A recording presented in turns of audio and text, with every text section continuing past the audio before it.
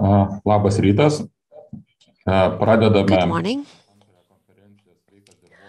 We're kicking off with the second day of the conference on the topic of healthy soil for healthy crop yields, and we'll talk today about biology and health issues of the soil. And we have a number of interesting presentations from other countries, and also we'll hear from the farmers who will share their experience. As I've mentioned, today is the second day of the conference, and let me remind you what happened yesterday, and people have already gave their reviews, and probably in summary, we should say that the soil has memory and remembers our mistakes, and it's very important to learn how to deal with it so it remembers only the good things. So I would also like to remind you that today, in order to organize the conference and you could listen to all the presentations offered to you, we are very thankful to our supporters. And Vadrastadt is our major supporter, and Udrogesta, Bioenergy, Bioverso, East West Agro, Milat, Lietuviški Vaiko Cooperative, and Vincingenta. And information partners, Agro Academy portal, the journal Mano Ūkis. Thanks to everyone, and we would also like to invite everyone to ask questions during the presentations given. You can pose your questions using Q&A icon at the bottom of your screen, and we'll try to respond to your questions if we have any time at the end of presentations left. Otherwise, you will be receiving your answers after the conference, and they will be offered on the website. Now I'd like to give the floor to Joe Williams, who is an independent lecturer and consultant on soil health, who worked in several countries, and currently he resides in Canada. His topic is about the biota of the soil and its impact on the health of soil. Good evening, Doyle. I think that it's either late at night or early in the morning, I don't know, in Canada. Good morning and hello to you. The floor is yours. Good morning, and thank you very much. Yes, pleasure to be here. Yeah, it is 3 in the morning here in Canada. So very happy I could make it and be part of the conference, and a great lineup of speakers, and really looking forward to hearing the rest of the presentations today as well. So let's dive straight into it. So today we're going to talk about the contribution of soil biology towards soil health. And these two terms, soil health and soil biology, there's a lot of overlap. They are sometimes used quite interchangeably, and we will move forward through the presentation and talk about really what is soil health. We'll start by defining these things, and we will move on in the second half of the presentation and talk about some practical strategies that we can use to improve both the soil health and soil biology. Okay, so firstly, soil degradation. Of course, this is a problem that is a global phenomenon, something that's been also gaining traction in recent years. We see that many of the world's soils are under really quite significant stress. Estimated here that around 1/3 of the world's soils are degraded. And there's different ways in which we can define degradation. It could be a physical degradation, it could be a chemical or biological degradation. There are many ways in which we might consider this, but nonetheless, the number is significant, and estimates here are around 24 billion tons of soil lost each year. So clearly this is a huge and significant problem.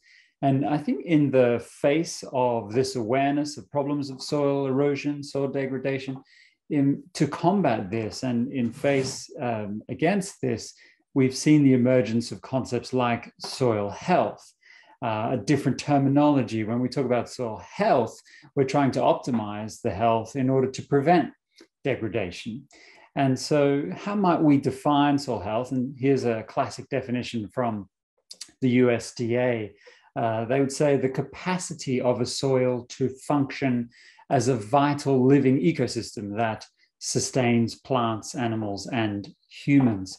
And the interesting and very operative kind of key word here would be the living, looking at soils to function as a living ecosystem, the living part of the soil. And again, these two things are aligned. When we talk about something that is alive, that has life in it, well, then we start to talk about, well, what is the health of that living organism? So I think, again, these two terms here, this focus on the living component is really central to the idea of how we define soil health.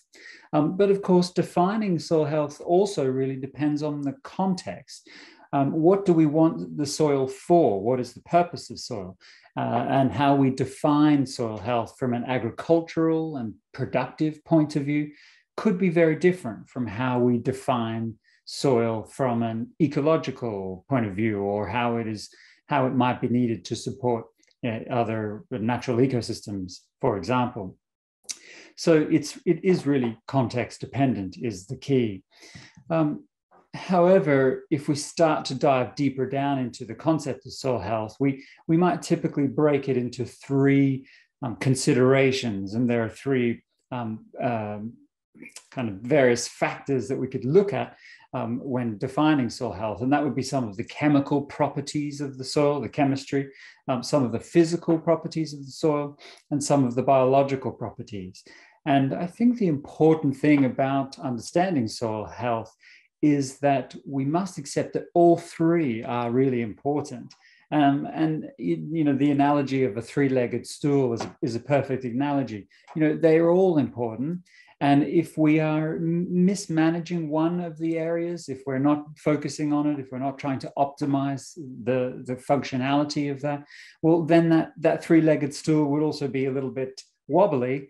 Equally, the functionality of our soils would not be at their best if we are not considering all of the chemical, physical, and biological properties and considering them in balance. They work together, they work synergistically. We must kind of take a more holistic view of soils and think about the bigger picture of how best to optimize all of these compartments of soil health. So if we dive then deeper into these three kind of broad categories, how might we assess soil health?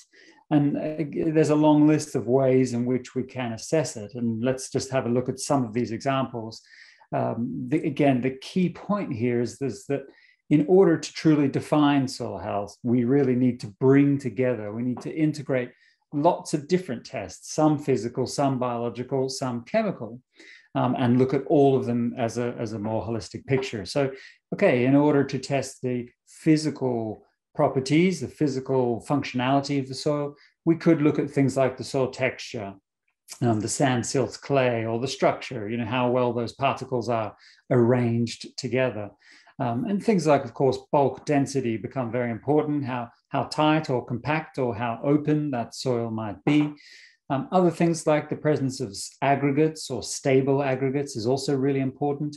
And when we clump soil together and form those aggregates, of course, we're also forming pore space in between. So looking at soil porosity, and very tightly linked with the soil porosity is things like water infiltration. As many of you may know, water infiltration become a very popular proxy or crude indicator of soil health these days, an easy way to assess this in the field, for example. But we could also look at things like the water content, how available that water is, how that water moves through the soil, and other things like compaction of the soil or surface sealing. So by looking at some of these as examples, we're looking at the physical aspects of the soil. But we could also look at the chemistry. And of course, this would be a very common and typical way to assess soil health, to assess soil functionally, is looking at the pH, of course, or the electrical conductivity, other things like the nutrient content or the nutrient availability or the nutrient storage. How well are the nutrients being available or being held in the soil? things like CEC, which we learnt about yesterday, of course, or other things like salts, salinity, or sodium, these kinds of other things that we could also check. So, of course, many of farmers would be familiar with using a chemistry test to look at the nutritional availability or the nutritional balance of their soils in order to manage productivity. And then we also have biology, looking at the biological components. And of course, soil organic matter or active carbon. I mean, these two things could be under the chemistry heading. There's a lot of crossover here between these, but I see often people put soil carbon in the concept of soil biology. Of course, soil organic matter is so important to nurture, to feed soil biology, as a house for them, but also as a food source. So often we think about soil organic matter from a biological perspective as well. But beyond that, we could then try and peer into the organisms that live in the soil, all of these living components. So particularly the microorganisms are a bit of a hot topic these days. So we could look at either their presence through microscopy, microbial biomass, or using some genetic tools, molecular and genetic tools, for example. Or we could get indications of their activity. How much are they respiring, CO2, or maybe some of their enzymatic activity, how much different enzymes that the microbes are releasing. These give us indications of how active they are. But otherwise, we could look at things like soil protein or the presence of direct counts of other micro and macro fauna, soil insects, earthworms, these kinds of things. So there's many different ways to assess soil health, and really the take-home message here is that in order to get a fuller, complete picture, we really want to be assessing components of the physics, components of the biology, and components of the chemistry, and integrate them all together to create a more fuller picture.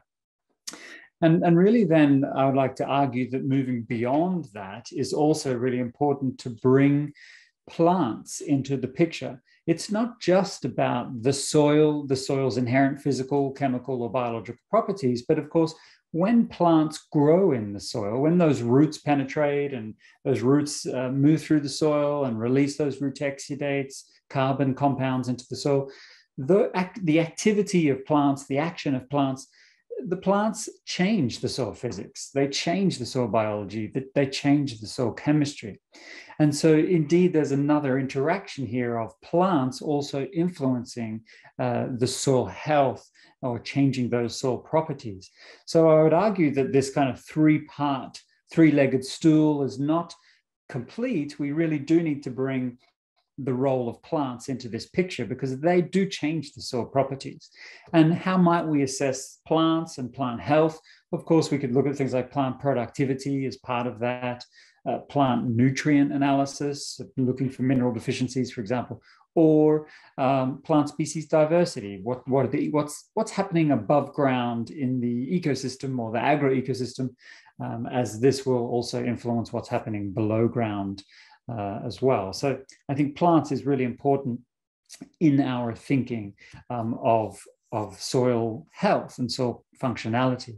And, just to quote this as an example, extending this point further, soil without biology is geology.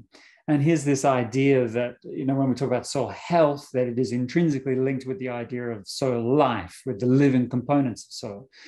The reality is that it is the action of biology through plants and through microorganisms in which those organisms, those living organisms, they turn rock into soil. They turn stone into soil. So it is the interaction of biology, of the living components in which parent material, rock, geology is over time turned into soil by increasing the organic matter content, of course, is a central driver of this. So there's the argument there that therefore when we talk about soil health, that soil biology is a very special piece of this puzzle because it is plants, it is microbes who really drive soil formation, and therefore the living component is really key. So how does the living component interact and exert influence on soil? Well, it all comes down to photosynthesis. Plants are the drivers of this. They have to photosynthesize. They breathe in that carbon from the atmosphere and they grow their bodies. They build biomass.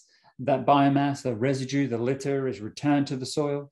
or the plants are photosynthesizing and releasing those carbon compounds down through the roots and out of the root system as root exudates, feeding those microorganisms. So really it is plants that are central. They are the photosynthesizers. They bring carbon into the system, and then they deposit that carbon into the soil in concert with the microorganisms, who then help to drive this process of soil formation. So we do need to optimize, again, plant health and therefore plant photosynthesis in our definition of soil health. And of course, things like the major macronutrients, the micronutrients, all of the essential elements that we heard about yesterday as well, they are the catalysts. They are the keys that help to unlock this process of photosynthesis. It is the nutrients that drive biomass production in order to support soil biology and soil health. So how can we optimize these two things, soil biology and soil? How do we feed organisms? How do we drive soil formation? How do we drive soil health? Let's have a look at some strategies. Now, the reality is that soil biology might be a very complex piece of the puzzle. A piece of the puzzle that we there's a lot of interest in recent years, that we're just beginning to understand more and more. But the reality is that as complex as that picture may be, we can follow some simple, fairly broad and simple rules in order to support the feeding of the soil biology and to support the optimization of soil health. So things like the soil health principles have emerged in recent years as broad, overarching strategies and practices in which farmers can implement at the field level in order to drive some of these processes. So, of course, it would be things like minimizing soil disturbance. We don't want to overly cultivate the soil, break apart the home of the organisms. So minimizing those disturbances, particularly the physical disturbances, but we could equally consider other chemical disturbances as well. We want to maximize crop diversity. So rather than all monocultural stands, is there opportunity for us to bring diversity into the picture, increasing agrobiodiversity? And that could be through things like companion or intercrops, cover crops, but even the use of field margins, hedgerows, these kinds of things to support more diverse farming systems. Keeping the soil covered, I will talk a little bit on this one for the rest of the presentation. So keeping the soil covered with soil armor, residue, crop residue, for example, or with living plants and living roots. Always keeping the soil covered, not exposing the soil to the elements where it's more prone to erosion, for example, heavy rainfall or drying out in the sun, protecting that soil, preventing soil losses. Maintaining living roots. This is the one I'm going to talk about also in a bit more detail. So keeping living plants, living roots in the soil, and then integrating livestock. Livestock bring many benefits as well. So again, I think the key message with the soil health principles is that they work best when they are integrated, when we are using all of these principles. They help the wheels turn around more effectively when we're using all of those principles, as compared to just cherry picking, one or two, or trying this, trying that. They work better as a complete picture. And we also have other frameworks like conservation agriculture, boils it down to 3 principles, very similar to what we just heard, but a little different. Their 3 principles would be, zero tillage, minimizing soil disturbances, permanent soil cover with either crop residues and or living roots. And the 3rd principle is, again, plant diversity. Crop rotations, for example, diversity through time, or diversity with things like companions or intercropping. So again, just simple rules at the field level, simple practices and principles that farmers can implement at the field level. And these types of practices, of course, can help to optimize soil biology and optimize soil health. So I think despite the complexity of soil biology, we can follow these fairly simple rules towards optimizing soil health. But really, if we really want to think about, well, how best do we feed soil biology in order so that they can help crop production? How best do we optimize soil health? It really all comes down to carbon. How much carbon can we bring into the soil? Carbon is what feeds the soil. That's what's going to feed the soil biology, and that's what's going to help drive those biological, chemical, biological, physical interactions. And so if we think about carbon that comes into the system, carbon can either be introduced into the soil through things like crop residues, or composts, organic matter, or organic amendments, these kinds of things. Or so what we might also call dead carbon, or through root exudates, carbon being excreted from the living roots, excreted into the soil, what we might call living carbon. And so there's either way, we still have carbon coming in, and that carbon is central to feeding the soil organisms. But there's some subtle differences between these two. And when we think about crop residues or organic amendments, we're really providing raw litter, raw organic materials that, of course, stimulate decomposition, stimulate general kind of decomposers and feed those organisms. And what we find is that, however, that carbon material, it has a fairly low carbon use efficiency. And a carbon use efficiency simply refers to when microorganisms feed on carbon, how much of that carbon do they retain in their bodies and how much is respired off. And so a low carbon use efficiency means that a lot is respired off and less carbon is held within the body of the organism. So it's still valuable, don't get me wrong, still very valuable. But if we compare that to things like root exudates, these have a very high carbon use efficiency. And that simply means per unit of carbon, root exudates are highly available, highly labile, and microorganisms will feed on these rapidly and easily and efficiently convert that carbon into microbial biomass with less losses as respiration. So root exudates have some big advantages here. Now, again, crop residues, they're really important for soil protection, keeping that soil covered for moisture conservation or protection from erosion. But again, the thing about root exudates over and above their high carbon use efficiency is that this carbon, this living carbon, it also contains not just sugars and carbohydrates, carbon compounds, it also contains very specific biochemicals, very specific signaling molecules or communication chemicals. And the plant is communicating to the microorganisms through those root exudates. And so you can see here that root exudates have an advantage over crop residues, which is that the root exudates include these very specific or very intentional messages, biochemical signaling molecules. And therefore, this is how the plant and the microbes are communicating to each other. This is how the plants are communicating to the microbes. And so therefore, the plant is activating or recruiting microorganisms in the soil, very specific microorganisms at very specific points in time. So the plant, again, this point that the plant is exerting a big influence over the soil health, into those soil properties. Through these root exudates, the specific communication chemicals in there, plants are changing the soil microbes, feeding them, turning certain microbes on, turning certain microbes off, and driving this dynamic and interactive process. So root exudates and keep maintaining a living root, this piece of the soil health principles is a really important one for this reason. It's key to feeding soil biology and driving soil biology. And here's a nice example illustrating exactly this. We're just looking at some different bacterial taxa across different plant developmental stages. So plants, here we have looking at bacteria growing around the root systems on seedlings, in vegetative stages of plant growth, later on in bolting, and again later on in the flowering stages. So across these developmental stages, you can see that what the plant is doing is recruiting or activating a very different ratio or balance or proportion of different bacterial taxa. So for example, you can see here this light orange group, you can see that they're very constantly being recruited through the whole of the plant developmental stages. Whereas this purple group you can see here, not so active early on in the vegetative stages, but later on in the reproductive stages, you can see this purple group of bacteria become much more active. Or again, vice versa with this dark red here, you can see the bacteria more active early on, but then they become less active later on.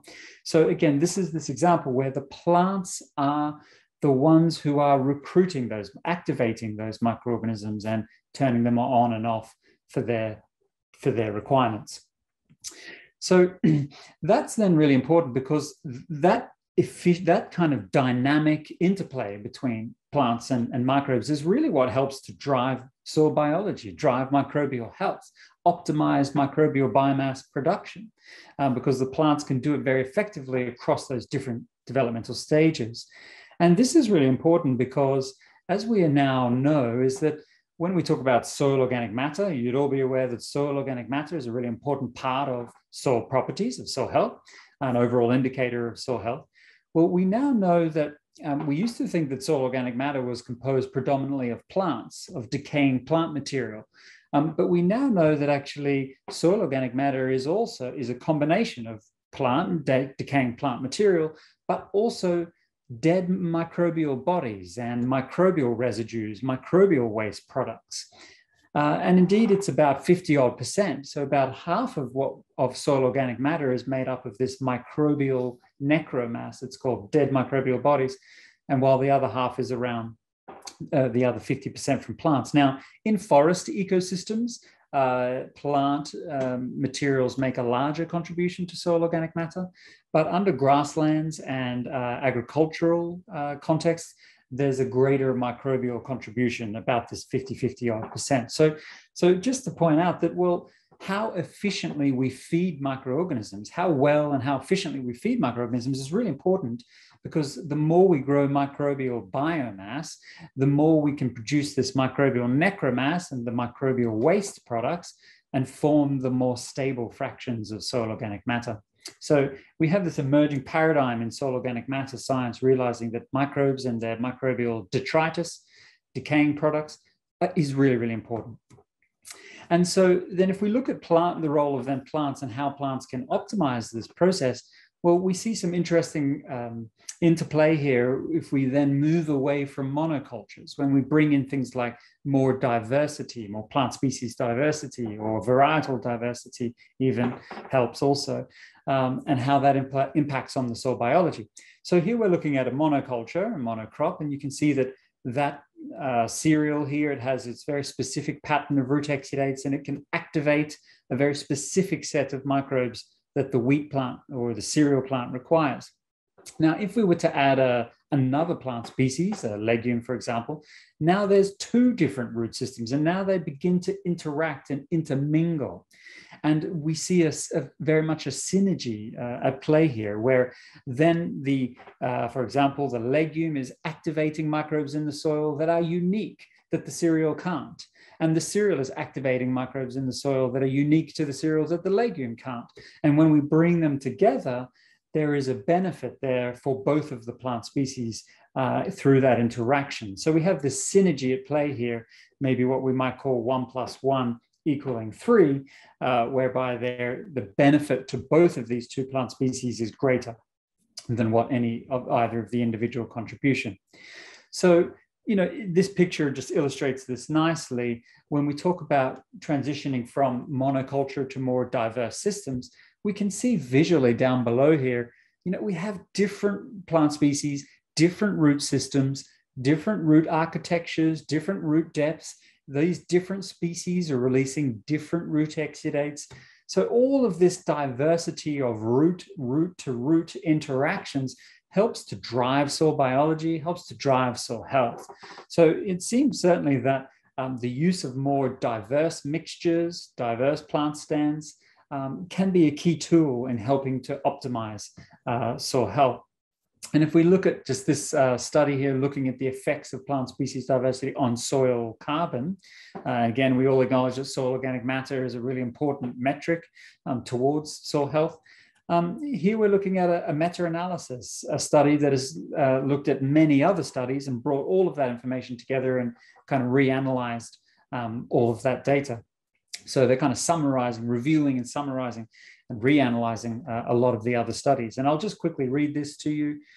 By analyzing 1,001 paired observations of plant mixtures and corresponding monocultures from 121 studies, we show that both soil organic carbon content and carbon stocks are on average 5 and 8% higher in the species mixtures than monocultures. These positive effects, they increase over time with more time and also are more pronounced in deeper soils. These species mixture benefits are consistent across forests, grasslands, and croplands, and are independent of background climates. So here we're seeing that from a global point of view, across different soil types, different climatic conditions, etc., that plant species, a greater plant species diversity supports more soil carbon sequestration. So moving on to then some practical thoughts for all of the farmers in the audience. What does this mean practically at the field level? What can we do to improve soil biology, improve soil health? And we're going to go through some of these strategies just to close off the presentation here. Firstly, managing our cash crops. We've got to optimize the health and the productivity of the cash crops. And really that means optimizing root production, because really it is roots that make soil. It's roots and root exudates that feed soil biology. So however we can enhance rooting characteristics of our cash crops, the better. That is going to be better for soil health. So that might be choosing varieties or species that have high root to shoot ratio, so lots of root production. So that could be things like using perennials, maybe using perennials within the rotation could also be of benefit, and choosing more wide and more diverse rotations can bring some of the diversity in root-to-root kind of interactions, or more diversity through time, through the rotations. So however we can optimize productivity and root biomass production from our cash crops is really important. So again, here's an example of perennial root systems versus annual root systems. And you can see, of course, that perennials, they allocate more carbon below ground. They produce much more roots, much more root biomass. And this is what's going to help feed soil biology and drive soil health. Here's another nice visual image to illustrate this. On the right-hand side, we have a modern durum wheat. This is just a small pot trial, planted on the same day, same soil type. And we can see we have a modern durum wheat on the right. And on the left here, we have einkorn, one of the ancient traditional cereals, traditional wheats. So you can see here, if we look at some of the older varieties, some of the traditional varieties of cereals, for example, they all have much bigger root systems, better rooting characteristics. So again, there's some opportunities for us in the future to breed new varieties that do produce more roots, bigger root systems. Again, that's going to be central to feeding soil biology and driving soil health.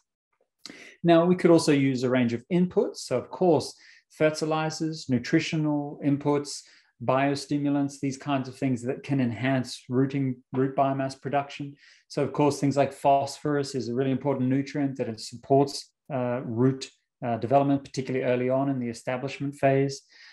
Sulfur would be another one, boron especially for brassicas. Boron is really important for also root biomass production, carrying sugars and carbohydrates down to the root system.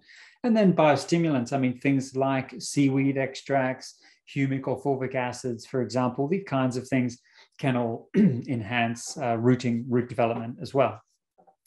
But we could also think about simply just maintaining a living root, that soil health principle, keeping the soil covered, avoiding the bare fallows. Just simply having living plants and living roots means that the roots will be there, those root exudates will be turned on, and they will be feeding the soil biology and optimizing the overall soil health. So maintaining a living root, I think, is particularly an important and central kind of strategy towards feeding soil biology. But sure, we could also use things like, therefore, cover crops in the post-season, after the season, or maybe even things like relay intercropping and companion crops and these kinds of things. So here's a nice example. Again, just maintain a living root. Here we have maize that was underseeded with some ryegrass. The picture says 1,000 words. Look at the soil protection here. We have living roots. We have those root exudates feeding soil biology on the left-hand side. Over here on the right side, we have exposed soil prone to erosion, prone to the elements. So it's just a very obvious, clear example, maintain a living root to optimize soil health. Another example, undersowing clover, for example, in a crop of oats. And of course, when we come through with the combine, we already have those living roots ready and waiting in the understory. Soon as the light comes in after harvest, that clover will continue to grow, for example, and keep the soil protected, keep feeding the soil biology. Minimizing disturbance was one of those other strategies that we touched on. And really, of course, that means thinking about things like no-till or min-till, or minimizing our soil disturbance, maybe using things like strip-till, for example, maybe avoiding the plow, avoiding deep plowing, maybe trying to use more shallow conservation tillage where possible, or transitioning towards no-till where possible. And really, that's really important because we want to preserve the aggregate stability. It's those aggregates that stick together, that hold soil particles together, that create that pore space in between. And that pore space is key for oxygen to come in, for moisture to come in and infiltrate into that soil. And of course, by preserving the soil aggregates, we are also holding soil carbon, locking that carbon up within those aggregates, protecting the carbon in the soil, keeping carbon in the soil rather than oxidizing it and releasing the carbon back to the atmosphere. So again, looking at things like no-till where possible, but as a middle ground or transitional step, can we use things like strip-till, or even just what's being kind of called strategic tillage these days. It might only be one cultivation per rotation, maybe once every 5 years or something like this. So just trying to minimize the amount of soil disturbance as much as possible, however we can. And of course, that's really important. One of the biggest benefits of doing that is to prevent erosion. We know that the bare soil, exposed soil, is highly prone to soil erosion, and simply just keeping soil in the field is absolutely central. We have to start here. It's a fine line. We talk about soils and how precious they are, what a precious resource they are, how they're not renewable and kind of a human lifespan kind of time span. They're a very precious resource. Most of our food comes from the soil. And yet so easily, this precious resource can so easily turn into a pollutant. Once it's past the field margin, once it's past the field gate, once it's in the waterways, in the river systems, this precious resource can so easily turn into something that is a pollutant. So just keeping the soil covered helps significantly to prevent soil erosion. And then what about diversity, as I touched on, polycultures? So really, it's about a diversity of root systems below. There are different root systems, different species, could even be different varieties.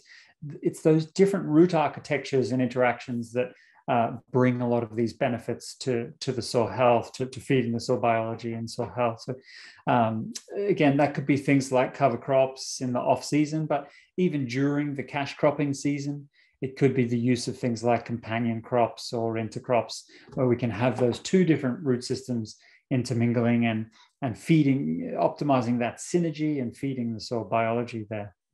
And here, just again, some pictures.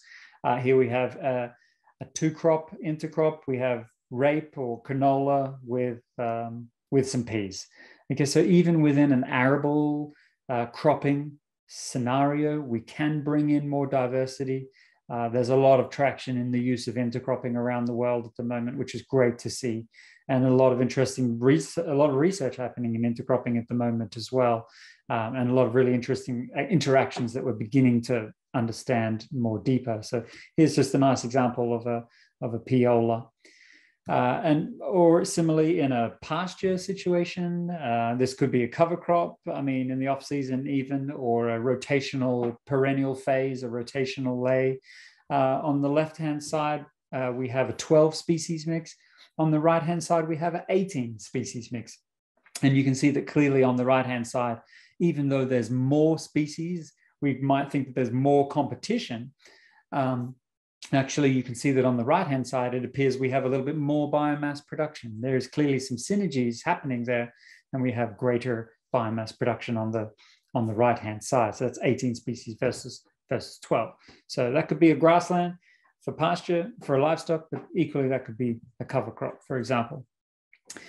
So again, with cover crops, however we use those, again, one of the important things to think about is choosing cover crop species or varieties that have bigger root systems, that have high root to shoot ratios, more roots, more root biomass, more root exudates, more carbon allocation below ground is what is going to help drive these benefits to soil health. So choosing high rooting species for cover crop mixes is really important. And also the use of legumes, integrating high quality litters. Legumes have a low carbon to nitrogen ratio. And generally speaking, that means that when they break down, they have a high carbon use efficiency. So that means microbes can digest them and break them down very easily. And that leads to an efficient gain of carbon into the microbial biomass. So legumes are degraded more efficiently. So I think having a good legume component in those cover crops is also really important to optimize the efficient transfer of carbon into microbial biomass and then onwards into microbial necromass and stable soil organic matter. So therefore, when we are assessing our cover crops, don't just walk into the field and look at what's happening above ground. Make sure you take the spade, have a dig, and look at what is happening below ground. You've got to look at the root systems. The benefits of cover crops, really, the bulk of the benefits, in my opinion, comes from the roots. So you've got to look below the ground and look at the root systems to look at how healthy they are, how functional they are, how big they are. Look for nodules in legumes, for example. You want to be making assessments of what's going on below ground. So judge the success of your cover crops by their roots, not necessarily by their shoots. And again, just another example here, this is a cover crop that you have to admit, it's only a few inches tall. It doesn't look that impressive above ground. But if you actually go and have a dig in the field, you can see that, well, actually we have some pretty good root biomass here, some good root systems here. Despite this cover crop being a little thin, only a few inches tall, it only had a small window. This is from Scotland, this photo, so it only had a small growing window, growing season after harvest. Didn't have much time before the winter came. So above ground, not necessarily so much biomass, but you can see below ground, I would argue that this is still a good root system, bringing good benefits to soil biology for sure. And lastly, things like livestock integration, where we can bring in livestock and graze pastures or graze plants, graze cover crops, particularly diverse cover crops, cocktail cover crops, where we can graze those and then leave them with good recovery, lots of time for the roots to recover. We see every time we graze the plants, that's a stressful event for the plant to be grazed, so it will allocate carbon below ground to the roots to help drive that recovery and the reshooting and the regrowth. So after grazing, we see a big dumping of carbon and root exudates down into the soil to help drive that recovery. So using controlled grazing and things like cover crops or rotational grazing, rotational cover crops or rotational LAAS, for example, can bring benefits in terms of accelerating soil organic matter formation and soil health. Okay, so in summary, soil health. Yes, soil chemistry, physics, and biology are all really important, and we should integrate all of those pieces of the puzzle, but we must also go beyond that and bring plants into the picture. Soil health is an interaction of chemistry, physics, and biology and plants, and how we manage plants through optimizing photosynthesis, through plant nutrition, through plant species diversity is a key tool that we can use to help drive this process. Ultimately, we want to manage for roots. It is below ground that drives the soil processes. For sure. Now, the plant microbe interactions, they may be complex, but following those simple soil health principles can help through this complexity. And lastly, plant diversity or plant and root diversity is an emerging tool in which we can help to drive some of these beneficial interactions. Okay. Thank you very much. Let's have some time for questions, hopefully. Ačiū, Joel, už tikrai labai išsamų. Thank you, Joel, for your very extensive presentation. because soil health is the top topic, which has been very popular recently. And we see that we lack a bit of information, and you really presented us with a lot of data. We have a lot of questions, and most probably we are not be able to answer all of them, but later we will write the answers to the presenters later. For Lithuanian listeners, we would ask to pose questions in Lithuanian. First question is quite a lengthy one. Joel, there are a lot of literature and research about the soil health. What would you recommend? Any other good reading about soil for our listeners, including more extensive information about soil and its health and, well, climate effect on soil, etc.? Yeah, good question. There's a lot of books out there, and if you're on Twitter, I'm not sure if you're on Twitter, but I do see posts regularly of farmers asking other farmers for recommendations on good books to read and information to read. And I see there's often very good chat and good interaction there with lots of really good books on this. You know, I have to admit, I read a lot of academic papers. A lot of the studies is what I predominantly read, which I know maybe not, farmers may not want to read that with such enthusiasm. It can be some hard reading at times. But, you know, I do think that one of the benefits of, for example, of Google is that you really can be quite specific about your search terms. So you can really steer the search term and type in what is it you want to know. Okay, soil health, but you can go deeper, soil health and what, you know, and Lithuania, or, you know, soil health and cereals, soil health and arable or livestock. You know, you can refine the terms by adding those additional words and really narrow the search and really give something that you're specifically interested in. So, you know, whatever you might be interested in, you can really begin to combine search terms by using Google. So I have to be honest, I am a big fan of Google, well, the internet in terms of its functionality to access very specific resources. So I think I would encourage you to do that. But otherwise, there are plenty of good books out there on soil health. It really depends if you're looking at the farmer level, practical level, or something also a bit deeper. But I would say do some Google searching, and you should find lots of good options there. Ačiū. Taip pat yra pora klausimų. Thank you. There are a couple of questions related to tillage of the soil. I will ask them together. Is it possible to have healthy and biologically active soil through intensive cultivation?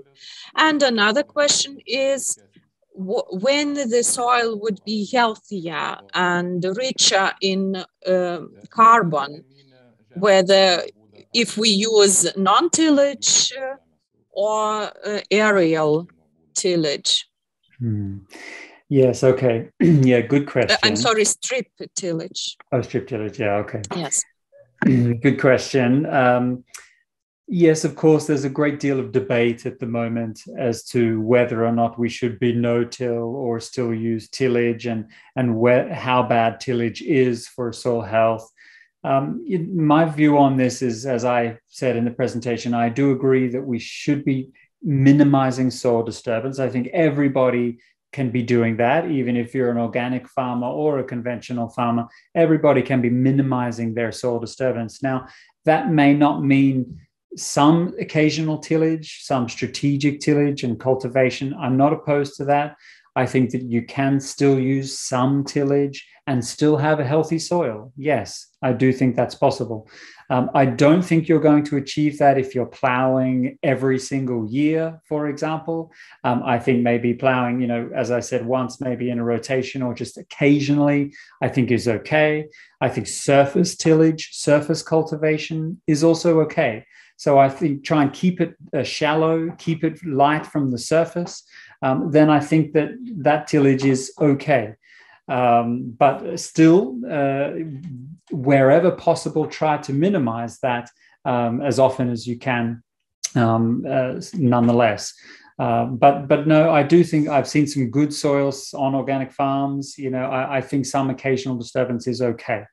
And then again, the other part of that question is a really complex one about soil carbon and the differences in soil carbon and building soil organic matter in the two systems. Of course, when we cultivate the soil, we are losing some carbon from the soil into the atmosphere. We are disturbing that soil environment. We are disturbing those soil microorganisms. They don't like it.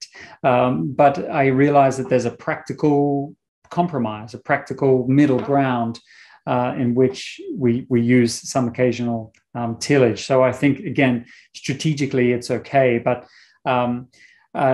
yes, I also think that we can still build soil carbon even if we are using tillage. But I think key to that is, again, that surface tillage.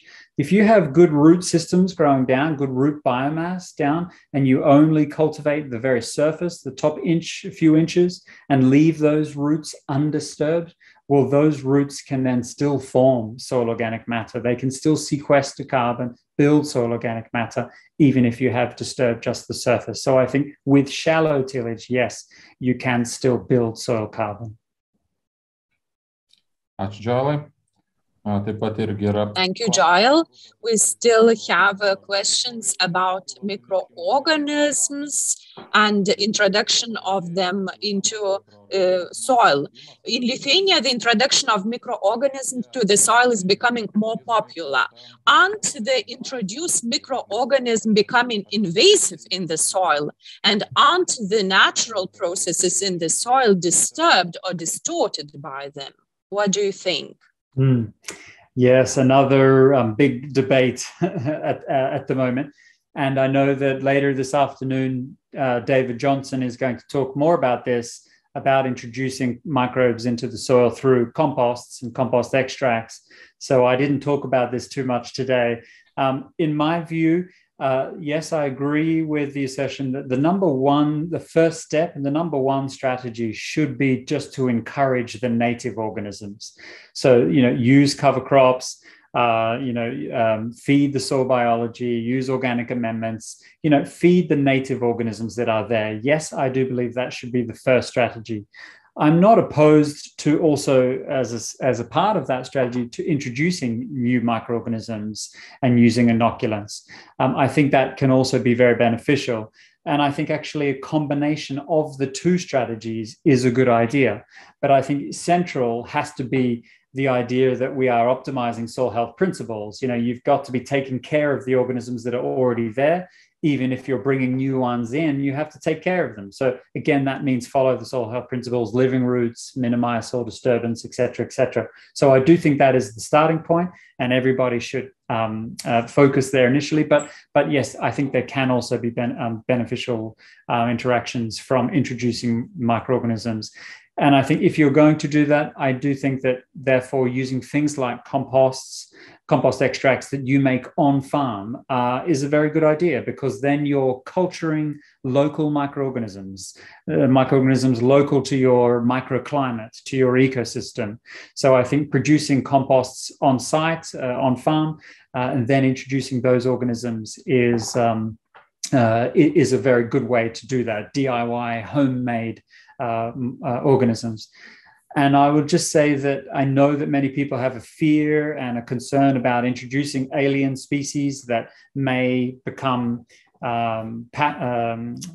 intruders. I will just point out that actually microbes do move around ecosystems quite naturally, and normally it is a normal thing for microbes to be introduced into new soils. And one of the main vectors of that is in fact the seed. plant seeds themselves have microorganisms on and in them, beneficial microorganisms. And when we plant seeds, as we've been doing in human history for many hundreds and thousands of years already, when we plant seeds, we are bringing microorganisms from the original soil where that plant was grown, and from that plant into a new environment. So it is a very natural process actually for microorganisms to spread with plant seeds, and those microorganisms are carried into new environments. So there is also an argument that it is partially a naturally occurring process as well. But okay, I accept the point. We do need to be careful about introducing alien species that could cause some damage, but through plant seeds, it's already been happening for many thousands of years. Ačiū už išsamų atsakymą. Thank you for your answer. Another very wide question. Is mineral fertilizers and healthy soil compatible? Is it possible to maintain a healthy soil by fertilizing it with mineral fertilizers? Yeah, I support the idea that we should be transitioning to what I would call low input systems. I'm not sure we could get to the stage of no input, completely eliminating all mineral fertilizers, synthetic fertilizers.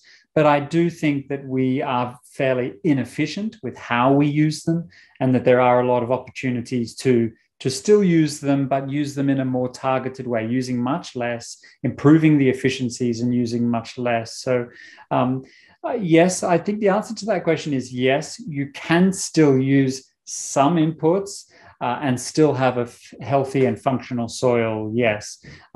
However, I do agree with the general impulse that we should be trying to reduce how much of those inputs we use. And there's a lot of nuance to this. It depends on what fertilizer you're talking about, what is the solubility, what is the form of that nutrient, what is the salt index, for example. So, of course, some fertilizers are worse than others. Some can be very beneficial. Some mineral fertilizers can be very beneficial. And as I mentioned, their role as to provide nutrients to help catalyze photosynthesis means that we can increase biomass production, we can increase root exudation. Minerals are catalysts of photosynthesis, so we can feed microorganisms more effectively by optimizing plant productivity and plant health. So yes, I do think they have a role, but yes, I also think we should be actively working to try and reduce them. We do use too much at the moment, and I think there's a lot of opportunity for efficiency gains. Yeah. Thank you. We still have some questions left, but we will finish your presentation here.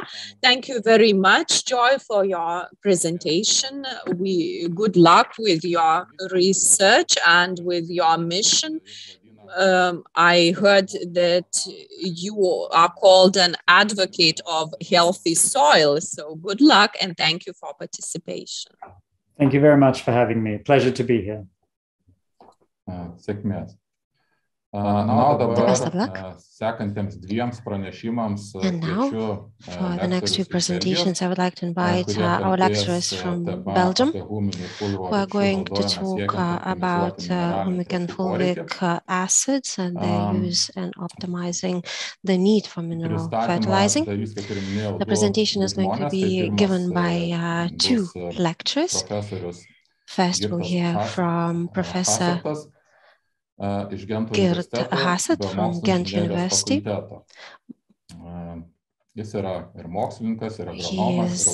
researcher and scientist and selectionist who participates in many research efforts and projects, and currently he works with biostimulators and controlling microorganisms, and in general on this interplay, microbial interplay. So, Gert, the floor is yours. Okay, thank you, Mr. Chairman. So I'm very pleased that the organizers give me the opportunity to talk about our results we have obtained by humic and fulvic acids. So I will present some results that we obtained. I have only a couple of minutes, 20 minutes to do that. But of course, I will start with a short introduction. And I certainly know that I'm kicking open an open door when I say that agriculture has many challenges, large challenges in nearby future. So we must double the food production by 2050 to meet the demand of world's populations. But of course, if there are more people, there are more urbanization, more industrialization, so agriculture would have less resources. And there is, of course, climate change, which increase, you know it already in a huge extent, biotic as well as abiotic stress. And moreover, our consumers and society demand a sustainable food production. And I know today we never produce more food. And that's because of the Green Revolution that started at the end of the 60s of previous century. By Green Revolution, we can link it to, of course, a more intense breeding process, but also mineral fertilizers, the availability of crop protection products, and so on. But this Green Revolution has also a very dark side.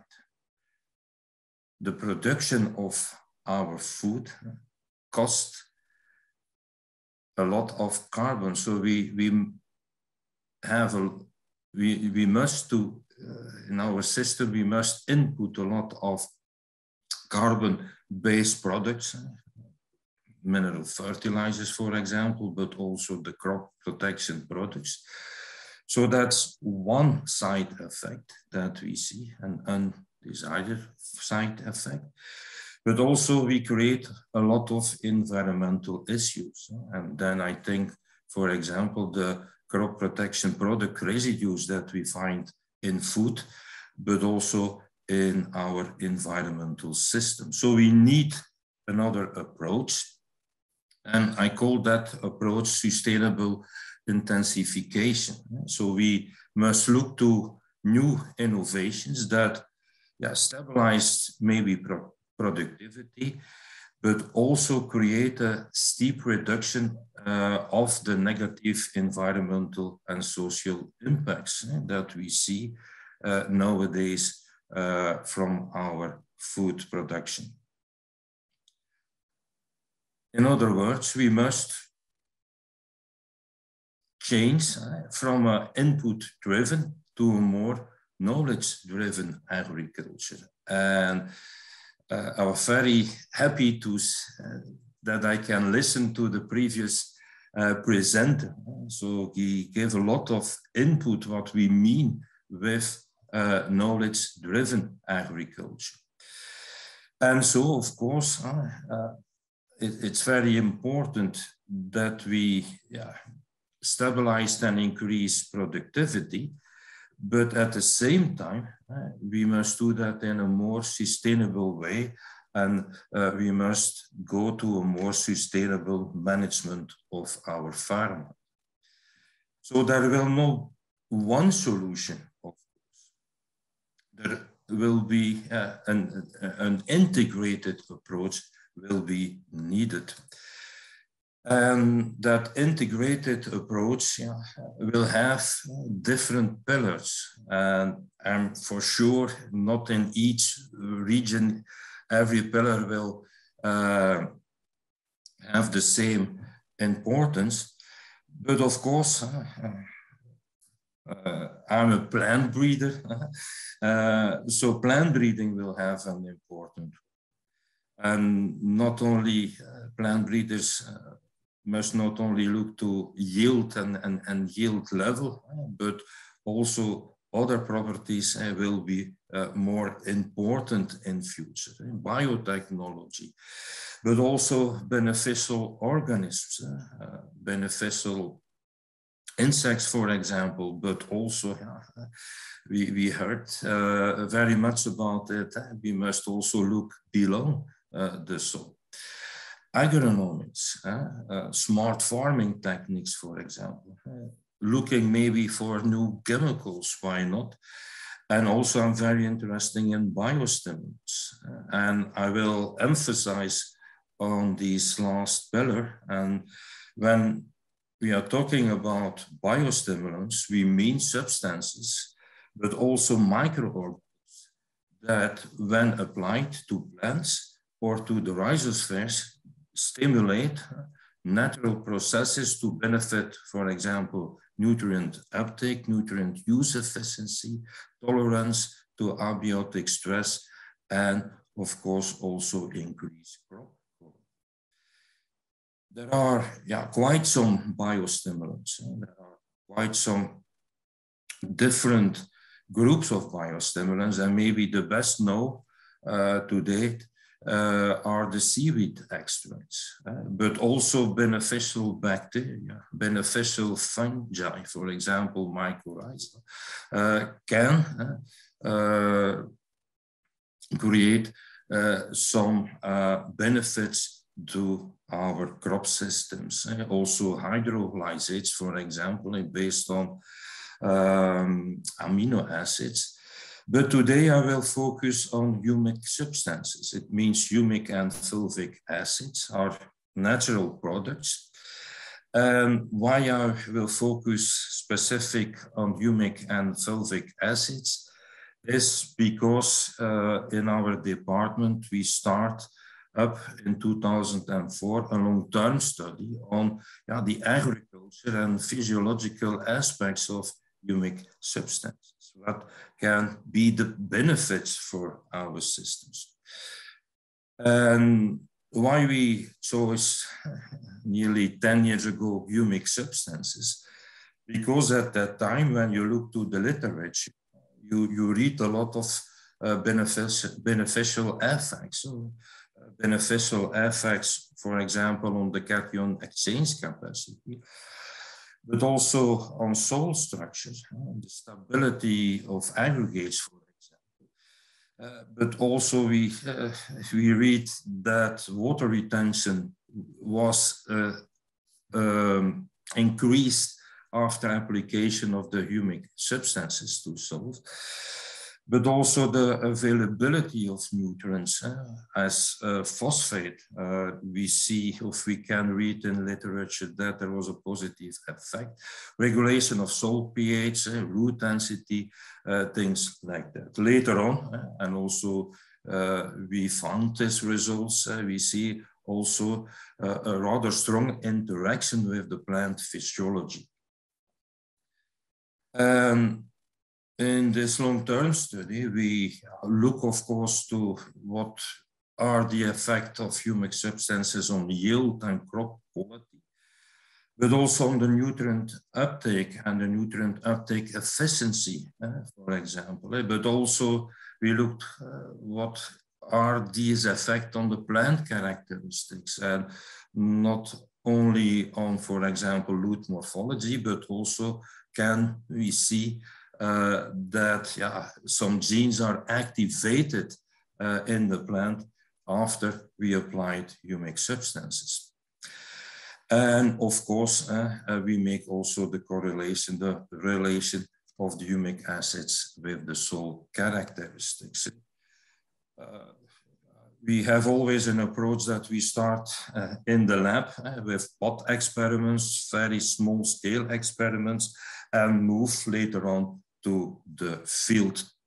So from controlled circumstances to more or less not controlled circumstances, what we can find in the field. So we we have done a lot of experiments with the humic substances in combinations with mineral, but also as well with organic fertilizers, manure, for example. And many crops were included, the traditional arable crops, but also vegetables, for example, were included. We work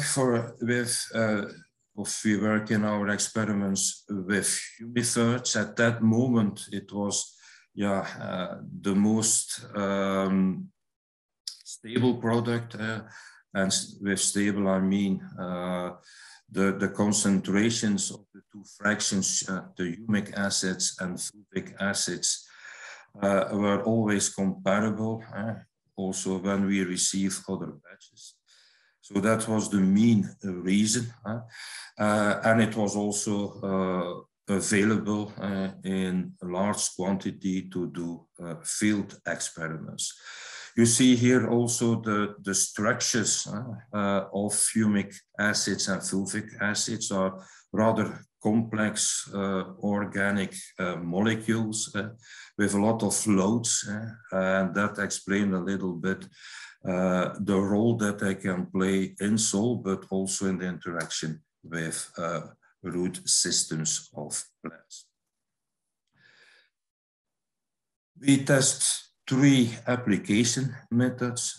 So we receive the liquid product, and of course that is spraying, but also we look to the possibility of coating or incorporation of humic substances in mineral, but also as well as in organic fertilizers. But we look also to the possible effect of seed treatments.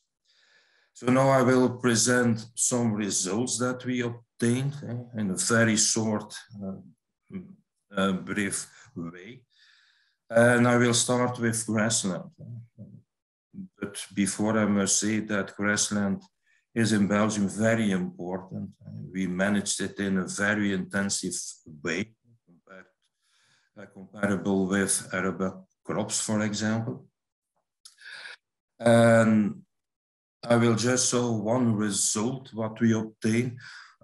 So what we have done is an experiment where we mow grass in different times. So we have done 4 cuts. The fertilizer level was based on an advice that we received by our Belgian soil services. So it was a little bit more than 200 kilograms per hectare of nitrogen, 45 kilogram of phosphorus, and more than 300 kilogram of potassium. So that's that we had as what we say a positive control. And we add this in 2 different ways, as mineral fertilizer, but also as a combination of slurry and manure, I must say, and mineral fertilizer. And then we make a combination with mineral fertilizer with humic substances, and we did also so for the manure. And then you see here the results. So here you see the dry matter yield in kilogram per hectare. And then you see here the response. The first bar is just the control, so mineral fertilizer. And in the first cut, by adding 3.5% humifirst incorporated in the mineral fertilizer, we see an increase of 42%. When we look to the effect of the combination manure and humifirst, we see also an increase of 18% when we only use when we only use here the liquid form of Humic first, but when we have done the combination of the incorporation of Humic first in the mineral fertilizer, we see an increase of more than 60%. But of course, that we know in advance, when you have an improvement of the first cut, there will be a compensations in the next cuts, and that you see we receive. We know, of course, that the second, third, and fourth cut will produce less dry matter, but you see that we obtain a lower yield in the second and third cut on the plots where we used the humic substances. We see a slight recovery at the fourth cut, but nevertheless, we didn't see the large yield increase that we see in the first cut. So maybe it's also important to say that the first cut is the most important for dairy farms, not only about quantity, but also about quality. And about quality, I can also add that the quality, and that I mean, with quality, I mean protein content, raw protein content, but also digestibility, for example, was not changed at all. At the end, when we make the total, the sum of the total dry matter yield at the end of the growing season, we see still a positive effect of adding the humic substances to the mineral fertilizer, especially in this case, we see the positive effects. We look also to the nutrient efficiency that was based on yield and, of course, of the chemical analysis of the yield. And then we see an improvement for the three mean elements, nitrogen, phosphorus, and potassium. We see an increase, especially when we used the incorporated form of the humic substances. So you see substantially increase in nutrient efficiency. We did the same experiment many times also on maize, and a little bit the same experimental setting up. So we asked for an advice based on soil analysis of our Belgium Soil Service. So that was the advice that we received. And here we work only with mineral fertilizers.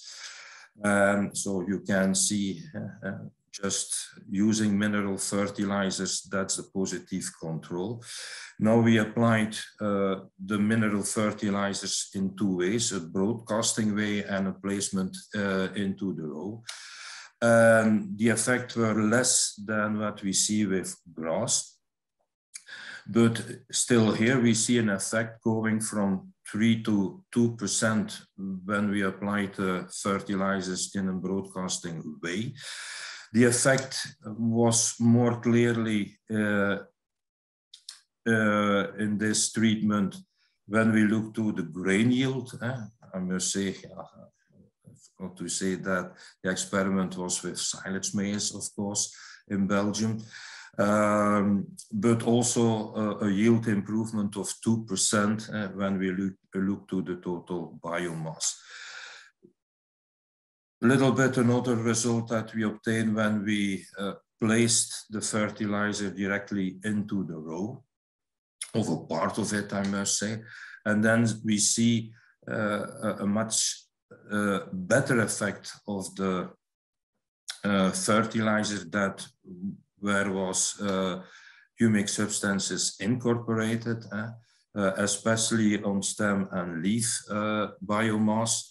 But we see the same response when we look to the grain yield, the same response compared to the broadcasting application. And when we look to the total dry matter yield, we see an increase of 6%. Also here we look to the nutrient uptake efficiency, but these results were less compared to grass, for example. But yeah, we see some slight responses, but you can't compare it what we have seen with our grassland experiment.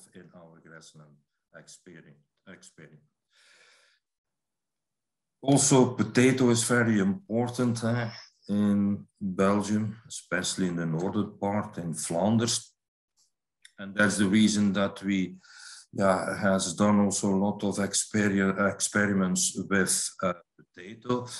I will just show one experiment.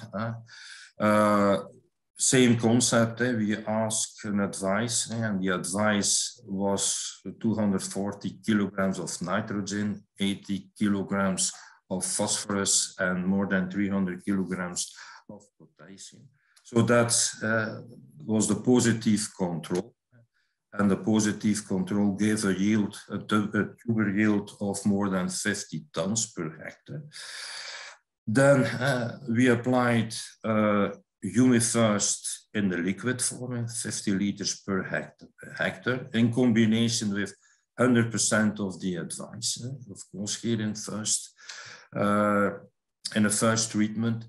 And we see a response of 6.5 tons, so a yield increase of 30%.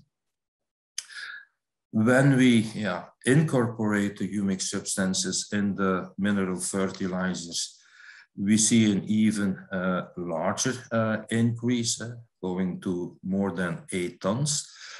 But then we see, and that we know it already, we see a negative dose response. So when the dose of the humic substances become too high at a certain moment, we see not a positive, but rather a slight negative effect.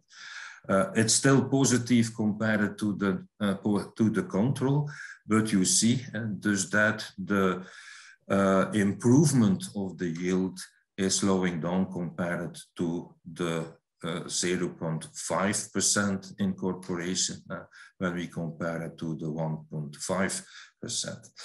In this experiment, and that's the reason that I want to show it, is that we also reduced the mineral fertilizer amount.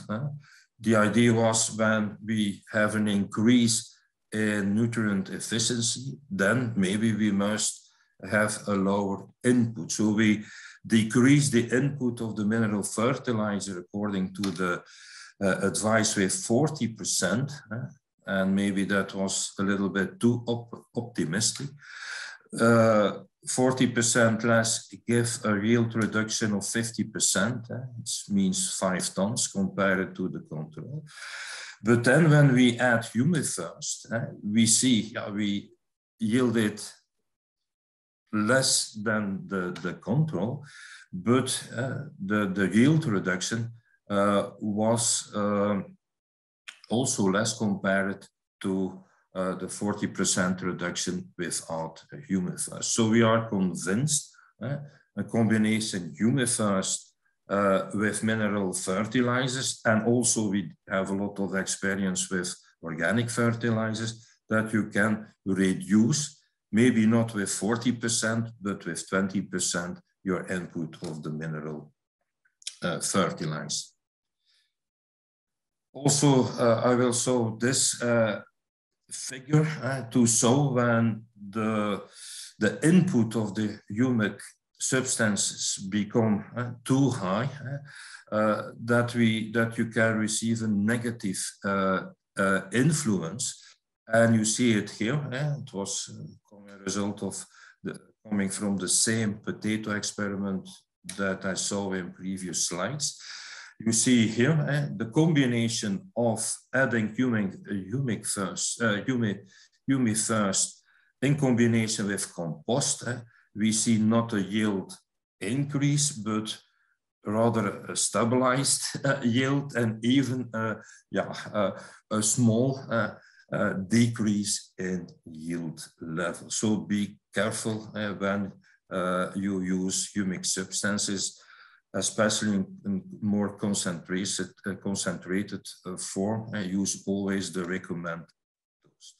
Some pictures to illustrate the effect of humic substances to crop grow. It's coming from potato experiments. So that is the combination of mineral fertilizer with HumiFirst 50 liters per hectare. And that's just the control. Just we add there the advised mineral fertilization. And you see, the huge response on root of the plant in relation to root biomass. But also when you look very well, you see here already 2%. So we see also an earlier start of the tuber setting in the plots where we used HumiFirst of humic substances. Here, of course, these are samples, the control, the liquid form, the incorporated form. And overall, our experiments, we can say that we receive in potatoes a yield increase of 30%.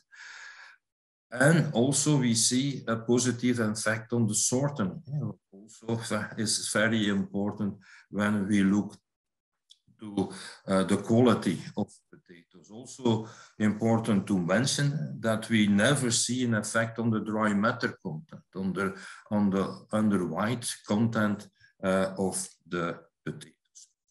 Also, in our potato experiments, we see a clear positive effect on the nutrient uptake efficiency after the application of humic substances, especially when we incorporate the humic substances into the fertilizer.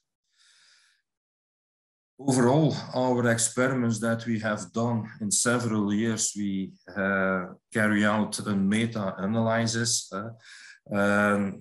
The advantage is that you can calculate what we call the unbiased standardized mean difference.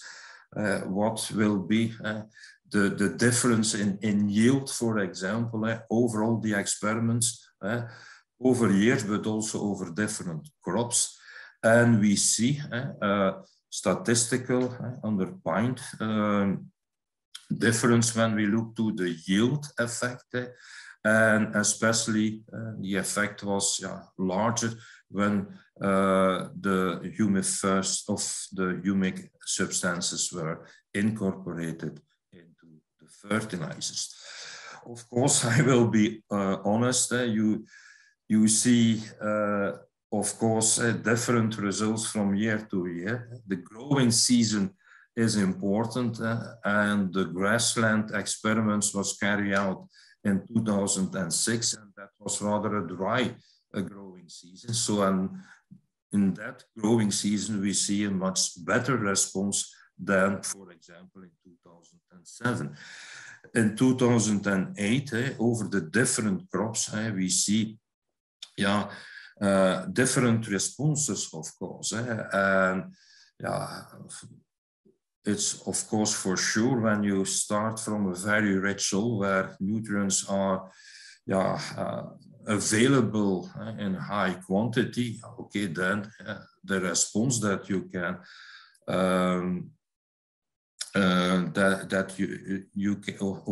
the response that you will see will be, of course, low. Also, when we did the same for the nutrient uptake efficiency, and here you see it from nitrogen, for nitrogen. Also here, when the humic substances were incorporated, we see over the years, over the different experiments, a statistical significant difference and positive statistical significant difference. And it was the same for P, and the P uptake, the phosphorus uptake. To end my presentation, some pictures to illustrate the effect that we often see after the application of humic substances. Here on triticale, it was a pot experiment under controlled circumstances. We start here from a seed treatment, different concentrations, 0.5, 1 liter per 100 kilogram. And yeah, it's very clearly, and that is also, in my opinion, the mean effect, that is the root biomass that is increased in most experiments in a statistical significant way. To prove that it is not only on cereals, on maize, also on spinach, we find the same result. Also in the field we see it. It was before we have our mini rhizotrons that we use nowadays. So now we follow up in the field the root grow and the biomass production of root systems with a camera. But in these days we used just a root auger to detect, to determine the root mass. But here in maize, you can see that we see an increase, especially in the fine mass of the roots. And yeah, at the end, and once again, so we see it both ways, humic first liquid application, but also when we incorporate the humic first into the fertilizer. So we see an increase. It's not always easy to prove that under field conditions, but here you see one example of it. We try also to quantify the effect of humic substances on water retention. We have done that in the lab under very controlled circumstances. Here you see a very simplistic way to sow it, but after application and after 14 days of evaporation, you see that after application of humic substances, we have still 6% more water into the soil than compared to the control. When we increase the dose, we see a better response, but keep in mind what I was saying to the crop response when the dose becomes too high of the humic substances. That's for a loamy soil, but we see it for the same in sandy soils and even in clay soils. We look also to the effect on the cation exchange capacity. There we saw an effect that was less clear. It was hard to prove the effect statistically. We see a tendency when we work with a sandy soil that cation exchange capacity was higher after treatment of the soil with humic substances. In a sandy loam soil, in clay soils, we see sometimes a slight effect, sometimes we don't see, but it was never statistically proved. So in conclusion of my part, I will say that we see positive effects on yield and nutrient uptake in many experiments after application of humic substances. But keep in mind that growing conditions are important. We see when growing conditions are difficult that the response of the crops to humic substances were more pronounced. And we see that we have after application always enlarged root mass. Also we see that the fine root mass was increased always.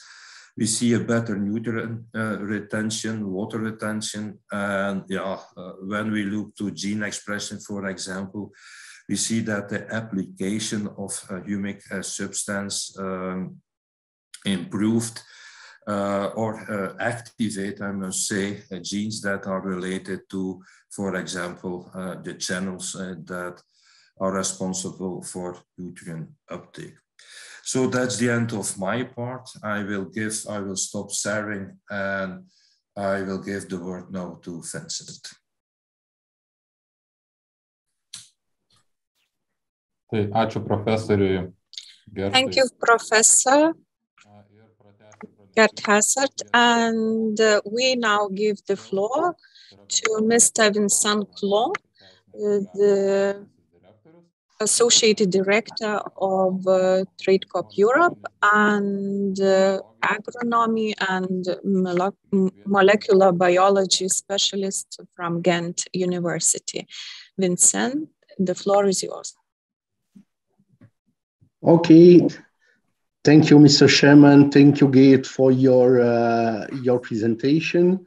So, as Technical Director of Trade Corp, I was following these trials made by Gert Hassert in Ghent University. Those trials were made out of a product, and it came to us. Oh, I have a problem with my presentation. Hello?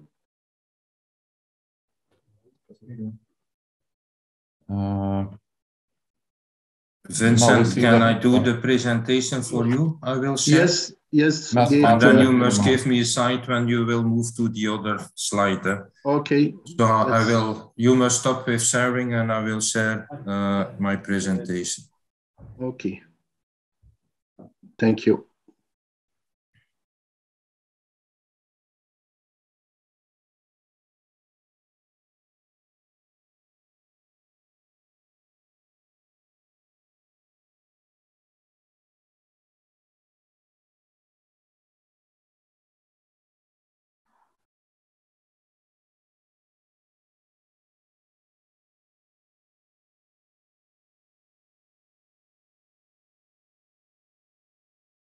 Okay, so after several years of research, what did we learn about the results of Ghent University? First of all, that the humic substances has an effect on the roots, and especially the root hairs, the small roots. This is something we noticed in many of the trials. Also, we noticed, and Gert was concluding about this, that the plant that has more roots is able to take up more nutrients that are coming from the soil, that are present inside the soil, sticking on the clay humic complex, and the nutrients that are coming from the fertilizers you apply to the soil. So from this, we had the idea that, technically speaking, it could be nice to combine the humic substances with the nutrients and to build like this a unique fertilizers with humics and nutrients. Also, what we saw from the research of Ghent University is that if we apply those fertilizers close to the root at sowing, we will have better benefits and results. Next one. So the opportunity we have with our humic substances, solid humic substances, it's to place the product around the granule. This is called the coating technology, or to incorporate these humic substances inside the granule. And we developed several products branded powered by HumiFirst, like DAP, like NPK, like NP, like NK, or some lime, enriched with humic substances. Next. And the idea is to try to localize the fertilizer close to the roots. Why? Because there is a strong interaction between the soil and the humic substances inside the soil with the fertilizers and with the root system of the plant. Yeah, next. So I will be now very practical, showing you some trial results coming from Baltic countries, but also Nordic countries and Central Europe countries. So we are here in very, very practical trials, scientific, sometimes demonstration trials other times. So band trials or 4 reps trial. These are some trials made with DAP. We coated some humic substances on the granule of DAP. DAP is a NP fertilizers dosing 18 nitrogen, 46 P2O5. And it was used, you can see, in Lithuania on spring wheat and Estonia on silage maize. It was applied in the furrow. And you can see that we had an interesting yield increase and a better yield coming from a better use efficacy of the DAP. So we compare DAP with DAP plus humic substances. So the difference you see is coming from the addition of the humic substances to DAP. So the graph on the left is the spring wheat, the graph on the right is silage maize. You see the picture? You see the picture, you see the root mass. The root mass is always something you observe after humic substances application. You see this root mass growing very quickly. 2-3 weeks after the application of the humics, you can see that the root mass is bigger. Who is saying a bigger root mass? Says better soil exploration. Exploration to take up what? Water and nutrients. This is the reason why Geert was saying that we saw better results when weather circumstances are difficult, when there is a stress. Because when there is a stress, it's a benefit to have a strong root system to take up the water when the water is coming back. Next. So this is another kind of fertilizer, also with coating, a fertilizer that is 5-15-25, apply at 400 kilo on winter oilseed rape, again in your country, Lithuania, and you see that this fertilizer was also enriched with Humifirst. And here again, you see that you have a better use efficacy of the NPK fertilizer with a higher yield at the end at harvest.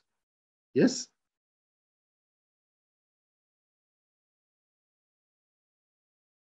Other results, also Lithuania on P. This trial is really interesting because it was managed by one of your research center in Lithuania by the Dr. Professor Danute Kasauskienė. Sorry for scorching your name, Danute. My Lithuanian language is not perfect yet. But you see here an interesting result on P. There was the year after similar experiment on bean, delivering excellent yield results. The experiment of the Dr. Kasauskienė was more complex than this because she was studying the effect of the Humifirst apply with the fertilizer on the soil property. in Lithuania, in some region, you have tremendous problem of soil erosion, clay decrease in the soil composition, and so on and so on. And she noticed during her 3 years study that the humic substances are improving the stability of the aggregates of the soil, and also proving that the soluble organic carbon in the soil was higher. It is in line with what Joel Williams explained us this morning, saying that more roots generate more exudate, and those exudate are containing carbohydrates, sugars, and carbon, soluble carbon that is coming enriching the soil, and also conferring a better stability of the aggregates. It means a better structure, a better management of the water and the air inside your soil. This was the object of a scientific publication, but also you can find in Mano Yukis, your agriculture magazine, an article written by Dr. Kasuskin about this subject. So if you want to know more and read more about those results, you can find them in this magazine. Next. Okay, I spoke about, these are the results on bean. Again, a better NPK use efficacy. So it was a study of 3 years. There was pea, there was bean, and if I remember well, some barley. Next.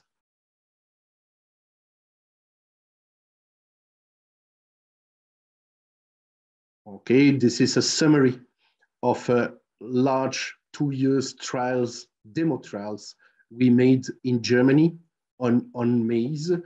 The interesting thing beside the yield increase in this case is the efficacy of phosphorus. So if we are calculating after yield the fresh matter produced, the fresh matter yield produced by 1 kilo of P2O5, when you combine humic substances with this P2O5, this P2O5, in our case, in this experiment, is more efficient, and the efficacy of the phosphorus in this case was multiplied by almost 3. Next.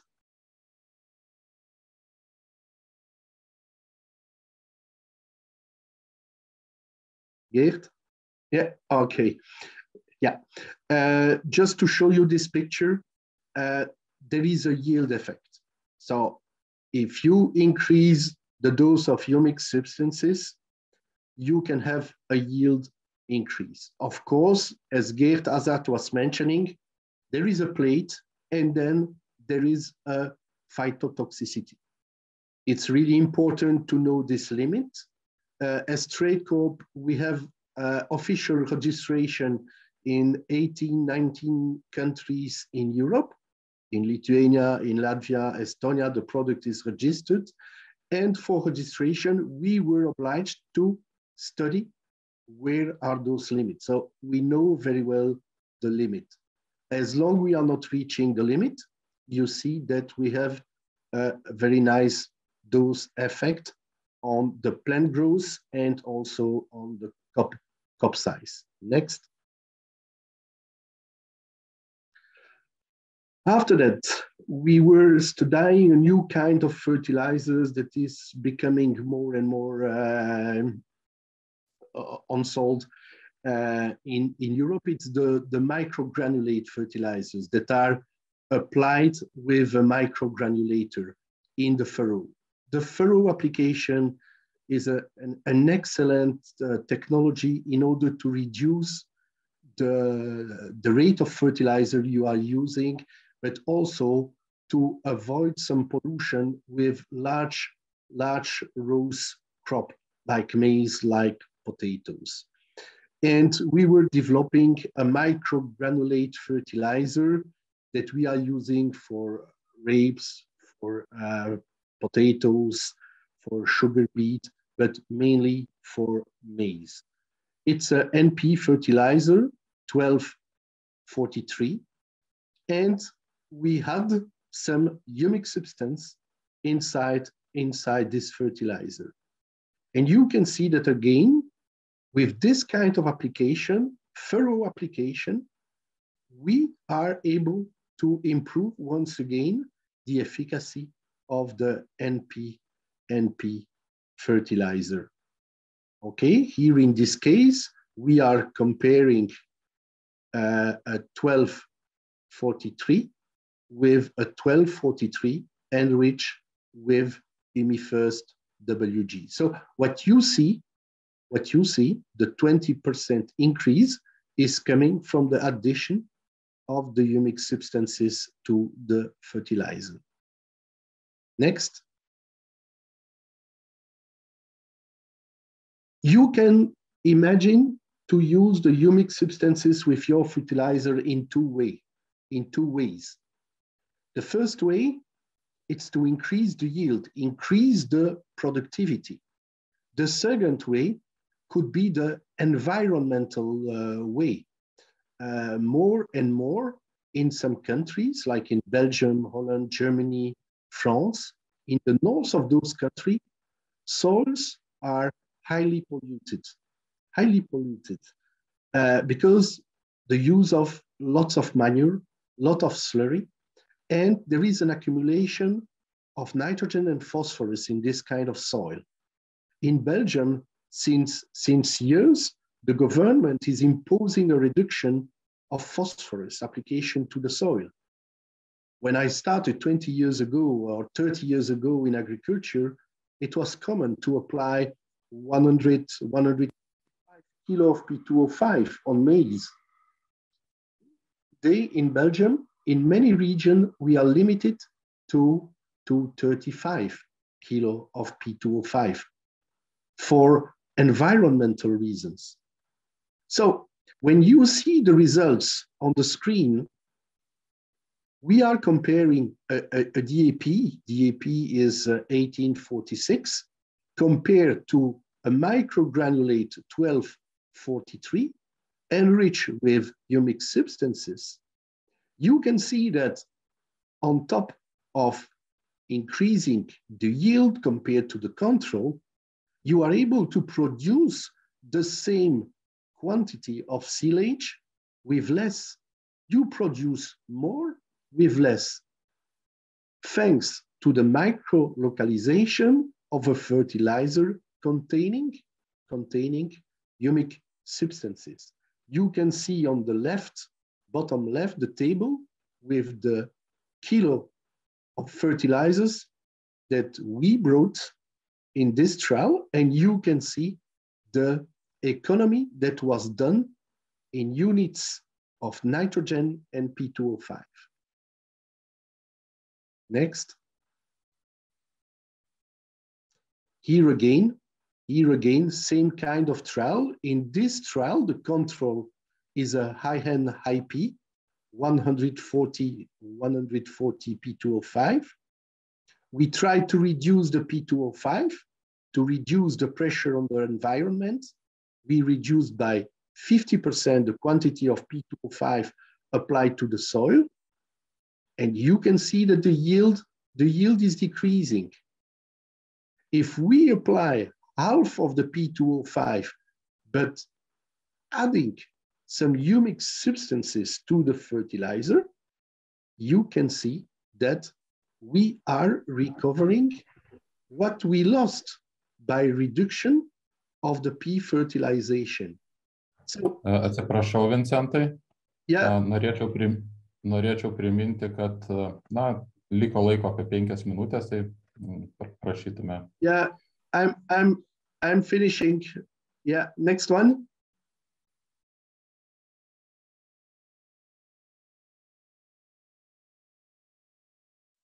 So today, to conclude, we are also able to produce some fertilizers without P. You see this example of a 15-0-10 with high amount of humic substances, delivering good results. This is today the new generation of fertilizers we are using in Belgium, in the region where the P supply is completely forbidden by the authorities. Okay, next one. So to conclude, so we saw that the fertilizer enriched, powered by humic substances, first of Trade Corp, improves NPK nutrients use efficacy, especially the efficacy of phosphorus. Those humic substances are also able to recover the P that is blocked on the clay humic complex. We show a yield increase, so it means that today we are able to increase the yield and even to maintain the yield if we use less fertilizer. So we are convinced that this technology today allows to produce more with less, which is finally an opportunity to be, first of all, profitable, economical, and environmental, especially when you see that today fertilizers are very, very expensive and sometimes not available. It's still complicated to find some fertilizers today on the market. Thank you very much.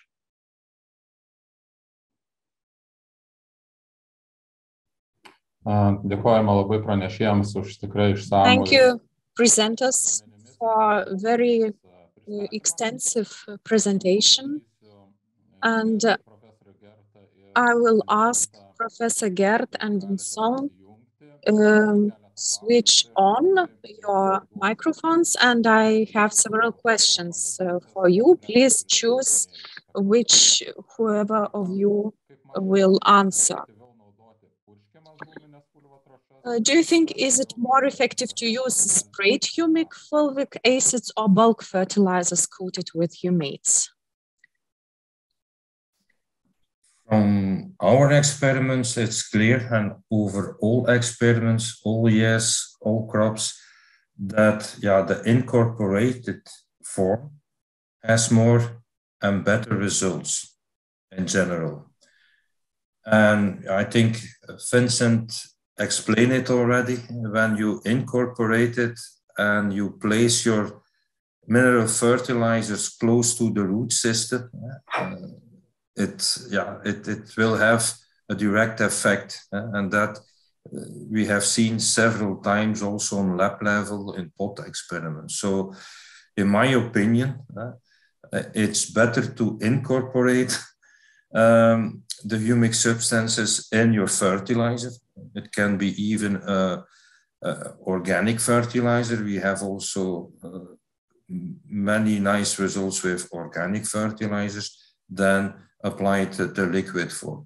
But nevertheless, when I saw the picture on potatoes with the root mass, that was due to liquid application. So, but when I look in general over all our experiments, we see a better effect when the humic acids are incorporated or coated on the fertilizer.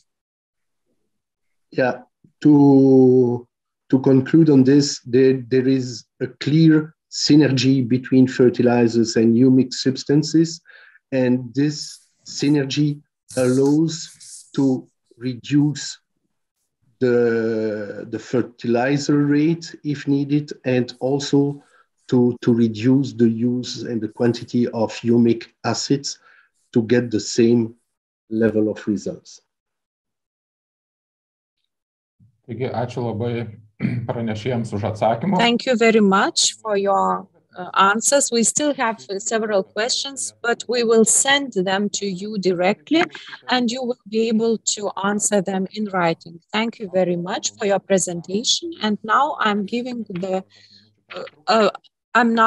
declaring the 15-minute break, and we will listen to English farmers after that about their experience in preserving soil quality. We will be waiting you after 15 minutes.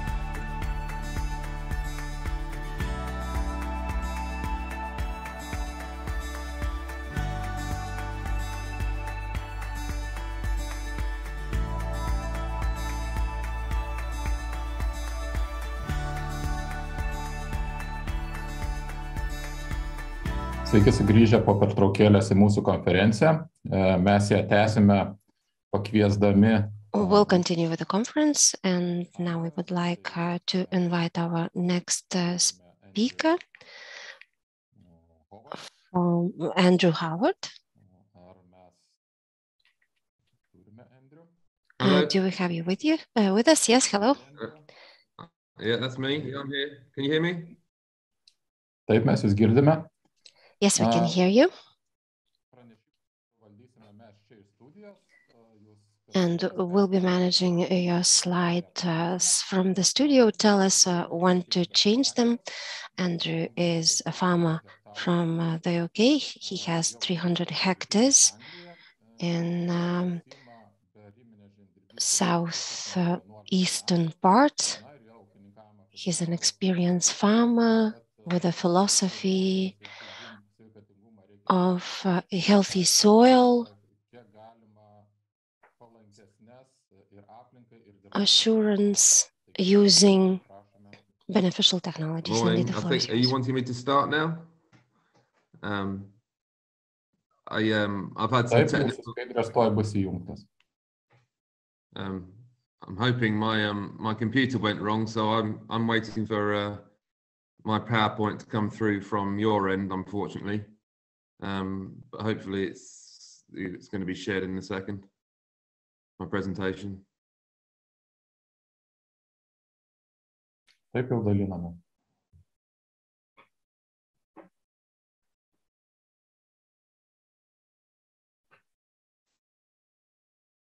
I mean, I can make a start while they get the PowerPoint ready. I'm a family farmer from Southeast England in the UK. We farm various crops, mainly arable crops.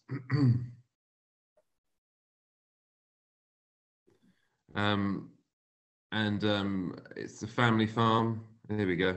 There we go.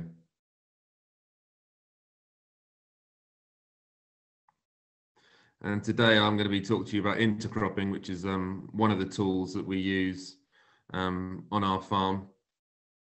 I think there is quite a bit to get through, so apologies if we go a bit fast through these, but it's a very big subject, which I realised when I started doing my Nuffield scholarship. It's there's a lot to learn and a lot to fit into 40 minutes. So I'll try and be as precise and as quick as possible, and hopefully and go from there. Right, so if we can next, please.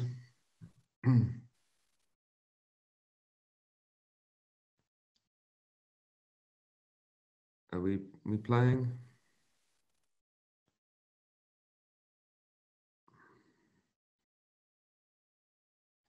All I can see is the first slide. We can move on.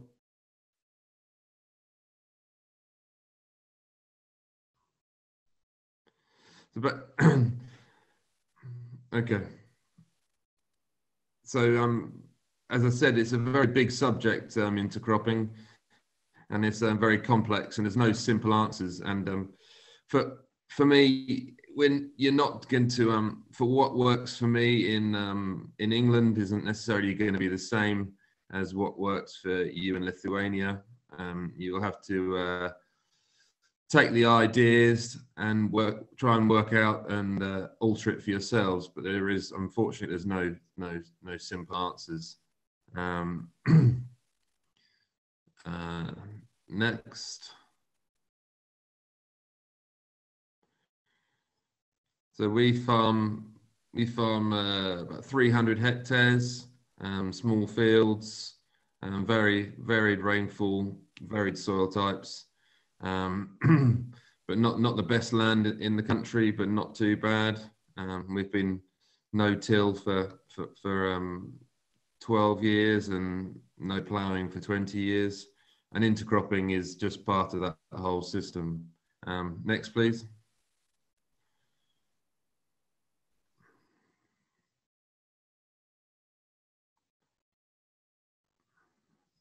And so hopefully in the next slide, we're going to see, this is my cropping. As you can see, we've got a wide variety of crops, and that's one of the things that we try to do on the farm, is try to have a wide variety of crops for many reasons, but for weed control and risk management.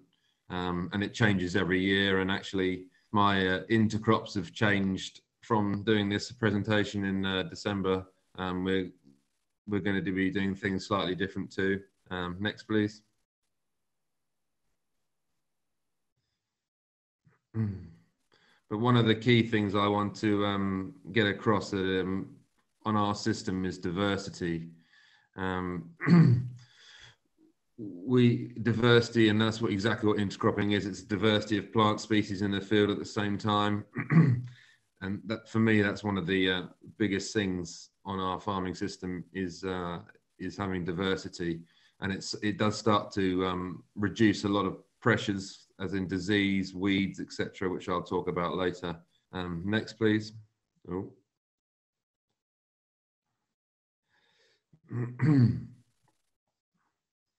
So when I finished my Nuffield scholarship in 2016, I decided to reduce all my inputs by 50%, and I did that over a 5-year period of 10% every year, and we have managed to reduce that. There's lots of ways we've done that, but intercropping is one of the key ways that we've tried it. Next, please. So to define, as I said at the start, intercropping is a very big subject, and there's lots of methods of intercropping that you can do. But I had to sort of come up with a definition when I did my Nuffield scholarship, and it's really the growing of 2 or more crops in your field at the same time, you take at least one to harvest. You don't have to take both to harvest. It could be 3 crops, 5 crops, but that is the basic, what I understand is what intercropping is, and there's many ways you can do it. Next, please. But as is everything in agriculture, things go round in circles, and nothing is new in agriculture. So the first known intercropping was 5,000 years ago, and that was in North America and Central America, where they grew maize, pole beans, and squash together, where the maize would grow fast. The beans would grow, use the maize as a trellis to grow up, keep the beans off the ground, and on the floor you had the squash or the pumpkins, which would smother the weeds. So 5,000 years ago, they had worked out that mixing crops gave more output. Unfortunately, 5,000 years later, we haven't really learned that lesson yet. Next, please. So in the background of the next slide, you'll see that, well, especially when I traveled around North America, majority of the fields were the same species, mainly maize or soybeans, the same genetics with the same disease issues, the same pest issues, the same weed issues, and this leads to needing expensive seeds, expensive fertilizers, fungicides, herbicides, insecticides, and it's a very expensive system. So in 5,000 years, we haven't really learned very much. We need to relearn what they knew 5,000 years ago. Next, please. So the next picture will be what my farm would look like if I wasn't there, if Mother Nature just returned it to, or what it would have looked like before it was turned into farmland. Can you go to the next picture? So it would be deciduous woodland. And if you think of a deciduous woodland, it's got lots of layers of cropping. It has big trees. It has an understory of shrubs. Next picture, please. And it also has on the floor. It has some smaller annuals that come up every year. Well, this is a type of system that we need to try and copy in farming if we want to try and reduce our inputs. It doesn't necessarily have to involve trees, but it needs crops at different heights, different varieties, and interestingly enough, coming to harvest at different times. If you think about a woodland, it'll start in the UK. They'll start flowering in April, and there'll be something coming to harvest all the way through October. Whereas in general agriculture, we just have one harvest per year. Next, please. So really, the main idea of intercropping is to get the benefits of cover crops, so multi-species cover crops. We know that multi-species cover crops reduce your need for fertilizers and pesticides. So the benefits of that, carry that into your actual cash crops. So that is really the idea of intercropping. Next, please. So I'm just going to talk about a few things that you should take note, had to think about when you're designing your intercrops. And there's no hard and fast rules. Next, please. But different rooting depths, that's quite key. With intercropping, you're trying to use roots of different depths, so you're exploring more of the soil, you're using more of the soil resources. Next, please. Mycorrhizal Association, so if you're growing crops like oilseed rape and canola, which do not associate with mycorrhiza, for the soil health, it's good to add a non-mycorrhizal, a mycorrhizal species with the oilseed rape, like peas or linseed, and that helps keep the fungal portion of your soils alive during the year when you have non-mycorrhizal crops. Next, please. And this is just showing what I've just talked about, but in flax and sorghum. Aš norėčiau truputėlį Andrew pertraukti. In your intercrops, each plant exudes different chemicals into the soil, which can release different nutrients from the soil. For example, buckwheat will exude exudates, which will release phosphate from your soil. And if you have a crop next door which struggles with phosphate, then you can actually reduce the need for fertilizers just by using things like buckwheat with your crops, especially if you have low phosphate availability in your soils. Next, please. Next, please. Next. Different nutritional needs, as I say, the common one is having a legume with a cereal. So obviously cereals and legumes have different nutritional needs. Legumes can fix their own nitrogen, cereals can't. And I'll talk about this a bit more in a minute. But mixing legumes and cereals is a good idea, because then you should be able to reduce your amount of fertilizer, or eliminate the amount of fertilizer on your cereals in that mix. Next, please.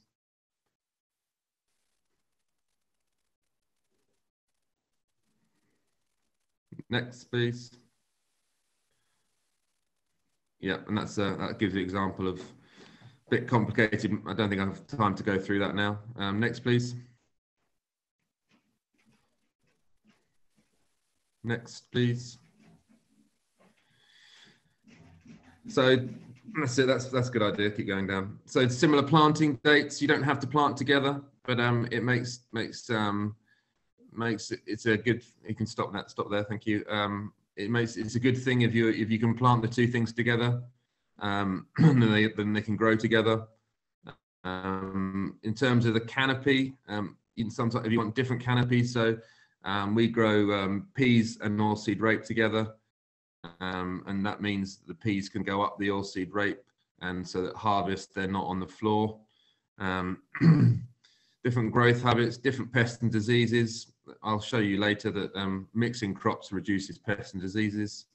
But one thing I will say, if you're conventional like I am, we still use pesticides.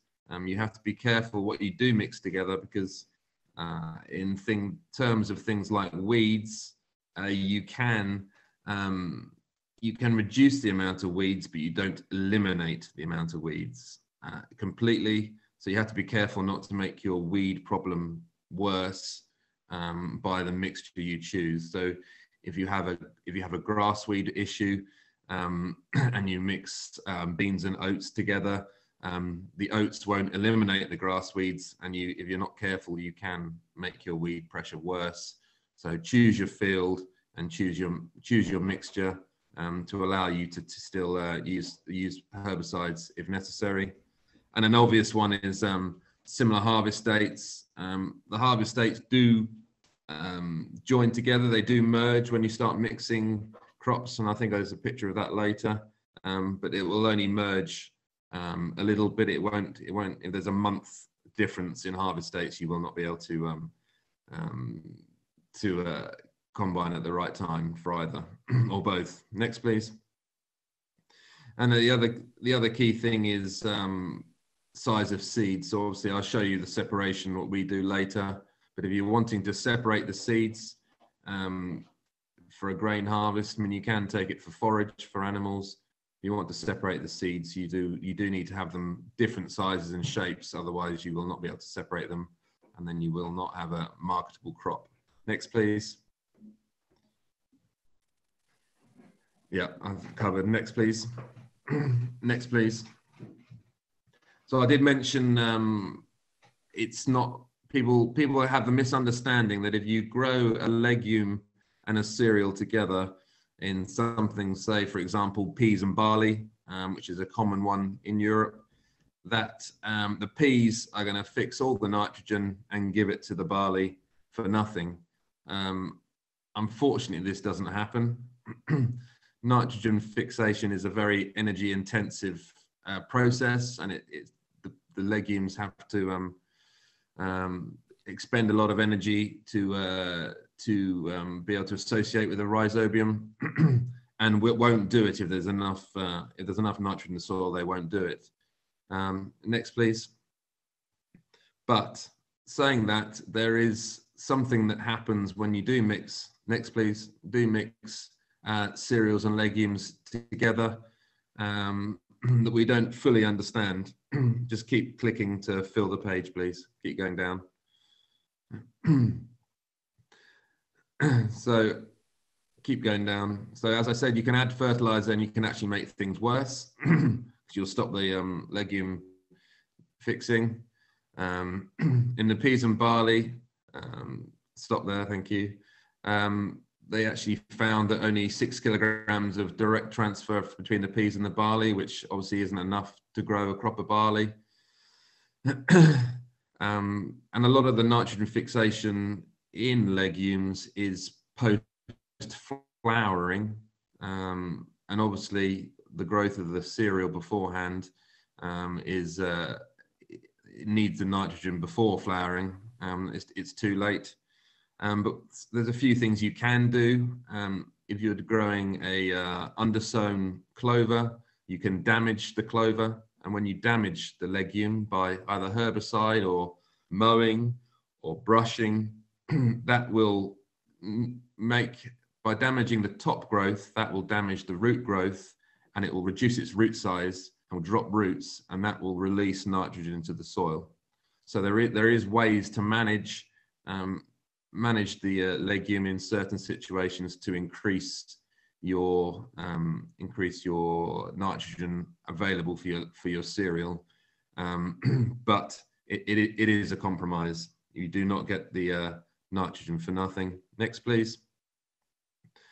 As I said, there's no one really quite knows why there is this benefit between cereals and legumes, but one of the theories is that when legumes fix nitrogen, they acidify the soil and release hydrogen ions into the soil, and in doing that, that makes the soil around the roots change in its chemistry, and that releases nutrients from the soil, which is then available for your cereal. So it's not directly nitrogen, but the legume is changing the soil area around the roots for the cereal, and this enables the cereal to grow better and faster just because it's next to the legume, but it's not necessarily all about nitrogen. But there's still work to be done on this. Next, please.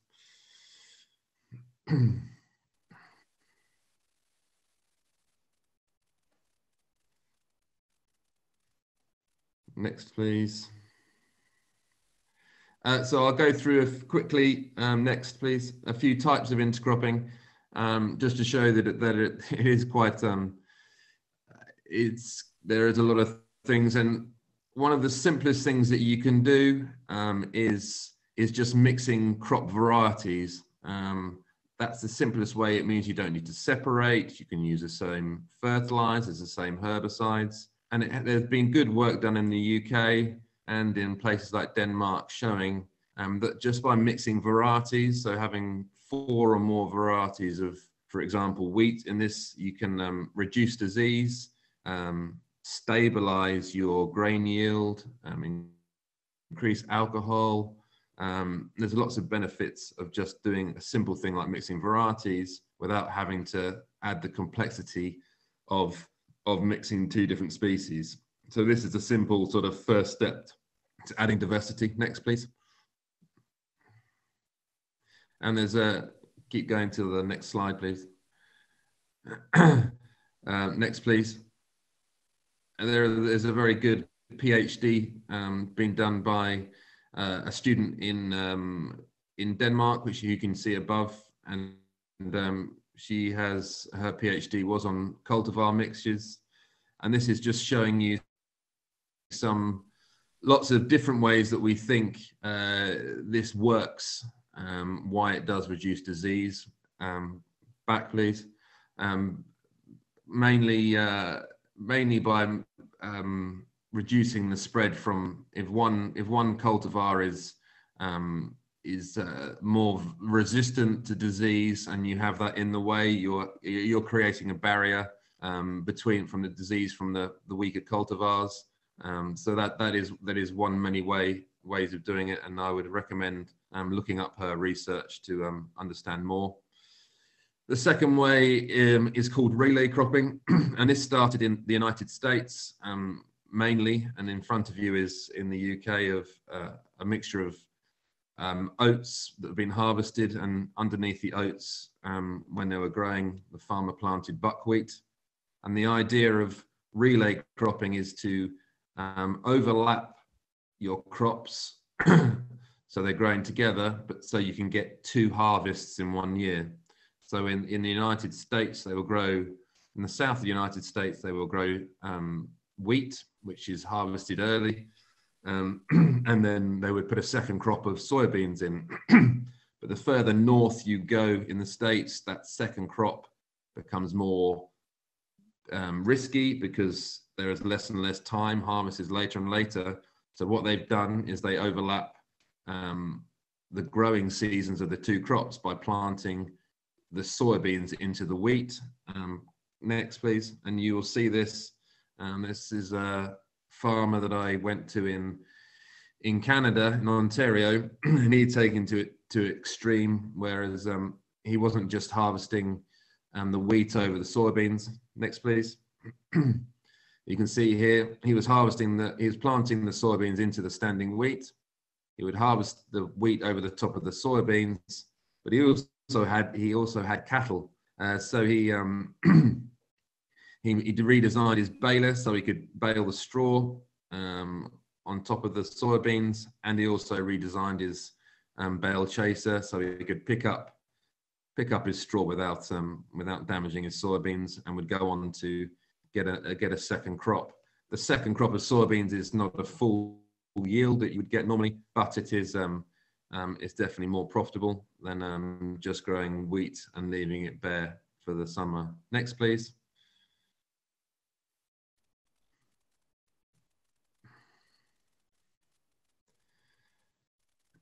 Strip intercropping. This again is in the States, and I don't think I have time to talk about this very quickly.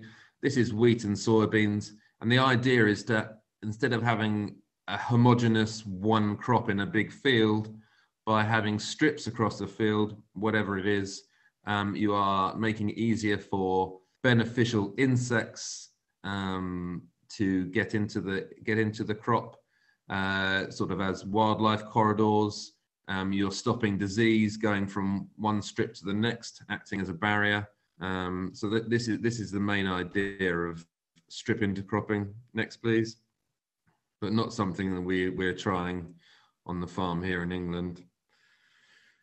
But it did work, and the next picture hopefully will show it did work very well in the States with maize or corn and soybeans, where they had 6 meters rows of each. And they found that you'd get better corn on the outside row of corn. You got better yield because you got more sunlight. So the more outside rows of corn you had, putting it in strips, the more yield there was. And they found they had $100 an acre better profit by having strips of corn and soybeans. Next, please.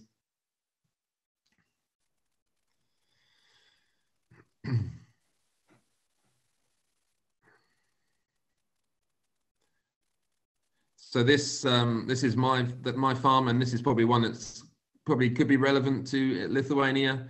This is winter oilseed rape, and this is 10 years ago, first intercrop we grew. This is mixed with vetch and buckwheat, and the idea is that you plant this at the same time as your oilseed rape, and what it does, it aids germination of the oilseed rape, it reduces insect attack, it smothers weeds, and so can reduce the risk of the autumn of oilseed rape. And then in the spring or later in the autumn, you spray out the companion crop of vetch and buckwheat, and you're left with just the oilseed rape. So you just take the oilseed rape to harvest, which is why I call it temporary intercropping. It's not taking it all through to all three through to harvest, just the one. So it makes it simpler in terms of separation. You don't need to separate. Next, please. I think the next slide will show another intercrop we've grown on the farm of peas and oilseed rape. And the idea of that is to keep the peas off the floor at harvest, and at the same time get some oilseed rape in the tank, and that does work well. But you do have the issue of separating the seeds, which is fairly easy for this one. But in this one, which I'll talk about a bit later, you can plant at the same time, harvest at the same time, but it is there for the whole growing season. Next, please.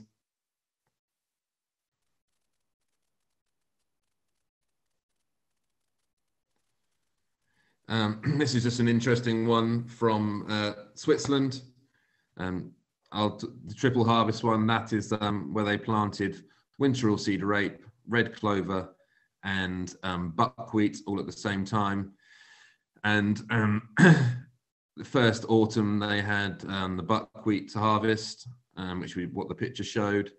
And then the next summer they had the oilseed rape, and the next autumn they had the clover. So they had 3 harvests from one sowing. So if you're quite imaginative, you can actually do quite a lot. The one in front of you is undersowing, which is quite common here, especially in organic, where you plant you have your main cash crop and you undersow it with clovers. And this picture is from England, and that's richer of ryegrass and clovers. And the idea is, especially in corn, that it smothers the ground. It makes harvesting corn a lot better. You don't have the bare soil after harvest. As you can see here, you have the soil. So the trafficking, you get less harvest damage, especially when they're wet. And you can also then spend the winter grazing the undersown cover. And they also have found yield benefits sometimes with this as well.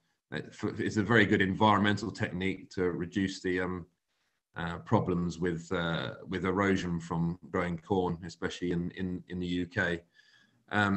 This one is fairly similar. It's undersowing as well, but we've done it undersowing our cereal crops with clovers to try and improve and reduce nitrogen, improve weed control in our clovers. And I'll talk a bit more about this in a bit. Next, please.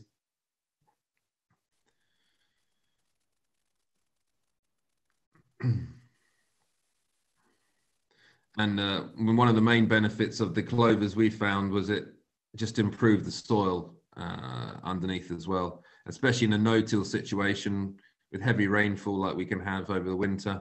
The soil can sort of slump, and having that clover in there really does keep the soil alive. It's amazing to see. Next, please. The issue we have had is getting clover established in a conventional farming situation. I think herbicide residue is one reason why. Slugs, pests. We have found clover quite difficult to establish, to get growing. This is an example of taking the same theory to an extreme. And this is in France, where he was planting lucerne with his oilseed rape, and then he would keep the lucerne growing in the bottom for 4 years. So as you can see here, it's wheat and lucerne. Next, please. And the idea is the lucerne will smother weeds, reduce disease, will reduce nitrogen. So this guy halved his nitrogen in his wheat, didn't use herbicides. Next, please. But still got the same yield from his wheat, but just by having that lucerne growing in the bottom of the crop. And the big, next please. The biggest thing with this is trying to control the lucerne. You can see in the picture the lucerne at harvest grows quite strong. You do have to be careful in this situation that you do not allow the lucerne or your clovers to take over your crop. The management is a lot more difficult in this than in other systems, but has huge potential for reducing nitrogen usage, for example. Next, please.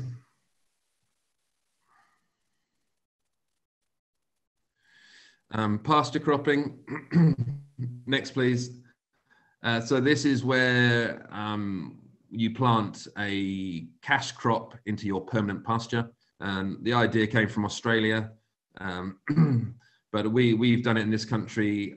We planted a summer forage crop of this mix into a farmer's field, and this was a very old, tired permanent pasture.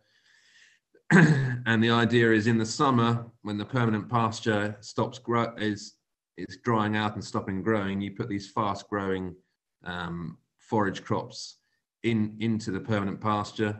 They will grow when the grass isn't. Next, please.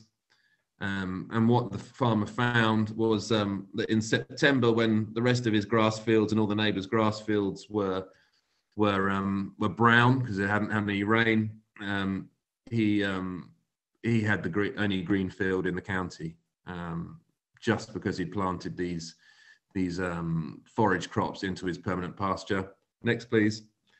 And the interesting thing about this is we talk about adding perennial crops into our annual system, but if you have a long-term lay pasture, next please, we actually find that you can keep going. You can adding annuals into a perennial system reinvigorates the soil as well. Again, it's adding diversity. Next, please. So when I was in North America, I saw Gabe Brown, and he was doing this with alfalfa, lucerne. He was adding annuals to old, tired alfalfa lays. Next, please. There you go. And he was finding that adding vetches and rye to his old alfalfa, he reinvigorated the alfalfa, and he didn't have to reseed them. So there wasn't the cost of reseeding your lay, your alfalfa. And the guy I did this with in England, he didn't have to reseed his tied pasture. It was rejuvenated. It was better. Finally, on this part, agroforestry, which is adding trees into your cropland. I'm not going to talk about this for long because it's not something that we're doing, but it's an interesting concept. And this guy in England, he's growing apple trees in his organic fields, and the main reason for this is his fields are very flat and open, and certain times of the year the soil can blow away. So the idea of having the apple trees in his fields is to stop the soil blowing onto the neighbour's farm. And it also gave him 2 harvests. He had the apples and the oats, and for him that is working well. But that's a big subject that I'm not an expert on. Next, please. So I think if I'm correct, the next slide will be, next please, how we are using on our farm intercropping, companion cropping to reduce certain issues on our farm or in the UK. So air quality is one. Next please. What we found when we were testing our oilseed rape, this is a tissue test of oilseed rape, that even though we had put no nitrogen on the oilseed rape, when it was mixed with the peas, the nitrogen levels in the oilseed rape were perfectly fine. And we've seen that time and time again. When you start mixing the right 2 things together, you don't need any nitrogen fertilizer, and the non-legume crop isn't short of nitrogen. How it happens, not sure, but we see this time and time again. Next, please.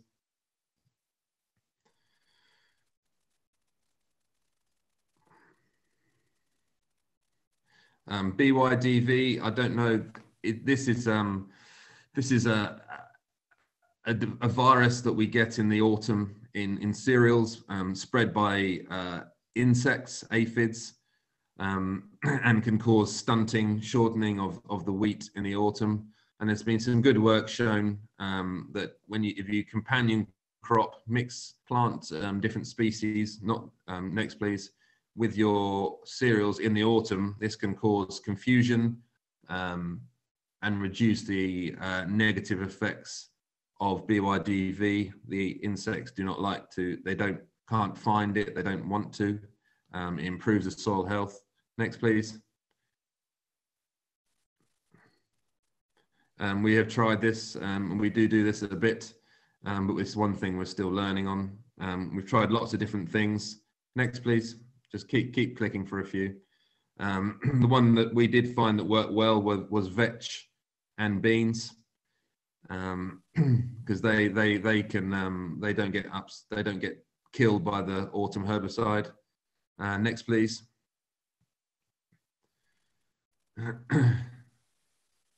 But this is a technique that we are still trialing and still trying to work out how to work better. But there's lots of different reasons for doing it. There's some studies have shown increase in your yield, increase of protein, which is important for us in our grain.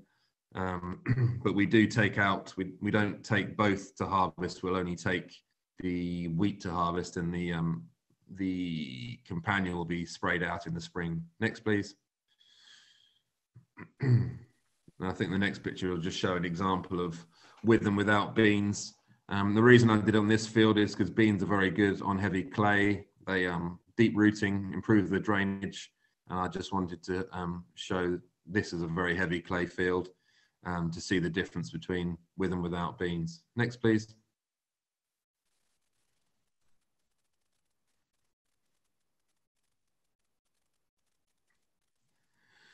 Cabbage stem flea beetle. Not sure that's an issue with you. This is that's it. Keep flicking through. This is within winter oilseed rape. It has decimated the oilseed rape in this country, and the area of winter oilseed rape grown in this country has let's stop there. Thank you. Has dramatically reduced just due to cabbage stem flea beetle. And as I showed earlier with the buckwheat and vetch and other things, there has been some shown that there's benefits to reducing the amount of cabbage stem flea beetle, but not necessarily eliminating.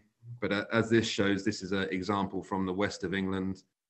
Even though it cost him £30 a hectare in seed, he made savings on other inputs and had a benefit of £35 a hectare, which is about €50 a hectare, just by planting a companion crop with his winter oilseed rape. Next, please.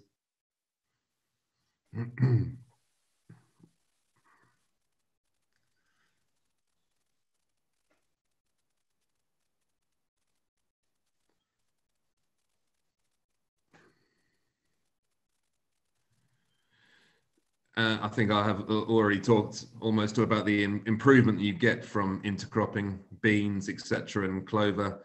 It improves your drainage, which for us, when it's wet in the autumn, you can see that definitely. Just having those different root systems going through with your cereals, it does improve the drainage and improves the soil life. Next, please.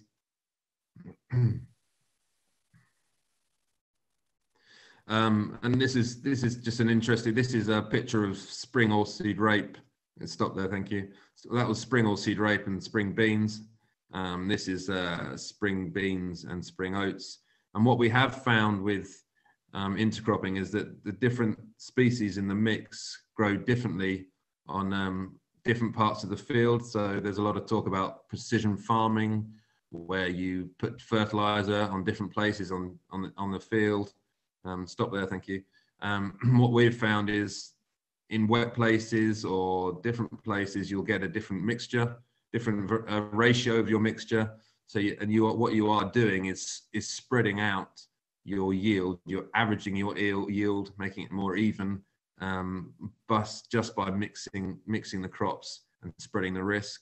And the yield map in front, the green line on the side, that was a trial plot. But that's a very different. That was a very different 3 different soil types in that field. But last harvest, the yield was fairly equal because we had mixed crops. Plant disease. That's a picture of beans and oats. We've done studies on the farm with local research. Next, please. And they have shown that when you mix beans and oats, you can reduce disease by 75%. One of the main problems in spring beans and winter beans in the UK is chocolate spot or rust, and it can decimate the crops, especially if you're organic. And we found a dramatic, just by mixing 50 plants per square meter of oats, we managed to dramatically reduce the rust. And I think we're now to a stage that we don't need fungicides. With good nutrition and mixtures, we have no need for fungicides on beans. Next, please. And this is an example from Canada of chickpeas and linseed, flax. And that chickpeas in Canada, they normally use 8 fungicides in a season, sort of going every week, like potatoes. And when they mix them with flax, they use 0 or 1 fungicides. It has a dramatic difference. Next, please. I think the next slide will be on weeds. And what I will say about weeds, I have talked about it before. Intercropping, the right intercrops will reduce the amount of weed biomass, but it's not necessarily going to reduce the weed number. So next, please. So this is an example of wild oats. And this farmer, an organic farmer, had a real bad issue with wild oats. By mixing his beans with his wheat, he managed to reduce his weed biomass by 75%. But that's not necessarily less weeds, it's less weed biomass. But for him, it made a big difference for the yields. Next, please. So especially for organic beans, weeds is a massive issue. If you mix some cereals in there, it doesn't have to be wheat. Next, please. Okay, stay there, thank you. It does make a big difference on your weed biomass. They really do help smother. Glyphosate, they keep threatening to, stop there, thank you. They keep threatening to take it away in this country. I think we've got another 5 years, but we do have to start thinking about ways of not using it, especially in a no-till situation. So this is an idea from a guy in this country where he is growing a herbal ley, so a mixed grassland, and he is grazing it. And what he is doing is also planting wheat in strips into the grassland, letting that grow, and then during the season, he will use the mower in the previous slide. He will use that mower to mow the grass in between the rows, but not kill the grass. And then after harvest, he still has a crop, a grass crop. He hasn't had to do any sprays. One of the big issues that he has with this at the moment, the yields of the cereal needs some improvement. It is a great idea, but it takes a lot of management. I think it needs a lot of research first to improve the system before we actually get it to work commercially. Okay, so quickly some intercrops on our farm, some examples. Keep going. Next. The previous one was a soybean farmer in Ontario who grew soybeans with clover underneath, and he literally was mowing it with lawn mowers. So on our farm we've grown peas and oilseed rape, and it has worked very well, but in recent times we've struggled to get the oilseed rape to grow. Next, please. But one of the key things that we found in growing the peas and oilseed rape together or peas with anything, keep going please, was that the reduction in herbicide usage. It was about 60 to 70 pounds per hectare cost less where we had used an intercrop. So last year we did it with oats instead of oilseed rape, just reduce the weeds. Next, please.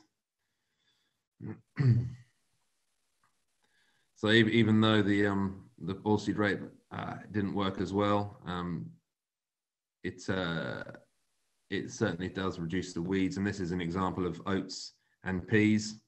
Again, the peas are climbing the oats.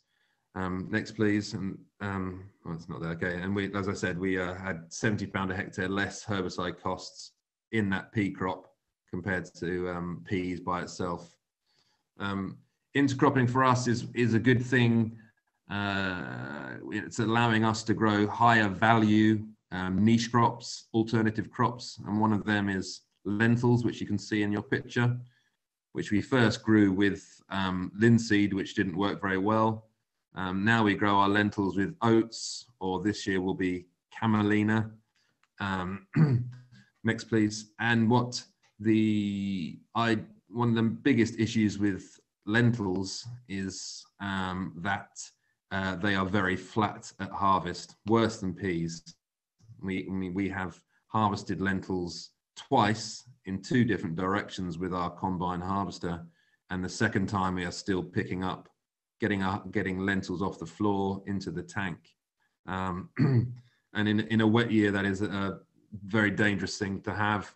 So what we do is we add oats or camelina in with our lentils, and as the previous slide showed, it really improves the standing of the lentils. The lentils will climb up the intercrop, and if you don't have too many too many of the intercrop, it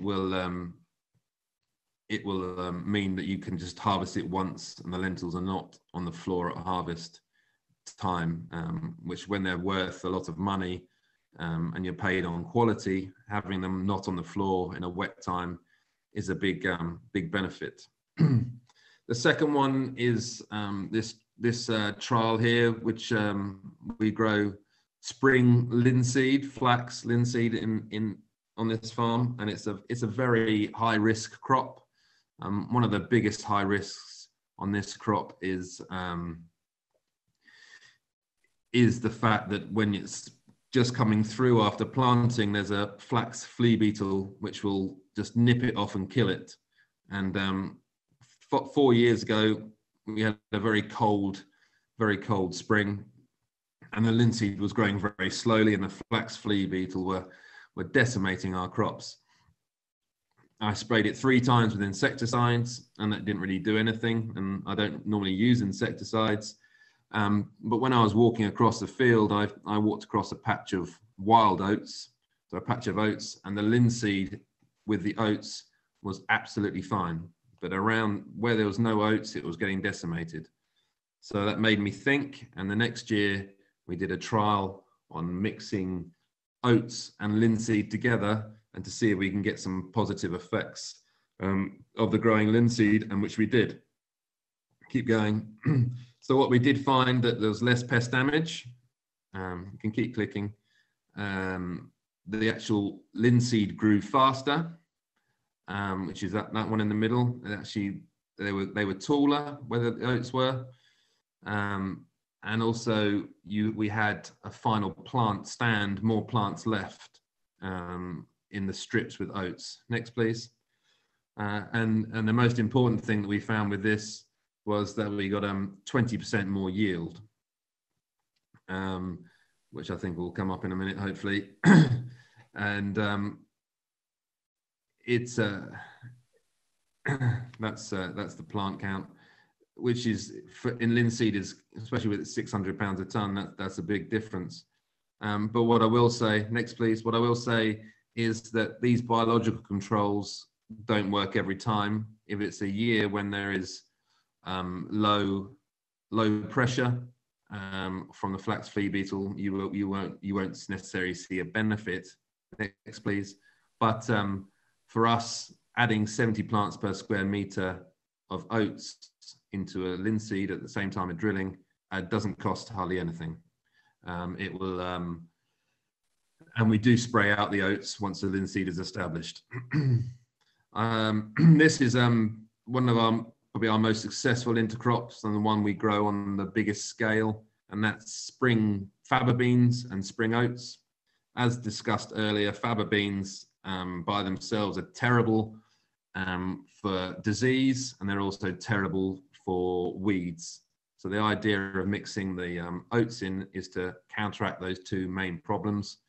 And in 2017, I did a strip through the middle of this field. This is the yield map, and the blue is the higher yield. Next, please. So we found just in a little strip, and it's something I'd advise you to do if you were wanting to try an intercrop, is just to do a little strip, don't do your whole field. We found we got 15% more yield. Next, please. So we now, we also did that the following year on a more scientific trial. Keep going through. And what we ended up finding, because the issue we have is we didn't quite know how many beans to mix with our oats to mix with our beans.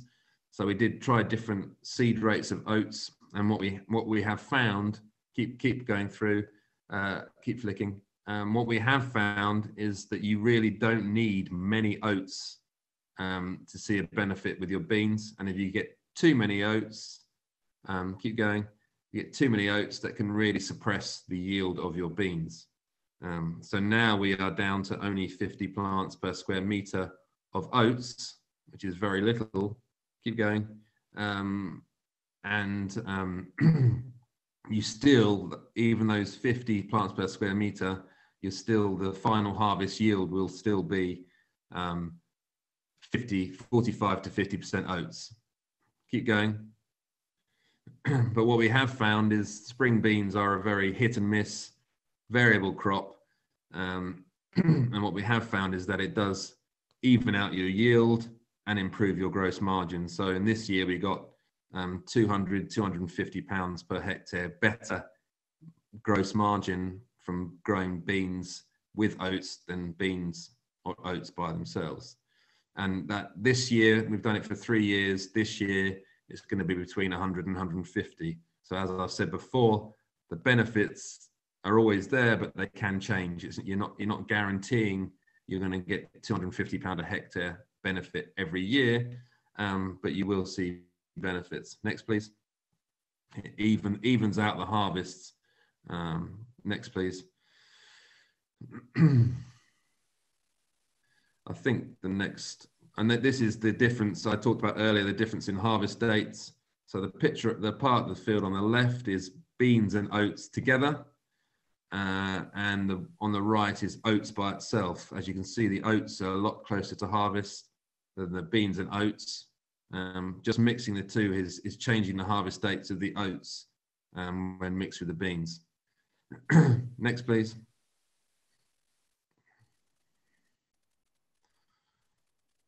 Again, that's something we don't necessarily understand of why, but it does seem to occur.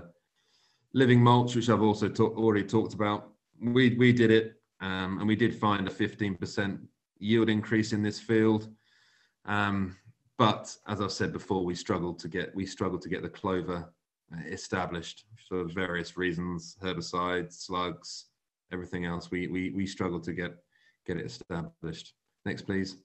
And I will say, you really do have to be careful. Keep going. You do have to be careful on that you don't allow that understory to take over your crop.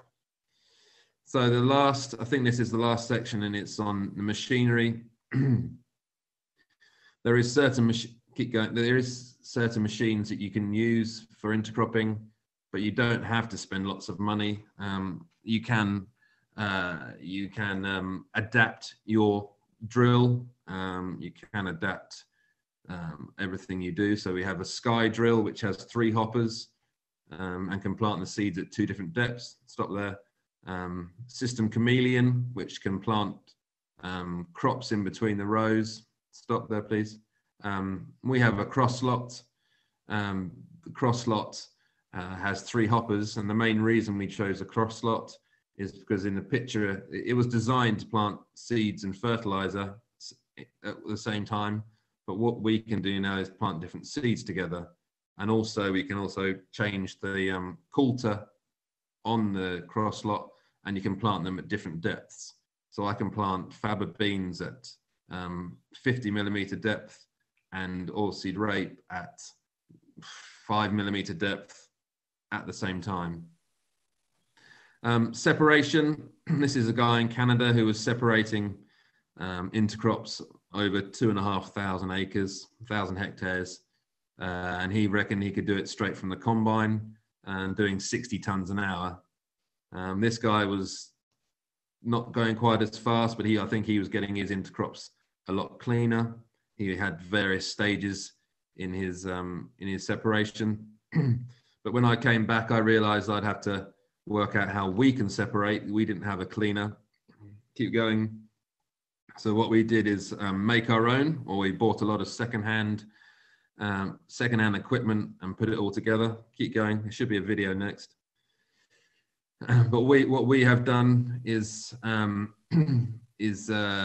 should play hopefully. Put a rotary drum cleaner on a platform, and we are using gravity instead of augers and to separate the two. But we have a trailer either side and conveyors, which you'll see in a minute. It's a shame it's so jumpy. Conveyors on the floor, and we can split it 4 different ways, but the conveyors on the floor can go left or right. So on those conveyors are taking peas to one side and oilseed rape to the next side, and we just stick the mixture in, tip it in at the front, and that goes into the rotary drum cleaner. So we haven't got enough capacity to separate the intercrops at harvest at the moment. So there's the oilseed rape cleaned. But what we do is we use it as a winter job, and depending on what you're separating, depending how much you'll do an hour. So the peas and the oilseed rape, we were doing 8 tons per hour. This year with the beans and the oats, I was doing, next please, I was doing 3 to 4 tons an hour. But at the same time, I use that system for cleaning my own seed. So it has a dual use, or even for cleaning grains up for harvest, things like oats, to get them to good quality, to increase the weight of them. So that cleaner is a multi-purpose cleaner. I put it on for seeds, for intercropping, but we use it for other things too. Next, please. There's been lots of studies around the world in intercropping, and on average, it shows you get 33% more income from intercropping around on all these studies. So you will ask the question, why aren't most people doing it? And I always say, well, the biggest barrier to uptake is normally in your head, in between the 2 ears. But it is a complex system, and something that might be quite daunting for people. And you do have to think about the things I've got on the page here before you do it, to make sure you don't make any mistakes. I also have a Nuffield Scholarship report, which is free online. If you go on that, I'll try and hopefully explain things I've been talking about. But you do have to plan before you do it. And as I said, try a little bit before you do a whole field. Next, please.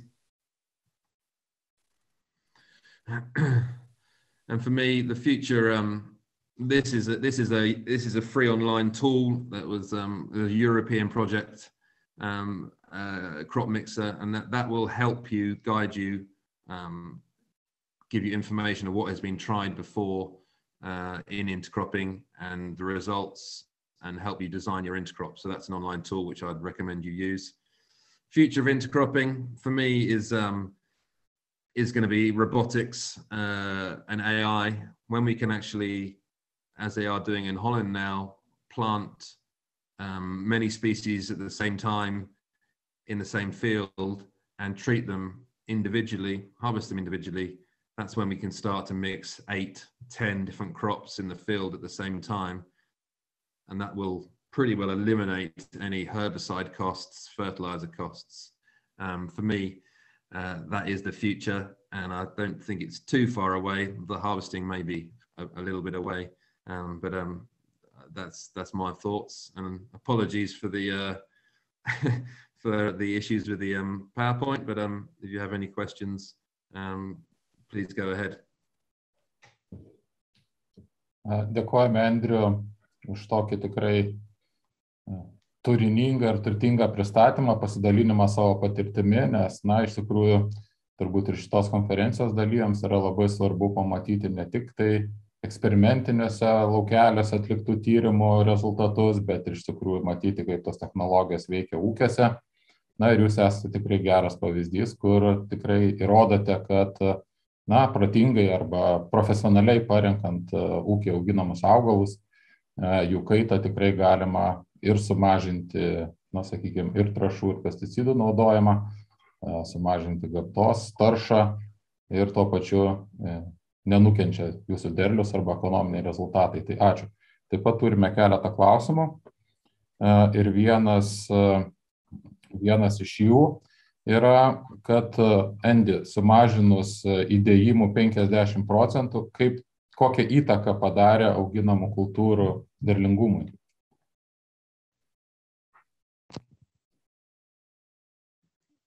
Is there a translation?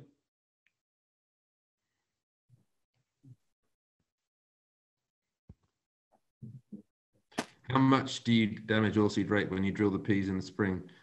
It's spring planted oilseed rape.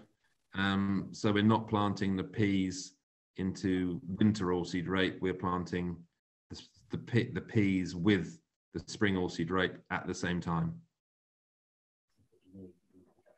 Aha, ar aš galiu įdėti?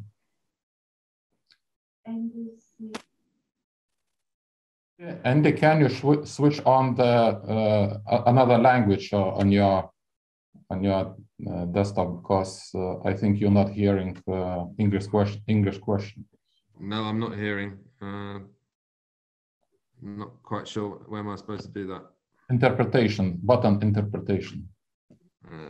Unfortunately, I'm on a Chromebook, and it doesn't seem to have a lot of the things that the laptop Okay, does. maybe I will translate question into English and Lithuanian, and you can answer. Okay. Sorry. Okay, the question was that, Andy, you decreased use of inputs of 50%, Yep. and how it affected the total yield results. It hasn't. The reduction in inputs is also it's not on every crop, for example. So winter wheat, we haven't reduced our fertilizer quite by 50% yet, but the diversification of cropping by grass seed, all the intercrops, we are growing crops that use a lot less fertilizer, for example, or none, and that is one way we have managed to reduce our inputs. But there's also soil health, nutrition, lots of different things that we do, biology. There's lots of, another 2 hours I could speak on how else we reduce our inputs. It's not just the one thing, but it hasn't affected our overall yields, and I'd say it's improved our overall profitability, which is the most important thing. Okay, thank you. Ačiū už atsakymą. Dar vienas klausimas.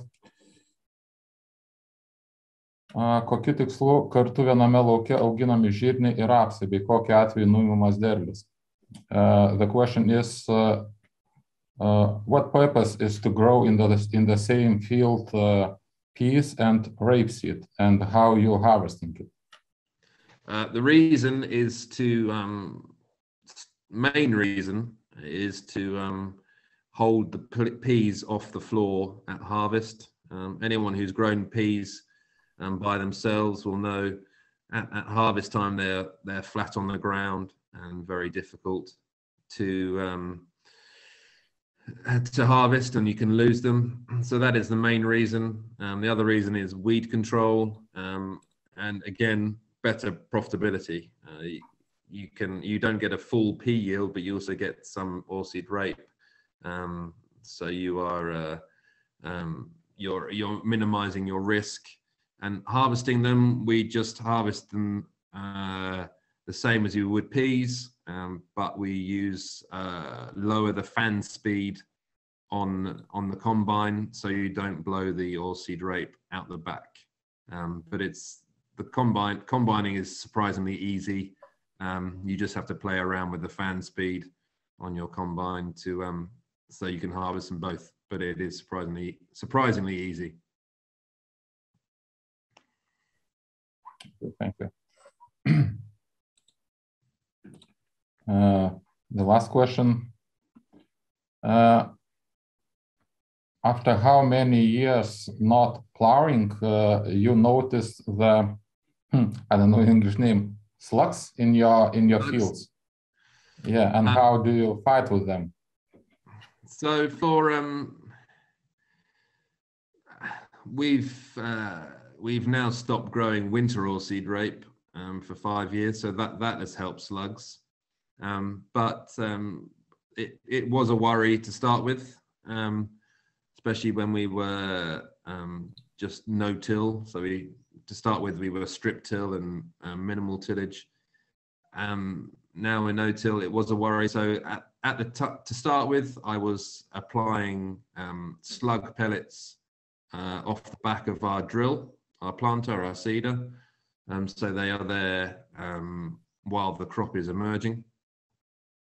But I have found in the last 3-4 years that it hasn't been an issue as much. Our slug distributed pelleter was breaking and was stopping and starting a few years ago, and I noticed no difference in the damage on the crops.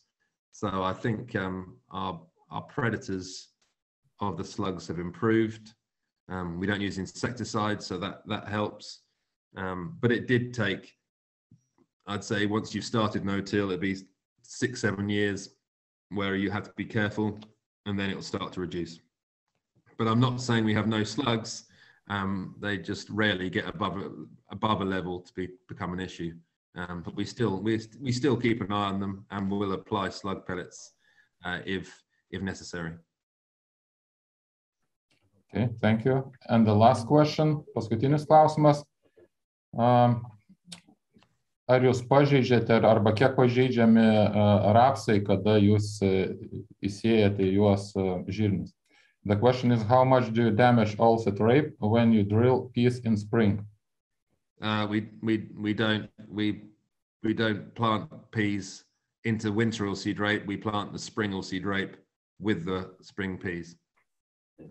So when you could do it, you could plant your winter oilseed rape on wider rows, and then plant the peas in between. But it depends on your harvest dates. That would be possible. But no, we keep spring varieties only, not winter varieties.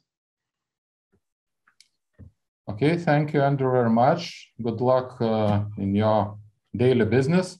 Thank you very much. And hope to see you maybe next time. Thank you. Thank you. Apologies for the Taigi, ačiū Andriui dar kartą už pristatymą. Na, o dabar pagal mūsų programą yra 15 minučių pertrauka, tai lauksime po 15 minučių visą.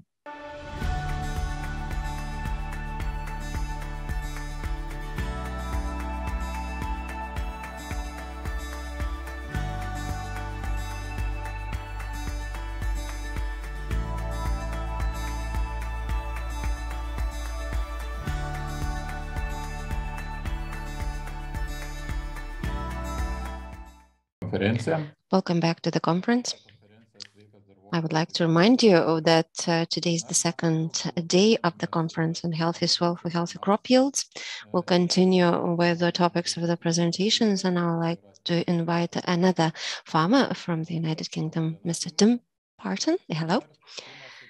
I hope you can hear the translation. And he also owns a 300-hectare farm. He is the owner and the head of the farm. It's an exceptional farm as they've given up pesticides and fungicides, herbicides, and other chemical means. And they see that by balancing the growth of plants, they've seen the drop in the need of such intake. And he's well known in his land, and he received many awards for various innovation awards from year to year for sustainable agriculture, for innovations, including 2020. So Tim will talk about maintenance of biological properties of the soil. Good afternoon, everybody. I hope you can hear me. I'm Tim Parton.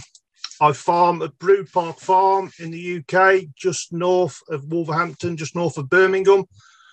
We're a 300-hectare farm. We're an arable farm, but we also have grass in the rotation. I split the farm 50-50 between winter and spring cropping, and always getting a cover crop in before that spring cropping to get the carbon sequestration, continuously building that fertility in the field. I don't use insecticides, I don't use fungicides, I don't use growth regulators, I don't use seed dressings, I don't use pre-emergence herbicides. I'm all the while trying to use biology and nutrition to farm more as nature intended and work alongside nature. It's all about working with nature and just being in harmony rather than trying to fight nature all the while. I grow milling wheats for bread. I grow winter oilseed rape for vegetable oil. I grow spring barley for malting for barley, for beer. I grow spring beans for seed. I grow lupins for seed. The lupin is a fantastic soil improver. It's a brilliant source of protein, and I wish more farmers would over here would grow lupins rather than us always importing so much soya. I'll grow spring oats. And then I also have grass in the rotation because we're quite close to Wolverhampton, so there's a real good market for horse haylage, and that is rotated around the farm on a 3-year basis. I just thought I'd start off here just showing the evolution of soil and how important soil is. Soil gives us life, it gives us food, it gives us clean water, it gives us air. Soil is every farmer's most basic but most valuable resource that a farmer can have, and it always astounds me how farmers can't look after their soil, or they don't seem to look after it, especially over here anyway. I don't know what it's like over there, but it is our most valuable resource. And just showing on the picture here, soil takes an awful long time to form, but it starts off with the rock fragments and the mosses and lichens coming in and starting to create soil, always trying to get over here to a wooded area, which will be 100% fungal. Over here will be 100% bacterial. But to get over there, to make an inch of soil, it does take 1,000 years from that basic start. And that's why we've got to look after it. And we've got to treat it with that respect of how valuable it is to us as farmers. It is our most valuable resource we can have. This is a slide back from 2012. It's in one of our areas in the UK called Herefordshire. But 64 acres of soil lost in 6 days. And we can't just go and pick that up and bring it back. It's gone. And it's just purely from cultivation. And every year over here, I still see it in a wet autumn. The rivers will just go brown, and all that soil, all that nutrition is going. And any farmer that can sit and just watch that go. I always relate it to somebody's bank account. If somebody had tapped into your bank account and was siphoning money off like that, you'd be really annoyed and you'd want to stop it.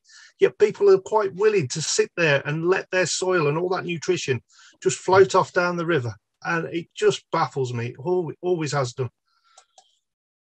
Obviously, all that soil is blocking up our estuaries and creating dead zones in the planet in which we live. And how long can we continue to pollute the world in which we live? And should we care? You know, should we care about it? Is it our responsibility? Well, my view is damn right it is.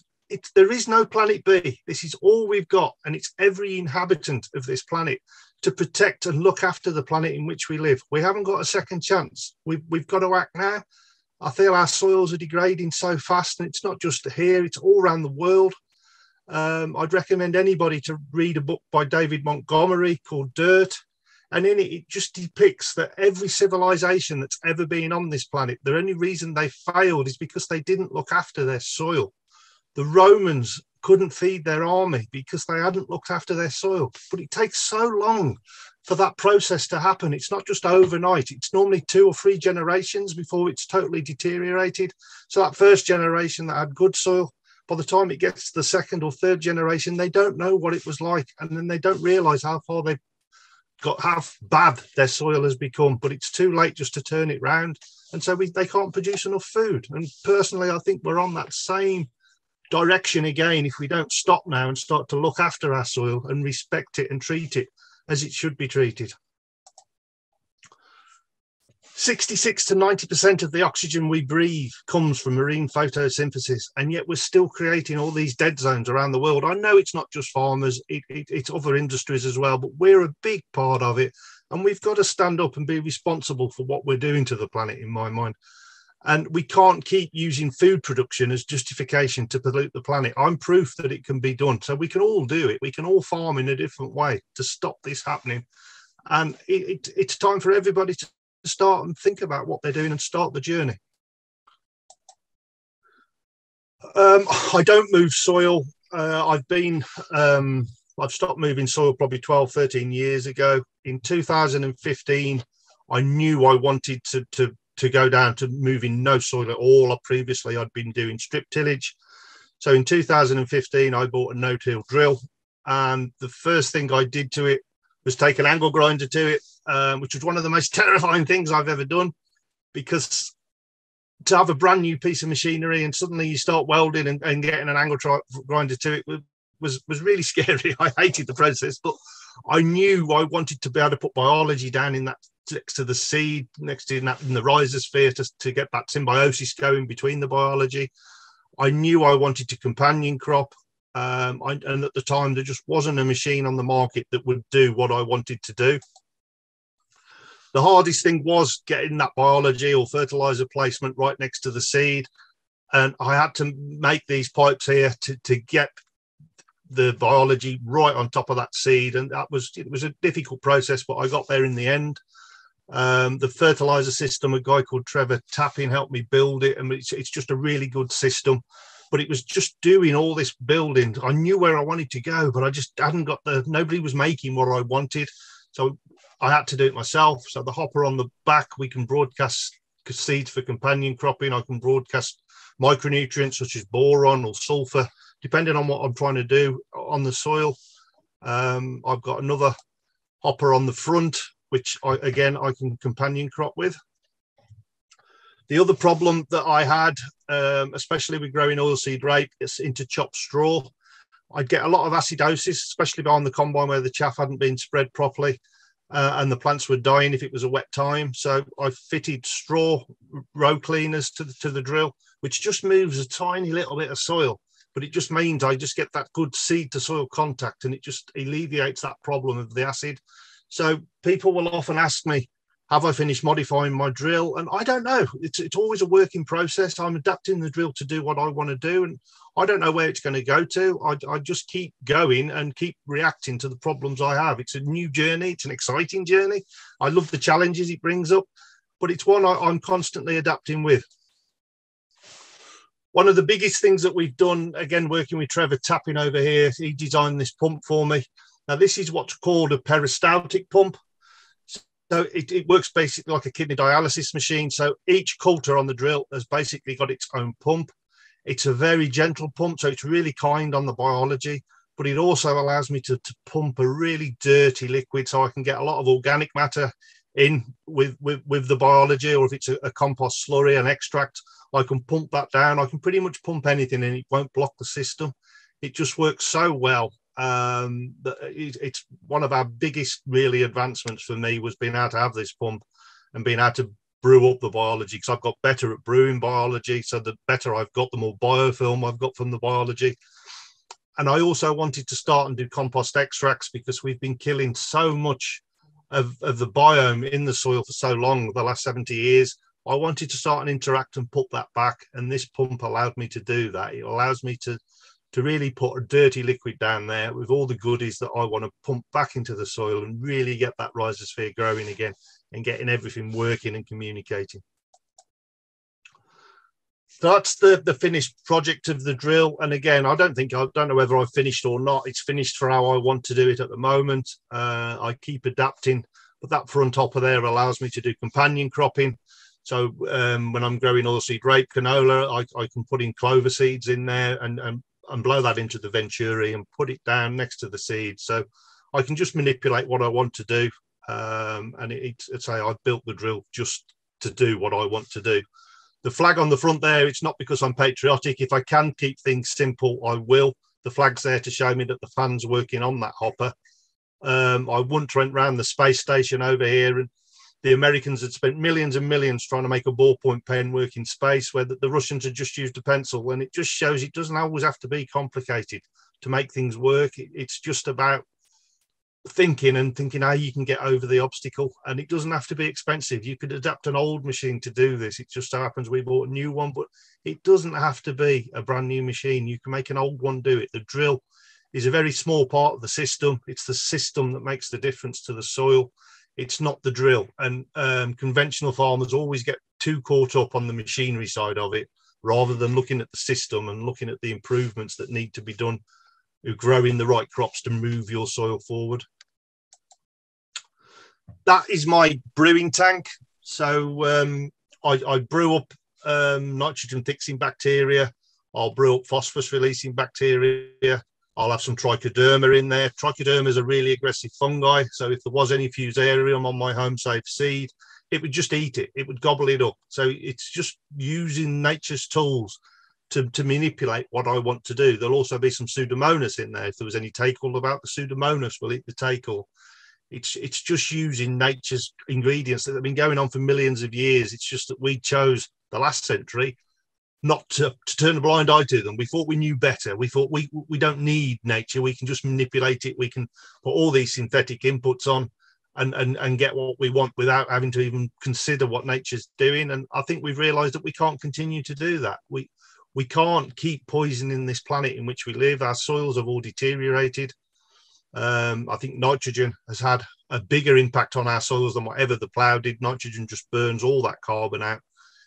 We can't farm without it, but we need, we need to get that balance right. It's our best friend and our worst enemy. And that's, nitrogen it's a very strong compound and one that needs handling carefully. The trichoderma, as I said, it fights against fungal pathogens.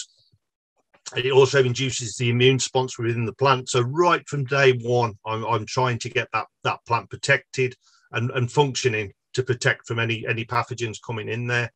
The azotobacters there, the air that we breathe is 78% nitrogen. Why don't we want to tap into that? Nitrogen's expensive worldwide now. We've got 10,000 tons sat over every hectare of everybody's farm. It's just a matter of making it available to the plant. So I do a lot with nitrogen fixing bacteria, and I hope to get near enough that I won't be using nitrogen fertilizer at all going forward. I'm not there yet, but that's where I want to get to, because it's already there. You only have to look at sort of like roadsides and see how well that area functions without any intervention from us. It all works, but the minute we start to throw nitrogen on, the nitrogen fixing bacteria hasn't got a job, so it just deteriorates. It just goes. It's the same with phosphorus releasing bacteria. If I put phosphorus on, the plant just has that free phosphorus. It takes it in. It won't feed the phosphorus releasing bacteria. So that process stops instantly, which is, I haven't used P&K fertilizers here for 12 years now, and our indices just keep going up. The Bacillus subtilis is a probiotic. So again, all the while fighting and having that immune system. It's a natural fungicide, and it also forms those aggregates. So the soil is all just functioning, and I'm just trying to reintroduce these things to get that soil working and getting everything functioning again for the plant, so it's got all the nutrition available and I don't have to spend money and put things out there. I also play around with the Johnson soup composting. I make a smaller version than what David Johnson does. Those pipes obviously come out once the compost has settled, so the compost is always aerated. It never wants to be a foot away, which I'm sure David will go and knows far more about this than I, so I'll let him talk about that later. But compost has got everything. It's got all those biology, it's got all those fungal spores. I'm trying to make a real fungal compost to get all that fungi back out there, because fungi is where a lot of the goodies are as well. And once that plant starts to feed the fungi, it's a two-way system. So the plant will be putting sugars, putting amino acids out there, and in return the fungi will release that nutrition from the soil, and they get along just fine. But if we start to put free fertilizer out there, that system stops, and we've stopped that whole process working, and it's costing us money, and we don't need to do it. And then obviously we're polluting the planet from that, because we're getting runoff leaching from the land, and that's, we're creating the dead zones with eutrophication from the nitrogen and the phosphorus getting out there. I also make on-farm compost as well, so I like to play around with different recipes. And this is just a picture of some of the other composts I'm making. The beauty of doing the compost, soil compost extract or brewing compost up to get it, I can brew a small amount of compost up to multiply those microbes, and also put out with the drill, is I'm just always trying to put those microbes back. I don't worry about putting too many microbes back, because I think the natural balance of the soil will always balance out, but I'm just like to reintroduce all the while. I just think nature has got all the answers, and we've just ignored her for far too long. I feel this will be the century this will be the biological century. It's we can't carry on with chemicals. We're losing chemicals that fast over here that there won't be anything left anyway. And I realized this 10 years ago, but I also realized I didn't want to keep poisoning the soil, which is my main worker on the farm. and producing the crops in which we sell. Making the compost slough extraction. So I normally put 2 to 4 kilos of compost per hectare. I'll mix that up with a plaster stirrer there on the drill into a slurry. I'll still put it through a filter just to take out any big bits so it doesn't block my pumps. And then that just goes into the drill, and I'll put that down with a food source of humic acid just to feed and keep it going until everything starts to get established, and then the soil and the plant will feed itself. The plant is always in control of the whole situation, which is why it's so important to always have something growing on your land. You never want to have bare soil. You never want to see soil uncovered. It's soil wasn't made to be uncovered. It's always made to be actually working and interacting with the soil, with the biology. That is my compost brewer. So that's what I'll fill that top filter bowl full of compost, and I'll brew up for 12 hours, 12 to 24 hours. Again, I'll put a sugar source in there in the form of molasses to feed the biology, but I'm just brewing up that small amount of compost. There'll probably be, I don't know, 8 kilos of compost in there. And I'm just brewing that up. So it'll always be aerated. I heat the water to about 18, 20 degrees because everything wants to be warm when it's reproducing. And by doing that, the whole process speeds up, which is why I can get away with 12 hours of brewing normally, because I've heated the water and everything's just interacting so much faster. And then obviously that goes out down the drill, down those pipes, and I'm just putting it in that rhizosphere zone. So that symbiosis can get going straight away between the plant and the biology, and everything starts to work, which is how I start to get away from using fungicides and using insecticides, because I'm just kicking in that plant's immune system. I'll also put a lot of some silicon in the form of diatomaceous earth, which then gets converted into monosilicic acid. So straight away from day one, I'm making that plant wall really strong, so it's got its own defense system straight away. And by not putting the high rates of nitrogen on, which we'll talk later in the presentation, I'm not making those cell walls weak, which is why I don't need growth regulators. But it's just working with the plant's natural immune system. I'll also put salicylic acid down there. The salicylic acid immediately kicks the plant immune system up, so it makes it aware. It's a bit of a growth stimulator as well. So it's just using natural products to get the best from that plant. Some people will refer to me as a low input farmer. I don't consider myself a low input farmer. What I'm doing, I call it intelligent farming, because I'm using the best of science to make informed decisions in the way I farm. I always have this vision. If you say a low input farmer, it's always a farm that's not been farmed to its full potential, where I want the best out of my plants. I want to get the highest yield I can, but with a low input. But I don't mind spending if I need to, but if I can do it as cheaply as possible and still get the high yields, that's where I want to be, and that's what I'm always aiming for. Mycorrhizal fungi, I'm sure you're aware of mycorrhizal fungi, but mycorrhizal fungi has been around for millions of years. The biggest one found is in eastern Oregon, which is 2,000 square miles. And it's just an amazing complex. It talks to the plant. And if a plant is being attacked right over the one side of the mycorrhizal fungi, it will warn the other side of the mycorrhizal fungi. If there's a nutrition deficit, it will bring it across to feed the plant. The whole thing is alive and working. And it's just one that we need to start and work with, rather than just thinking we know it all, and we don't know it all. We've got so much to learn about soil. We probably know about this much. It's tiny. And I just firmly believe that biology's got all the answers for us. And the more research we can do, and the more farmers try trials, and then we all share together, we're all on the same side. If every farmer did a trial and shared, we could all move forward at a faster rate, because it is so important what we're doing. And then the debate comes when you've got a fungi soil, that you'll be producing far more nutrient-dense food. So obviously human health is going to improve, and the whole planet is moving forward. And mycorrhizal fungi just exchanges and gives that plant everything it wants. And it's just a matter of creating that right atmosphere for that plant to be able to function and that fungi to be able to function. Which is why I don't like to disturb the soil, because fungi is very, very delicate. It doesn't like interference. It doesn't like disturbance. And if you're ploughing and you put a plough through there, it's just like somebody putting a ball and chain through your house. And then just as you start to rebuild your house, somebody puts a ball and chain through again. It hasn't got time to recover. And It diminishes then because it's not being fed by the plant, so the whole system goes backwards, which is what has happened on a lot of soils around the world. But it's not. I'm not blaming anybody. It's just that we've got the knowledge now to move it forward and start to restore that damage that we've all done as farmers over the last century. I do like to test an awful lot. This is my microbiome tester, and it just shows, because I've always been after, you know, the holy grail of what we're trying to do is to get that one-to-one of fungi to bacteria, so we're going to get the best out of the soil so the plant is working. This test, I know it's not 100% accurate, but it just gives me a theme of what's going on in the soil.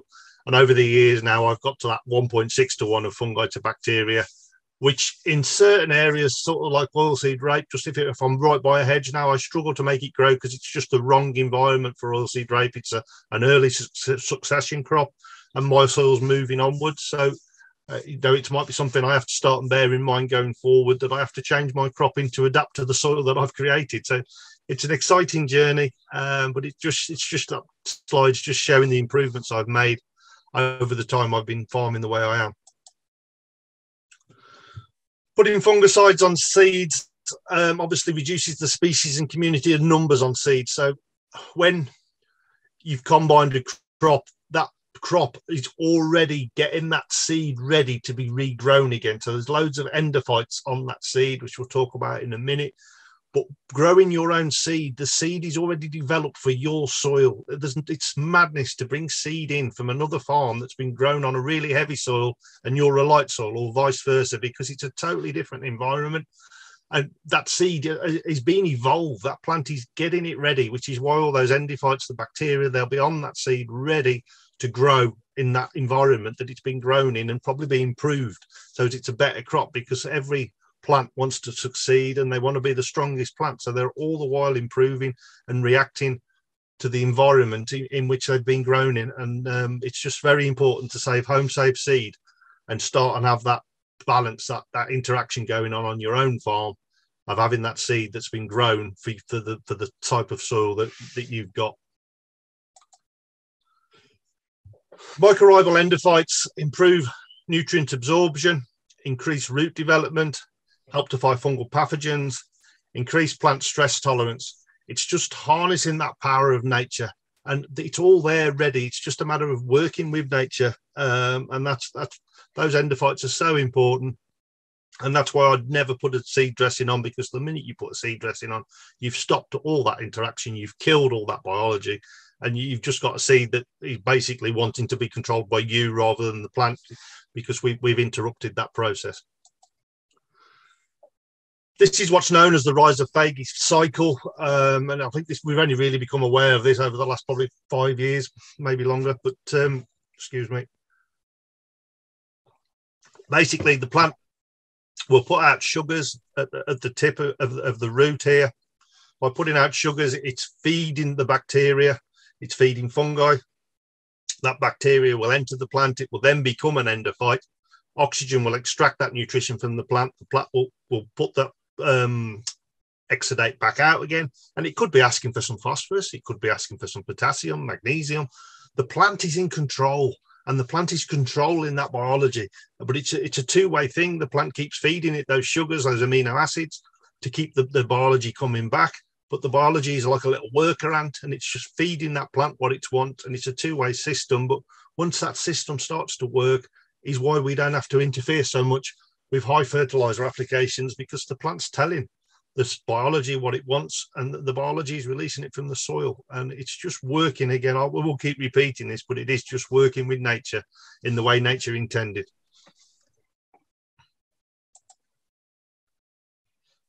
Pseudomonas, Bacillus, and Micrococcus, they're all found everywhere in the planet, but all of those have the potential to become endophytes. Say it's the plant that's in control. It's not us, or it's not the biology.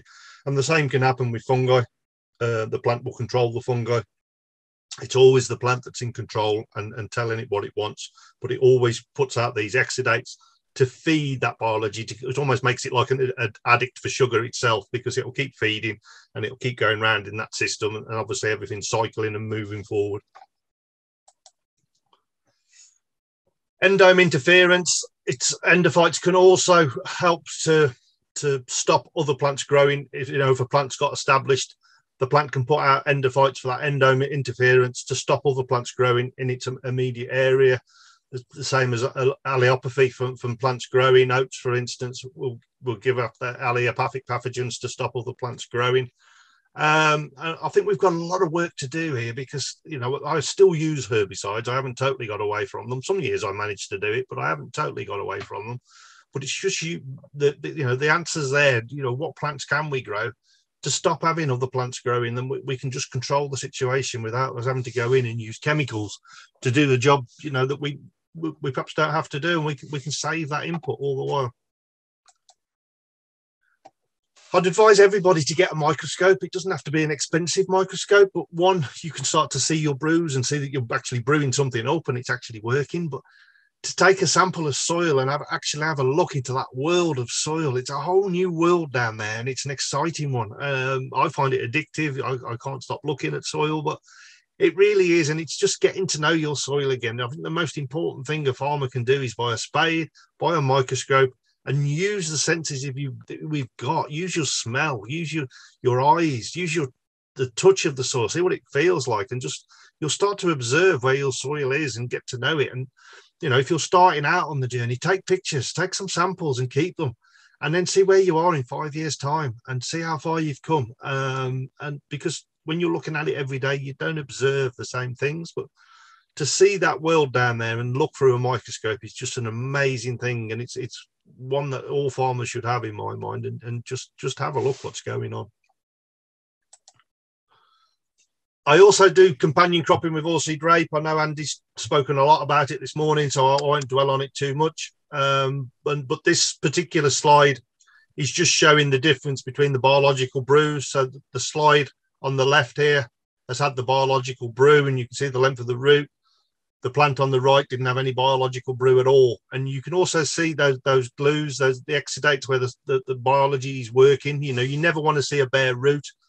If a bare root, it's not actually functioning in the soil. Where if you've got a root that's covered in soil and you've got those glues there that are holding it together, it shows that symbiosis is happening, that rhizophagy cycle's happening.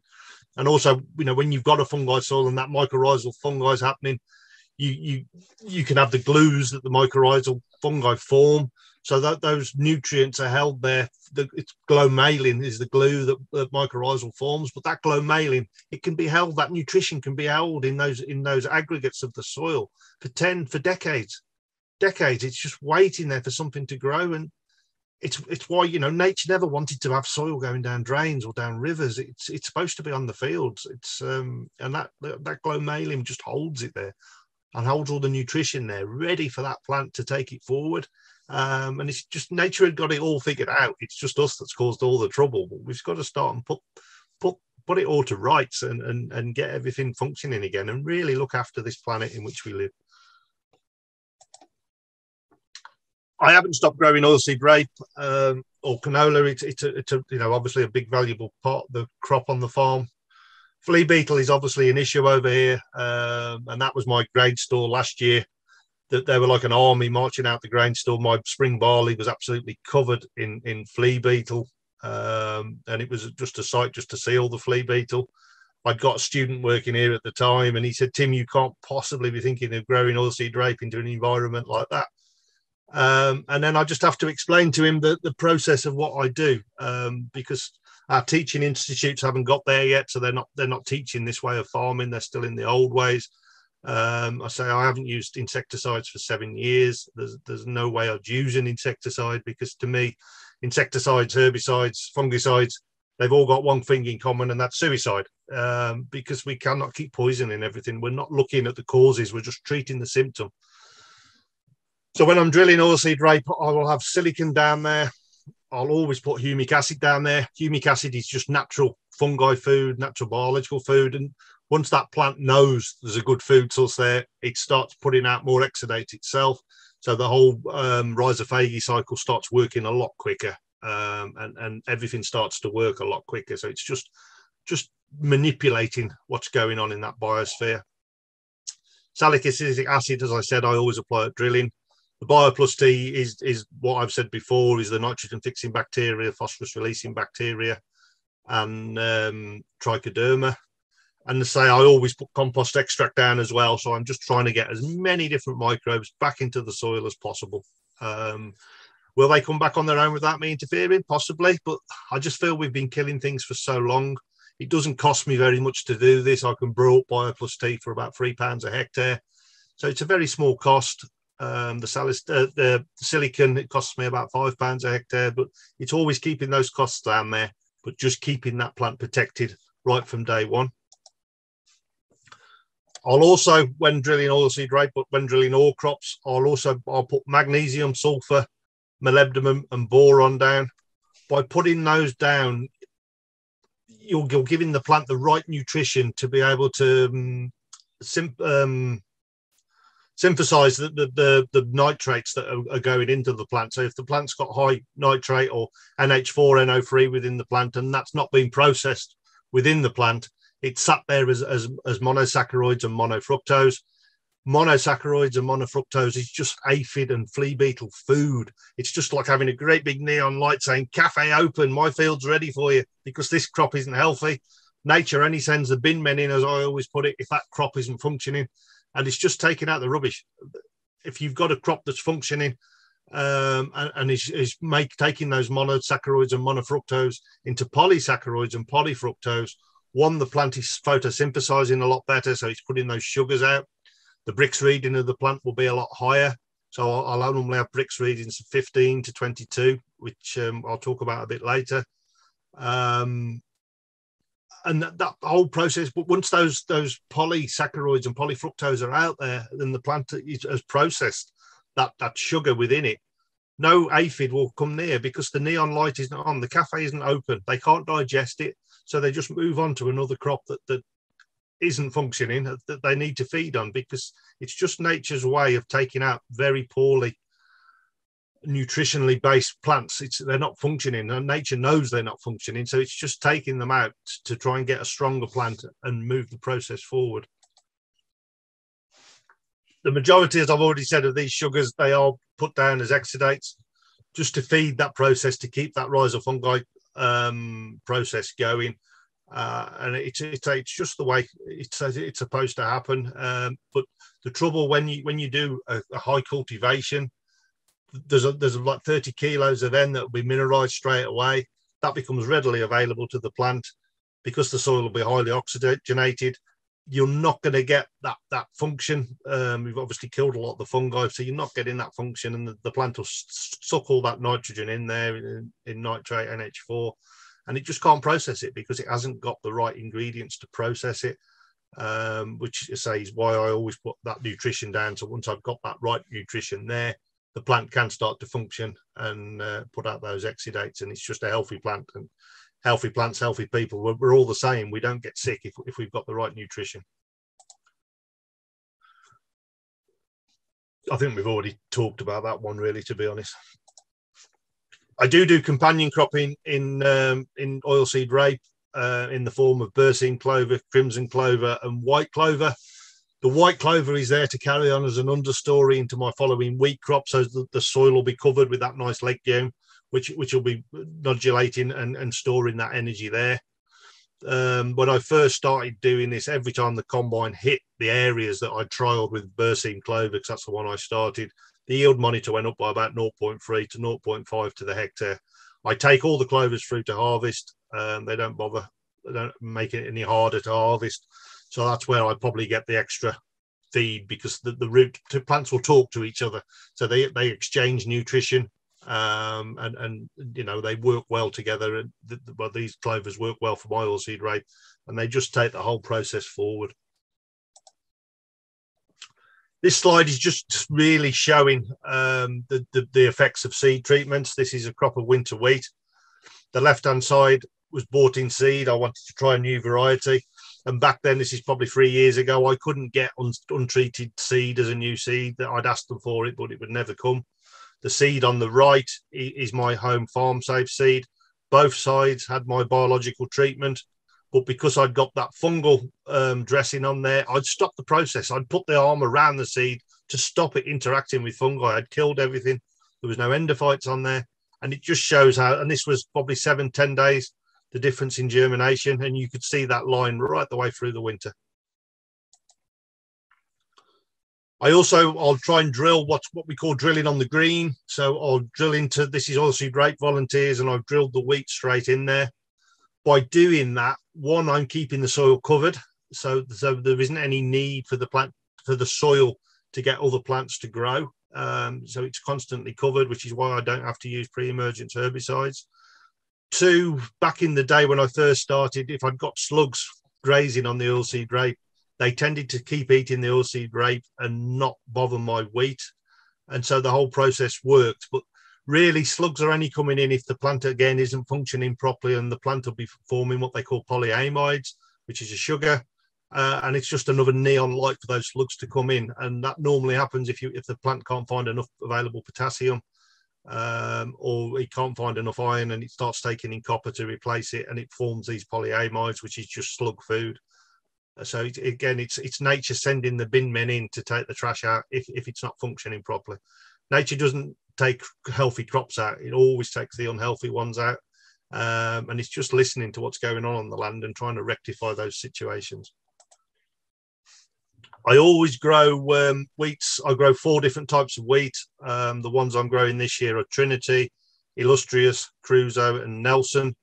By growing those 4 different varieties, I hope to get the resistance value of all 4, and they interact with each other. So it's just keeping that disease resistance as high as possible naturally from those plants, which is why I like a 4-way blend. I think probably as I've gone further down the line, I've realized it's the nutrition that's the most important rather than the blend. If I had to pick one or the 2, I'd go for the nutrition. The silicon is probably the most important one that I do, but I still like to do it. And I think I still think they bring something to the party. I'm sure they do. And it just moves the whole process of using that natural resistance. And that's just a picture showing that 4-way blend. The Nelson that was there is very high in protein, and because I'm growing for milling wheats and I'm not putting as much nitrogen on, the Nelson will naturally lift that protein amount within the crop. This is a crop of Crusoe and Trinity that I grew last year. And this, I put 20 kilos of soil applied N on and 41 kilos of a foliar applied N. The foliar applied is an amide N, so it's just 1 step behind an amino acid. So that conversion work has already been done, so the plant can just use it straight away. And by doing that, it allows me to put so much less on. And I can keep the plant balanced because I do an awful lot of foliar nutrition. So by keeping that plant balanced, I've never got an extreme, which is going to cause me a problem with the plant not functioning properly, which is how I can say keep away from getting fungal infections. That came in last year at about 8.5 tons to the hectare, and that didn't have any growth regulators, any fungicides, any insecticides, seed treatments, or anything. I'm always very aware of carbon, as I'm sure you all are. This is just one of the platforms that I've done. And of course, by putting that much less amount of nitrogen on that crop, my carbon footprint is a lot less. That crop would be net zero, and I'd have carbon to sell. This is a platform from over here that I've used, and we do a lot of soil samples using GPS to go back to the same part of the field every year and take the sample to monitor how that soil's doing. And then by putting all that information in there, all my inputs that we use on farm, everything we use goes into the platform. Basically, I'm burning about 750 tons of carbon, and I was sequestering well over 10,000 tons of carbon. So a group of us then have come together to form the Green Farm Collective, which the Green Farm Collective, we're just a group of farmers that the carbon market is fast approaching, as I'm sure you're all aware. And we just didn't want to have that market taken away from us. So there's the 6 of us that have come together, and we're just trying to be farmers for farmers so as we can control that market and we keep a bigger slice of the cake for once, because I think farmers always have the small slice of the cake, and it's just trying to control that market and keep the ball in our court as farmers. This is a crop of X-Days wheat. and that had 120 kilos of nitrogen in total, no fungicides, no growth regulators. That came in at 11, it came in actually about 11.5 tonne to the hectare, which I was really, really pleased about. And it just shows what can be done by utilising the inputs that I put in there. Whenever I'm putting nitrogen on, I'll always put humic acid with it or a carbon source. By having that carbon source there, I can hold on to more of the nitrogen, and it's not leaching off because it'll have fulvic acid in there as well. Fulvic acid has got a cation exchange capacity of about 1100. So it's just holding it more in the soil, ready for that plant to use it, rather than just letting it run off. But I am trying to get down lower and lower with nitrogen, because it's always said that every spare kilo of N burns 100 kilos of carbon. And we can't keep doing that. And it's just, you know, bringing the whole thing back and just showing what can be achieved, which is why, again, I always say farmers should all be doing our own trials. It's in our interest to do our own trials, but share the information and let's all move forward together. That is just another crop of wheat. That was another crop of Crusoe Trinity. Again, no fungicides or any other inputs. It's just showing what the crops look like. Another biological brew I will do if the nutrition side hasn't worked and the crop has got disease, I will brew up Bacillus subtilis and Bacillus amyliquefascian. The crop on the left is obviously untreated. The crop on the right is treated, same field. And that was a lot of brown rust coming in. And it just shows the difference of brewing up that biology and just showing that it can, you know, it does actually work. It does actually do something. I can brew up that mixture for probably about £4 a hectare. It's also fantastic on fusarium, where I missed a patch of the fusarium, I'd got 36% fusarium. Where I treated, I'd got about 2% fusarium. And it just shows that it does work. It's better than chemicals on the fusarium side. But by getting rid of that fusarium, by controlling it, I'm not carrying that fusarium on into my next crop, because the seed obviously hasn't got it to carry over. So it's just improving the whole process all along. The other thing I've noticed with not using fungicides, the straw breaks down an awful lot quicker, because obviously I haven't got that barrier there. So a chopped straw field is gone very, very quickly within weeks, rather when I used to use fungicides, 4 or 5 fungicides, it would be lying there for months. And it just shows the difference when you don't put that barrier there and you let nature do its job. That is a field of oilseed rape. That I think, if I remember right, I was about 120 kilos of N on there. Again, applied as a foliar. Foliars are far more efficient. And they do far more, they're far more effective than doing soil applied. That is just showing most crops I do drill on the green, but spring barley just doesn't like being drilled on the green. That was an area I'd missed with the sprayer, and I drilled the crop and then came in and put glyphosate on afterwards. And it just shows the difference it made to the crop just by using the glyphosate. This was Planet Spring barley, again, 20 kilos of soil applied in, 18 kilos as foliar, and that was my best yielding barley on the farm. And again, no fungicides, no insecticides, no growth regulators. This was a field of beans drilled on the green. We had a very, very dry spring here last year, and this was the only field that I did have moisture on, and it's just purely because I kept it covered. And you can just see the beans coming through there, and that is the same bean crop. Again, I don't use fungicides on beans. I haven't done for years.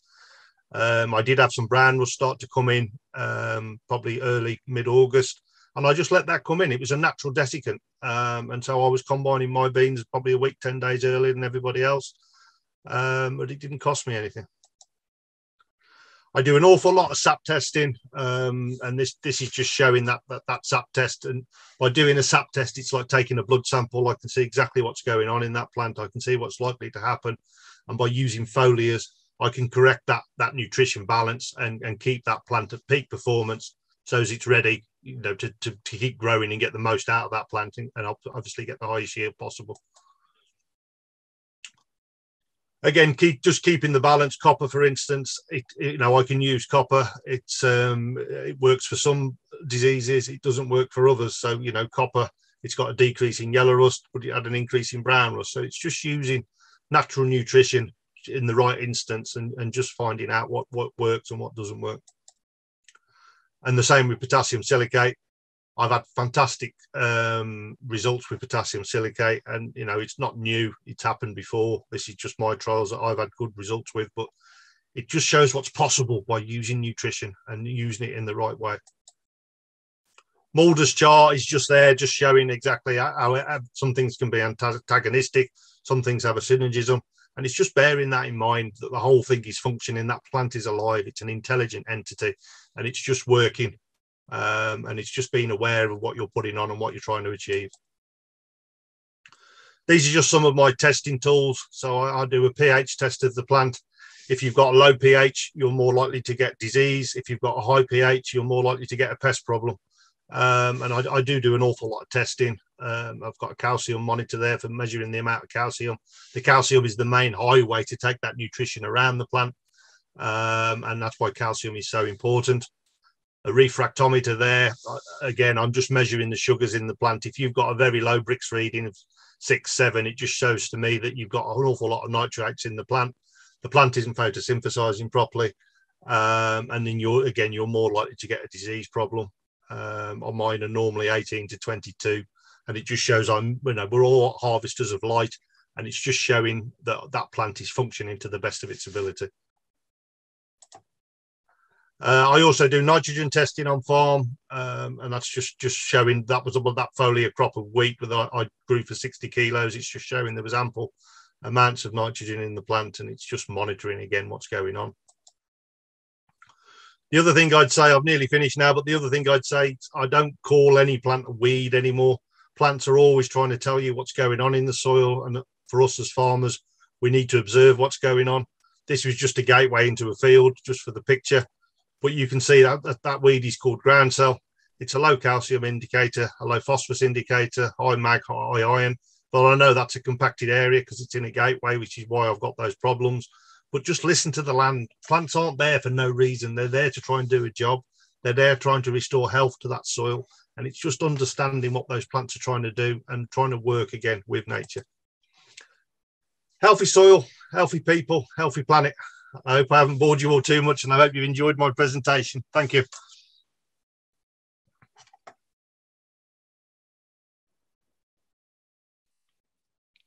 Thank you, Tim, for your interesting, effective, and very attractive presentation.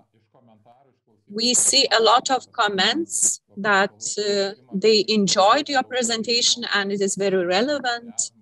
And your enthusiasm is much appreciated. It inspired a lot of listeners to implement new technologies and be environmentally friendly. And of course, to preserve the soil. As I've said, we have a lot of questions. We do not have time for all of them, but I will ask several of them. Regarding the bacteria, the question is, as I understand it, you produce the bacteria or reproduce them yourself. Is it cheaper this way, or is it so that you just are not satisfied with the ones that are sold on the market? There's two answers for that one. One, I will buy in the bacteria as microbes and I brew those up. The reason for brewing is it makes it 3 times cheaper than buying the microbes as whole. But the reason I'm doing the compost is, one, I think compost has got a lot more to offer. And so by brewing the compost, I'm bringing in a whole different realm of microbes rather than just specific ones.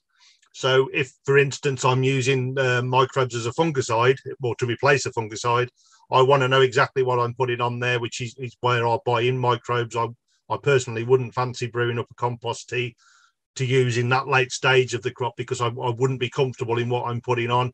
For instance, if I'd got some Legionnaire's disease in that compost, I wouldn't be able to know, but I could be putting that on the crop, which would then go into the food chain. So I wouldn't be comfortable in doing that. So it's just 2 different types of answers, really.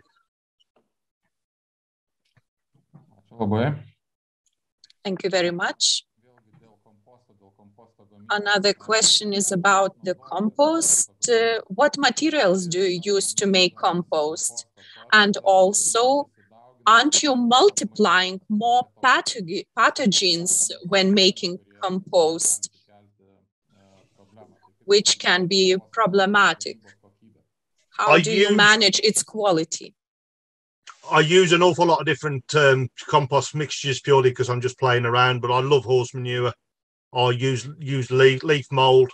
I'll use hay. I've used chaff from the crops.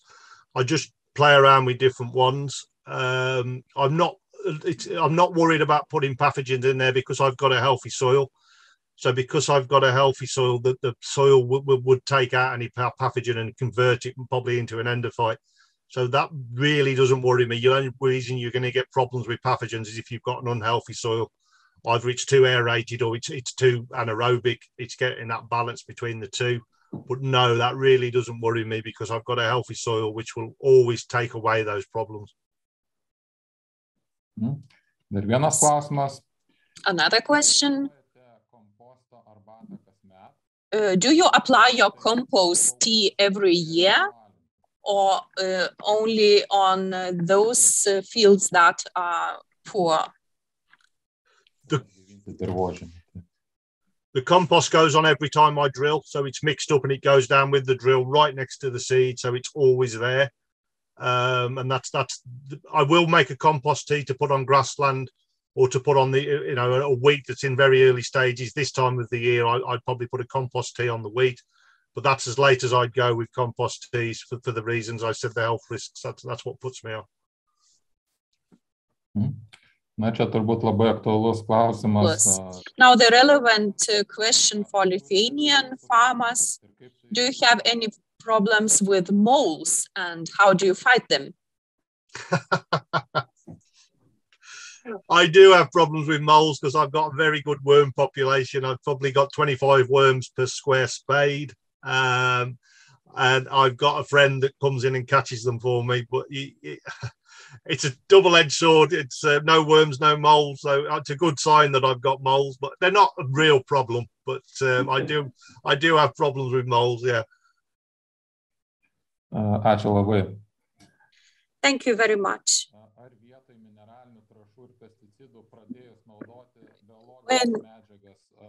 Has the use of biology instead of mineral fertilizers and pesticides reduced your plant yields and have costs increased? Did profit decrease for you? No, profits increased. We're making far more money now than we've ever done.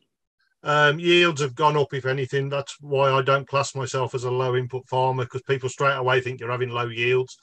To do 11.5 ton in this area is, it's exceptional. Most people would be yielding 8.5 ton per hectare around here. So profit's gone up.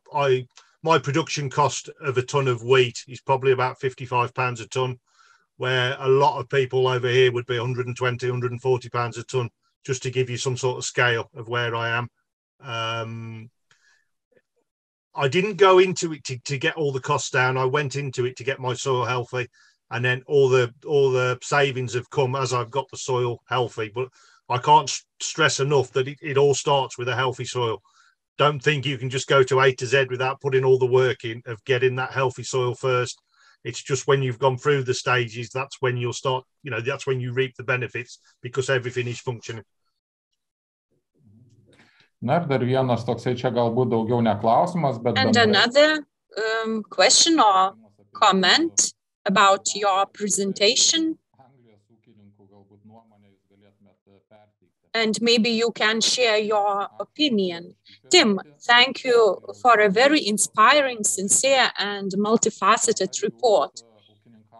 When you farm sustainably, do you get complaints from neighboring farms that use highly chemicized practices? That is one part of the question. And another part is what is the opinion of other English farmers on the technologies of your farms? And do you think the provisions of the EU's farm-to-table strategy are realistic to make them practicable? For example, to reduce pesticides by 50%, increase protection of habitats, reduce synthetic fertilizers by 20%, etc., etc. What is your...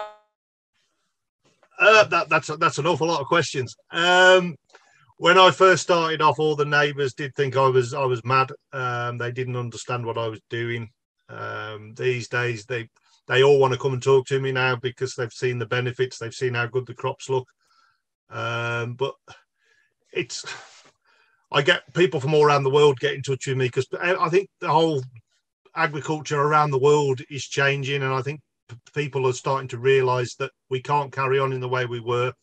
There isn't the money there to carry on. We can't carry on polluting the world, and I think it's all coming together that every farmer wants to change the way he farms. And when you walk around my farm, you know, I could talk for hours on what I do. I've just given you a brief intro, really, as fast as I can, but the amount of wildlife that comes on the farm and the amount of rare species that I get on the farm, they're here in vast numbers now because I've got the food. The whole ecosystem is working, and I think that feel-good factor has to be taken into account, because I don't think you can put a price on that. And I have yet to see any farmer that doesn't like walking around their farm and seeing all that wildlife functioning and working and seeing it active.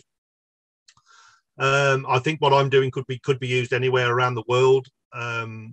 My fertilizer, sort of like 10 years ago, I would have been probably using about 280 kilos of N. I'm now down to 120, down to 60 last year. And that, again, could once you get that plant functioning, that could be done anywhere. It's not just me. It's just understanding what we're trying to achieve. The savings I've made on P&K fertilizer, and I don't think I'm ever mining the soil. I still monitor the soil all the while to see what indices and the amounts of fertilizer I've got, and if anything they've gone up, or they have gone up, they haven't gone down. And it just shows that biology is just working. Potassium, for instance, will continually cycle on a plant. It's dripping off the leaves, it's going back into the roots. We don't need to be putting it on there, and it's just madness that we're doing it, in my mind. But it's just understanding what we're trying to achieve and moving forward. But the main thing is that we all help each other and go forward as one, because we're all the farming community of the world. We've got a lot of people to feed, but we also need to keep our businesses profitable and healthy. And that has always got to be the number one thing, is to stay in profit, because if we're not in profit, we're out of business. And that is the same all around the world. And that has to be the number one thing in my mind all the while. Thank you. And the last question, although there are many of them, how do you solve the problem of lodging of crops without growth regulators? Is it possible to get a satisfactory yield this way with fertilizers compensated by various biological additives? Because I'm not using the amount of nitrogen. So, for instance, for every molecule of NO3, you're taking in 3 molecules of water. So you're getting an awful lot of water in that plant. So you get loads of growth when you're using NO3. But you're also getting very weak cells because they're full of water, they're expanding, and that's why you get lodging. The other thing that I do, because I use an awful lot of silicon, that silicon is making that cell wall stronger all the while, and I'll do 3 or 4 applications of silicon. So that cell wall is strong. It's like a brick wall, and that's the reason I don't get lodging. I haven't had lodging for years because I've taken the need. That plant isn't going to lodge because the cell walls are so strong, and it's just getting that armor on the plant that it can stand anything. And it's the same, if you do an application of copper, for instance, that copper will allow the plant just to sway in the wind. It makes it more flexible. So, I don't want it too rigid, but it's just keeping that plant so it can move with the wind and go with the flow. Thank you very much, Tim, for your inspiring presentation. I think that many listeners have been impressed by your practice and presentation, and maybe they will try to implement it on their farms. Thank you very much. Our conference is proceeding. And we are now having 15 minutes breaks, and we'll have the last presentation, which is, I hope, not the less interesting than the previous one. Thank you very much. Thank you.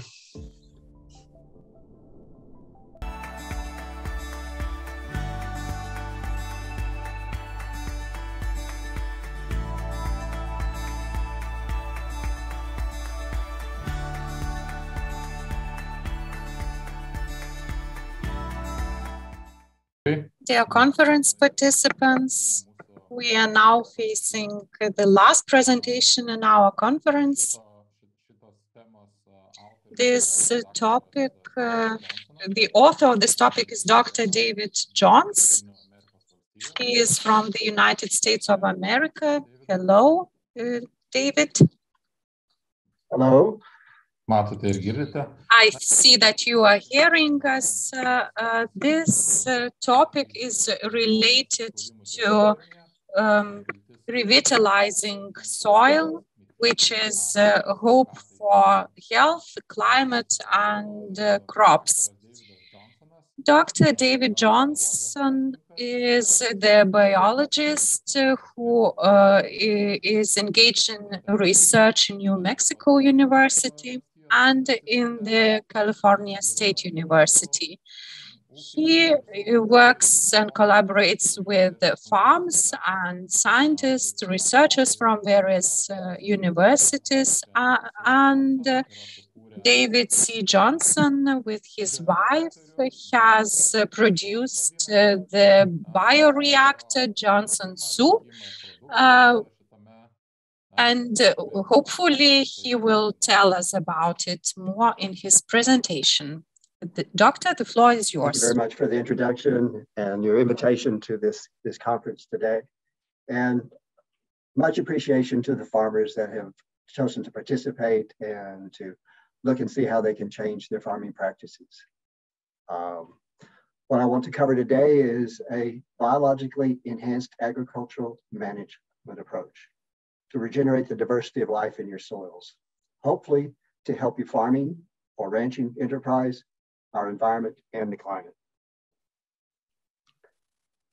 BEAM, or the Biologically Enhanced Agricultural Management Approach, is a systems perspective, viewing our soils as a system. It includes all practices that either enhance or improve populations of beneficial microbes in the soil microbiome.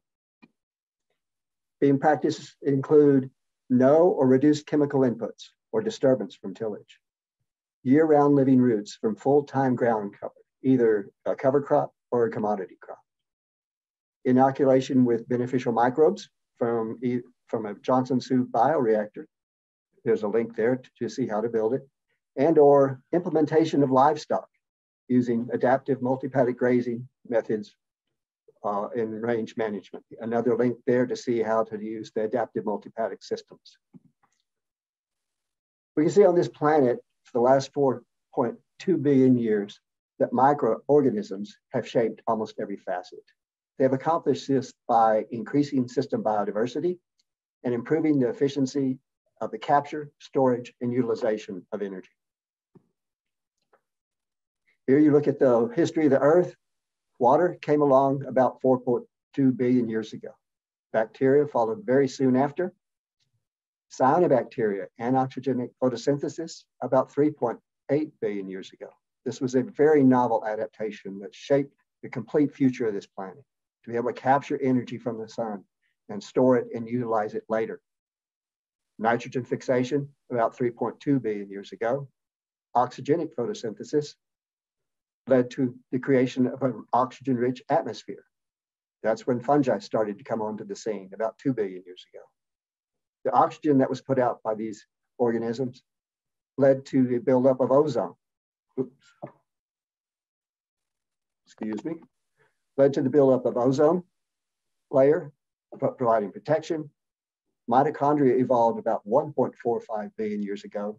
This led to an 18 times increase in energy use efficiency. First single cell animals didn't appear until 750 million years ago, and multicellular photosynthesizing organisms about 700 million years ago. Land plants and glomeromicota about 400 to 500 million years ago. And us, we just got here. We are enjoying all the adaptations that have happened on this planet. So as we look at this, we see for 85% of the history of this earth, microbes have dominated. So microbes are the backbone of every organism and ecosystem on this planet. When we look at a cell count comparison in humans, now the human microbiome is composed of bacteria, fungi, protozoa, and viruses. We have about 10 trillion human cells in our body. We have 90 trillion microbial cells and 1 quadrillion resident viruses. As far as a gene count comparison, we as humans have about 23,000 human genes. Our gut microbiome alone has 22 million genes. So we're outnumbered by 99.99% to 1. What do these organisms do for us? They digest our food. They create nutrients that we can't get in our diet. They do cell renewal. They comprise approximately 60, what is more like 80% of the immune system now. They control our appetites and cravings. They do vitamin synthesis. They detoxify carcinogens. They prevent allergies, skin diseases, and asthma. They turn on and off genes that regulate brain development, anxiety, depression, autism, arthritis, and emotional behavior. So what happens when these microbial communities are disrupted through either diet-related issues, administration of antibiotics, or exposure to chemicals? We see a host of autoimmune diseases that we've seen in our societies now. Let's look and see what a diet-induced extinction event looks like. This is mouse population or mouse generations year after year after year after you've taken fiber out of the diet. You see a reduction in the diversity of the microbes in their gut microbiota. We'll say, okay, we just bring fiber back into their diet. We still see continued decrease in the community diversity in their stomach microbiota. If you come back with a fecal matter transplant and increase fiber in their diets, immediately you see the system is restored, function is restored to be able to break down that fiber. Over the last 70 years, these autoimmune diseases have increased up to 400%. Asthma, type 1 diabetes, multiple sclerosis, and Crohn's disease. The Crohn's disease can be quite debilitating. People can suffer for decades with this. They can take more antibiotic regimes to try to cure it. They can have resections of their intestines. And many people can even die from this. But they're finding if you bring a fecal matter transplant from a healthy donor, many of these individuals can be cured within 24 hours.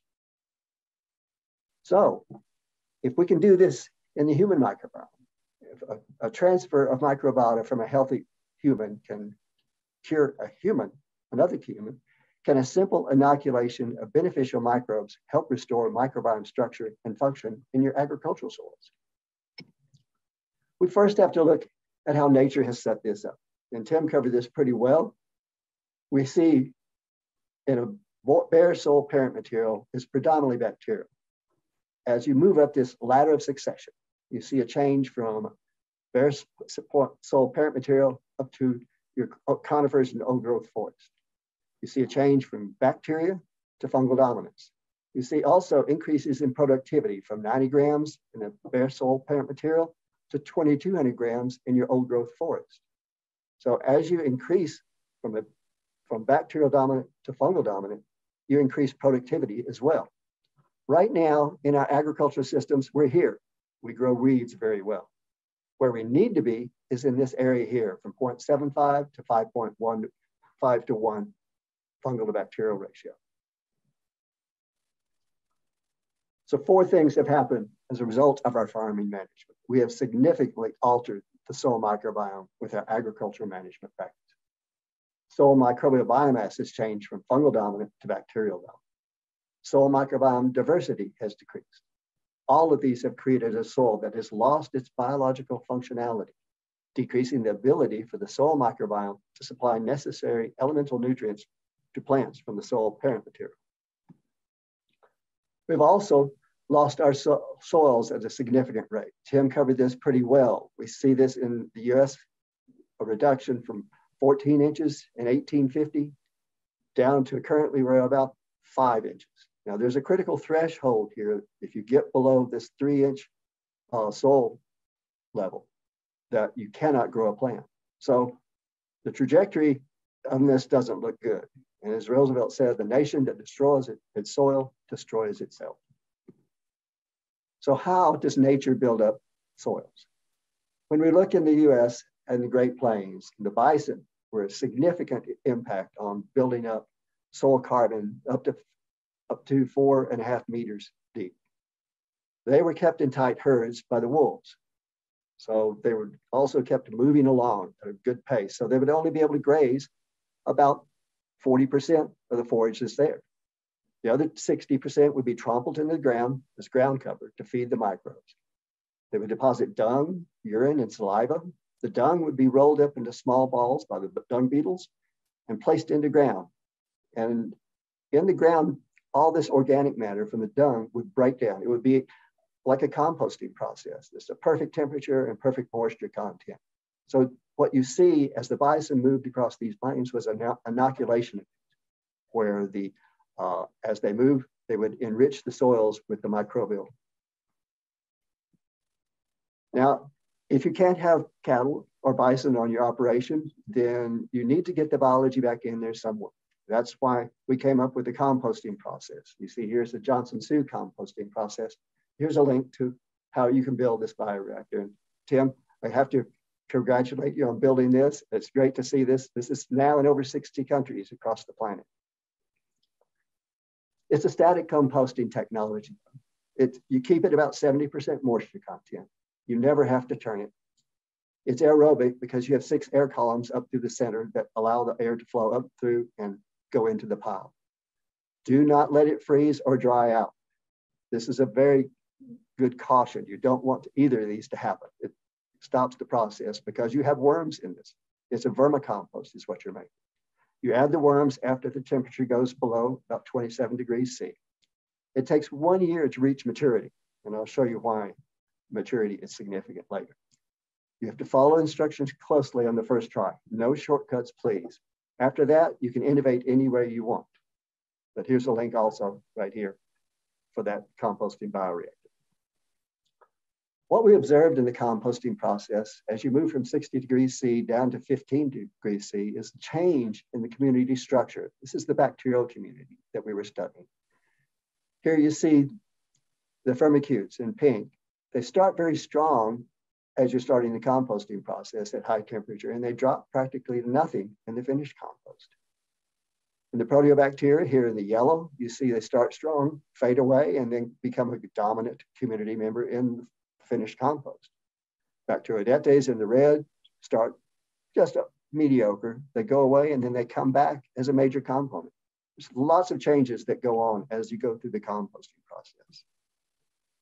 Here are 2 composts made 10 years apart. The top compost was made with dairy manure, leaves, yard trash. The bottom was made out of just alfalfa. You can see a striking similarity in the compost made a decade apart with the same process using different materials. This is at 4 weeks, what the bacterial species look like. You have about 23 species of bacteria in the top 80%. This is at 22 weeks, when most people say, okay, my compost is done. I don't need to let it go any longer. You see about 57 species. If you allow it to go the year, you see you have a 4 times increase in the species of the bacterial community. This is important to see because diversity is key in this. Diversity is a currency for survival on this planet. So the longer you let this compost go, the more diversity you have. So what do these microbes do for you? Well, for one thing, there's about 23 nitrogen fixers in this compost that we see. They're both free living and symbiotic. There's phosphorus solubilizers. The phosphorus that you've applied to your soil is most likely not available because it's locked up due to the physical chemistry. When you add the right biology, they can solubilize the phosphorus and make it available to the plant. You also have microbes that oxidize the elemental nutrients out of the soil, making them available to the plant. You have carbon and nitrogen cycling microbes. Now, these are very important to you. This is a process, a circular process, cycling carbon and nitrogen in your system. Carbon is like money in a monetary system. If you don't have a certain flow or velocity of money through the system, it's a broken system. But when you do have the flow, it's a very healthy system. So this is what you need to see in your soils. We also see phytohormone production in this compost. Hormones that increase plant growth. But what we see most importantly, as you build up the biology in your soil, is a thing called quorum sensing. It's when organisms, different organisms, get together and they express genes as a community, cooperatively, collaboratively, and express genes that they can't as a single organism. So we see, as you build your soils up, you are building quorum sensing up in your system. You're building a synergy in the system. So we started about looking at some greenhouse experiments with green chili, assessing the influence of fungal bacterial ratio on carbon and nitrogen partition. And you'll see in the next few charts that the colors represent the different carbon flow. The brown is root carbon. The green is carbon that flowed into the plant shoot. The red is carbon that flowed into the plant fruit. Gray is new soil carbon. Blue is respiration carbon. And orange is carbon that flowed into nitrogen fixation. On the top left, you see we have a fungal dominant, a bacterial dominant system, excuse me. It has very few fungi. It has very low carbon. As you move up through this process, on the bottom right, you'll see a fungal bacterial ratio of about 3.68. You notice in the flow in this system, in the bacterial dominant system here on the left, only 3% of the carbon flowed into the plant. The rest of it flowed into the soil. Now, how important is it for a plant to devote 97% of its energy into the soil and not into the plant? It must be important to rebuild that soil microbiome. And as we go up, higher fungal bacterial ratio, you set 17%, 21% of that energy flow or carbon flow goes into the plant, 30%, up to 56% when you get into a fungal dominant system with high carbon soils. So in our agricultural system, we're here now. We're about 11% efficient. Technically, you should be able to increase your productivity 5 times in these systems as you move your soils up to a fungal dominant system. We started small plot trials next, and we had a compost application rate on the ground at about 450 kilograms per hectare, or about 45 grams per square meter. This is what it looks like on a 30 by 30 centimeter square. It's a dusting of compost. It is not a nutrient amendment. It is a microbial amendment. So we're looking at a desert sandy soil trial. You can see the soils we're dealing with. They're very sandy soils. And in this, we were growing cover crops, cutting them, hauling them off, and regrowing a crop for about 4.5 years. And what we saw in our first season, this winter cover crop did about 800 grams of dry biomass per square meter. This is the second season. We did 1,608 grams, so we'd about doubled our productivity. This is the third season. Remember, no fertilizers, just biology. We were doing 2,190 grams. That's about 654 kilograms of nitrogen per hectare that these plants have provided in order to grow that much biomass. This is what it looks like on the chart. The green bars are the treated, the compost treated. The yellow are our controls. You can see we're looking at winter cover crops here only on this left-hand chart. We started at productivity of about 492 grams of dry biomass per square meter. And within that third cover crop, the third winter cover crop, we saw a 4.5 times increase in the photosynthetic capacity of that soil. And this is just with biology. We're putting in about 872 kilograms of nitrogen per hectare per year in these systems when you look at the annual increases. Now, remember, without the compost, we were only able to produce about 2,200 grams of dry biomass per square meter. And yet with the compost treated soil, we're seeing over 3,000 grams. Now remember, when I talked to you about the old growth forest, they produce about 2,200 grams of biomass per square meter per year. Those are the most productive natural ecosystems.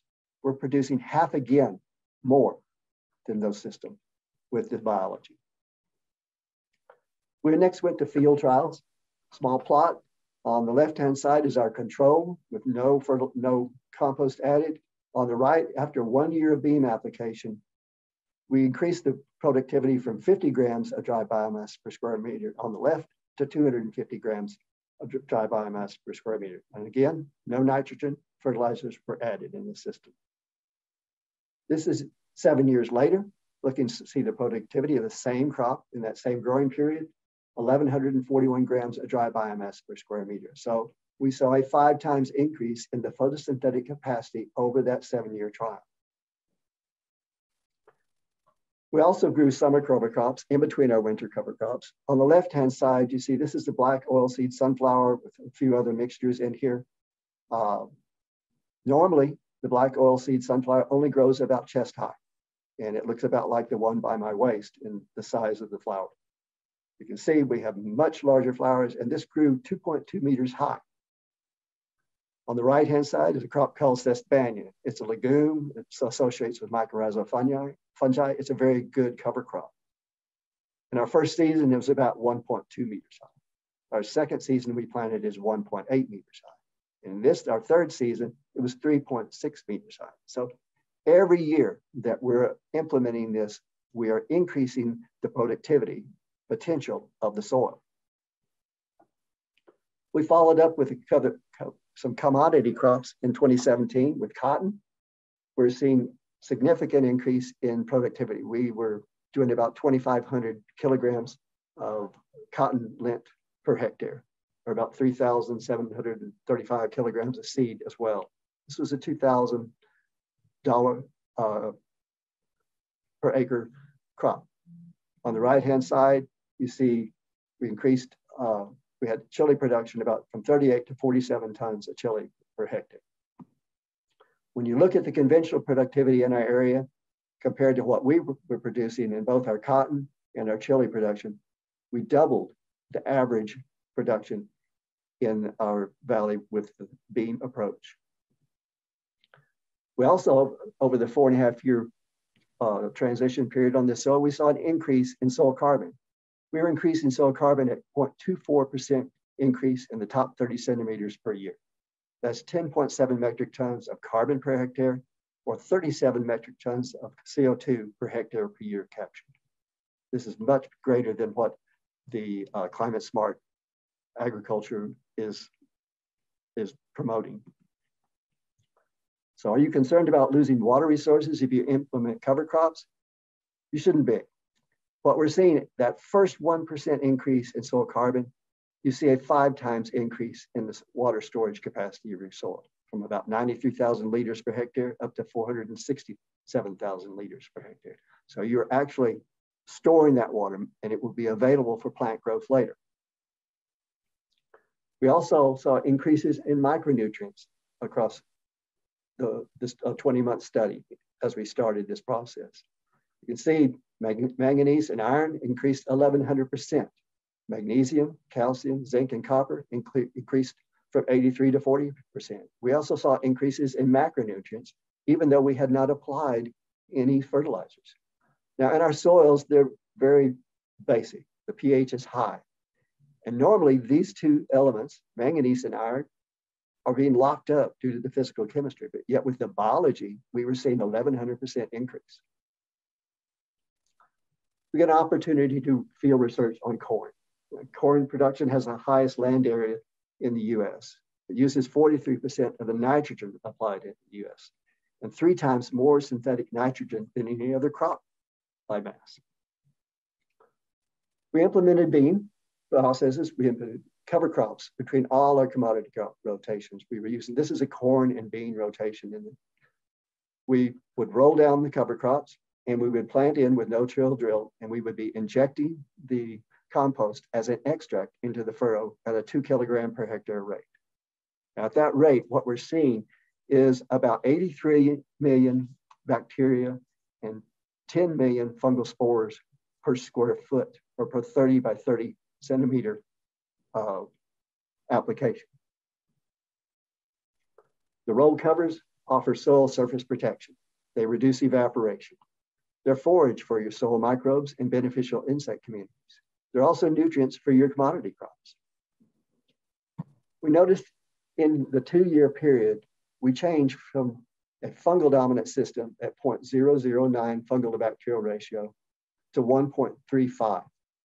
That 2 years of adoption of being increased the soil fungal biomass by 24 times. Here you can see in 2019 to 2021. We also reduced the bacterial biomass by 6 times.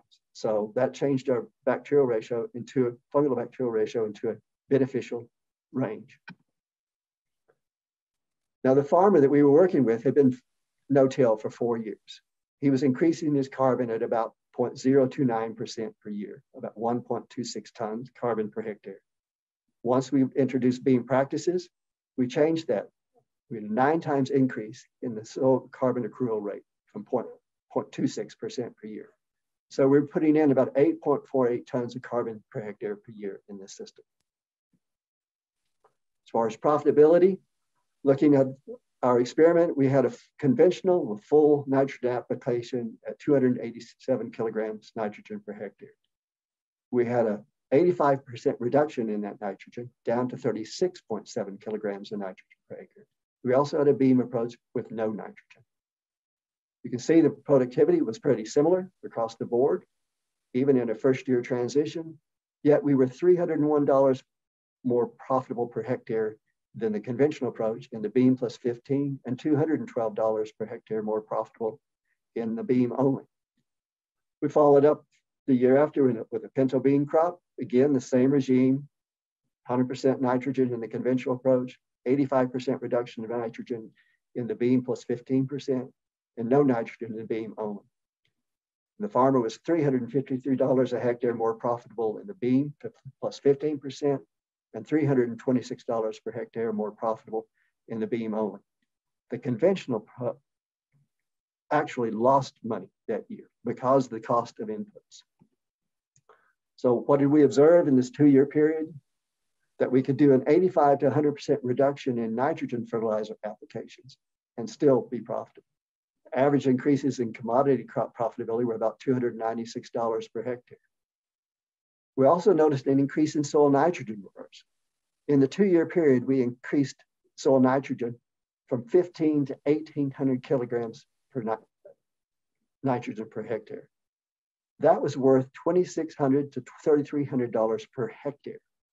The farmer made more on the nitrogen that he put in the soil than the commodity crops he grew. So he's rebuilding that system, rebuilding the nitrogen reserves and also the carbon reserves. You saw this was an area in a desert area that a very saline soil. We saw a 42% decrease in soil sodium concentrations in profiles down to 45 centimeters. We also reduced pesticide and herbicide applications. We have another project in Turkey, the cotton project, and we did the same approach there. We grew cover crops, we rolled them down, and we planted the cotton into them.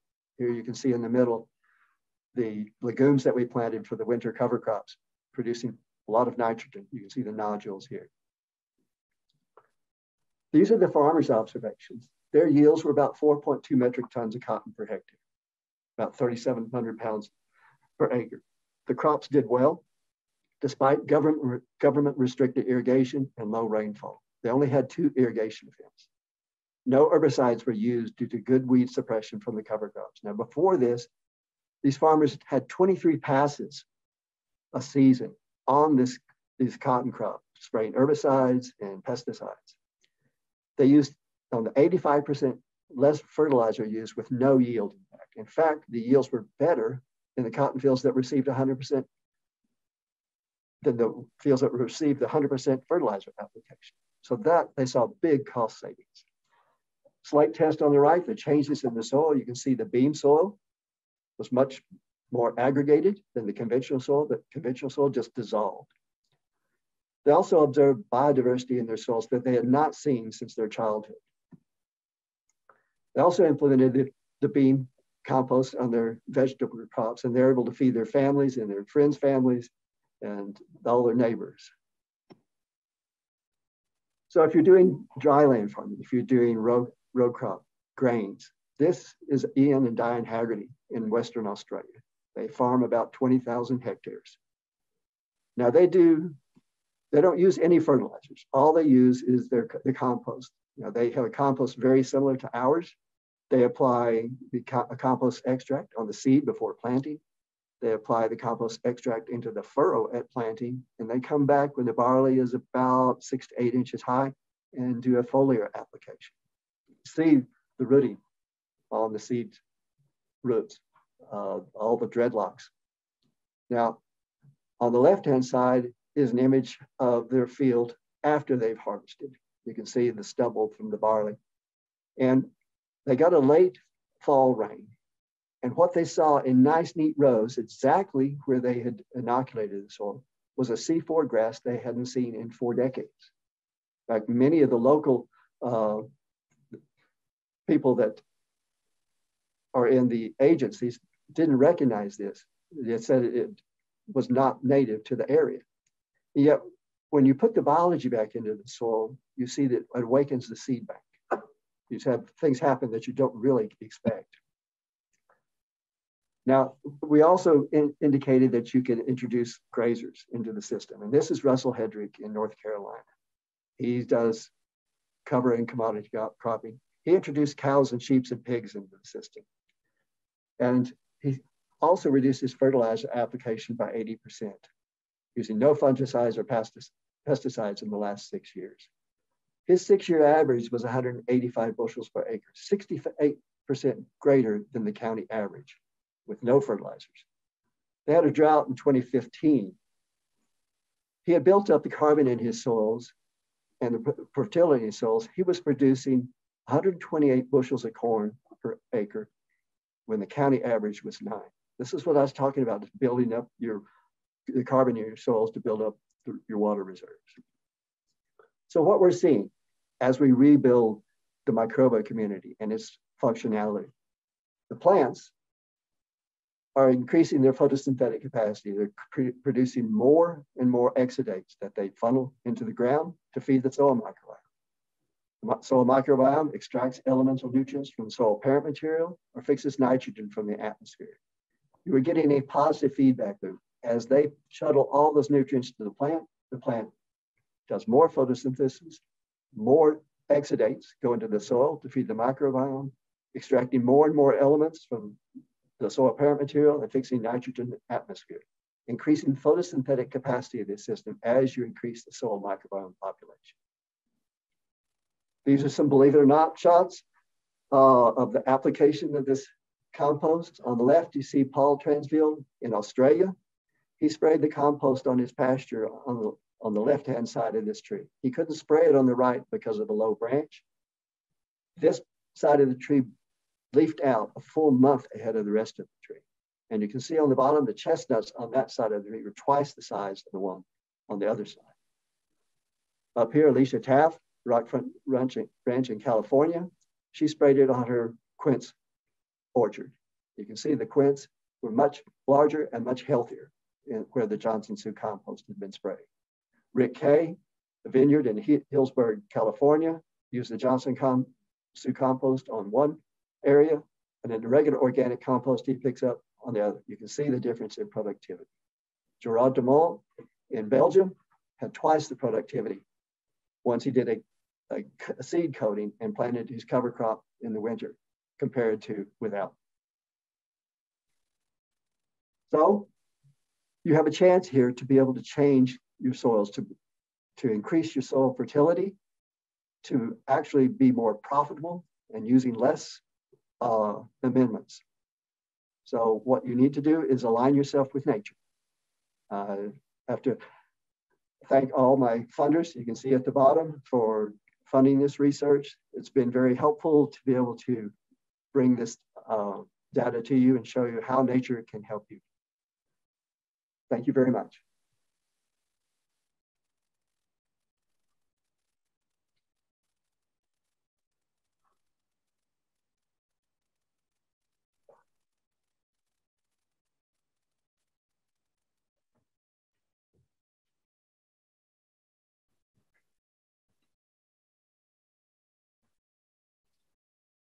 Taigi, ačiū.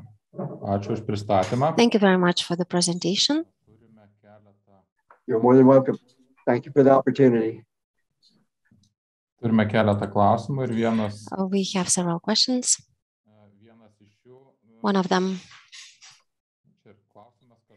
it's a thank you as well as a question. Thank you very much, David, for your presentation. For several years, we have been producing Johnson Sioux compost inoculator in Lithuania, and we can see very positive results.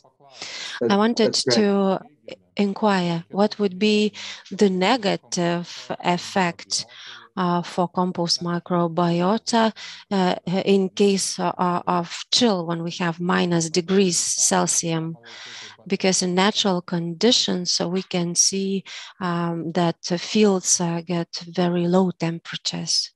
What could that do to microbiota? As far as the field, is this what you're asking, or the composting bioreactor? Na, čia turbūt klausia ir So probably both. During the compost production, if we make it in this cold period, and then when we have the compost on the field, then we have very low temperatures as well. As far as the composting bioreactor, you need to avoid letting it freeze. But it's a living organism, what you have there. And you wouldn't put somebody out in the cold without a coat during the winter, because what would happen is the worm population would die. And worms are very important in this. It's a vermicompost. And they have significant impact on the compost and as well in your soils. Now, your soils are nice as the worms can go down. They can get into a temperature range that they can survive and they can come back up. And most of these microbes, the fungi, if they have conditions that are not optimal for growth, they will sporulate and they'll form spores.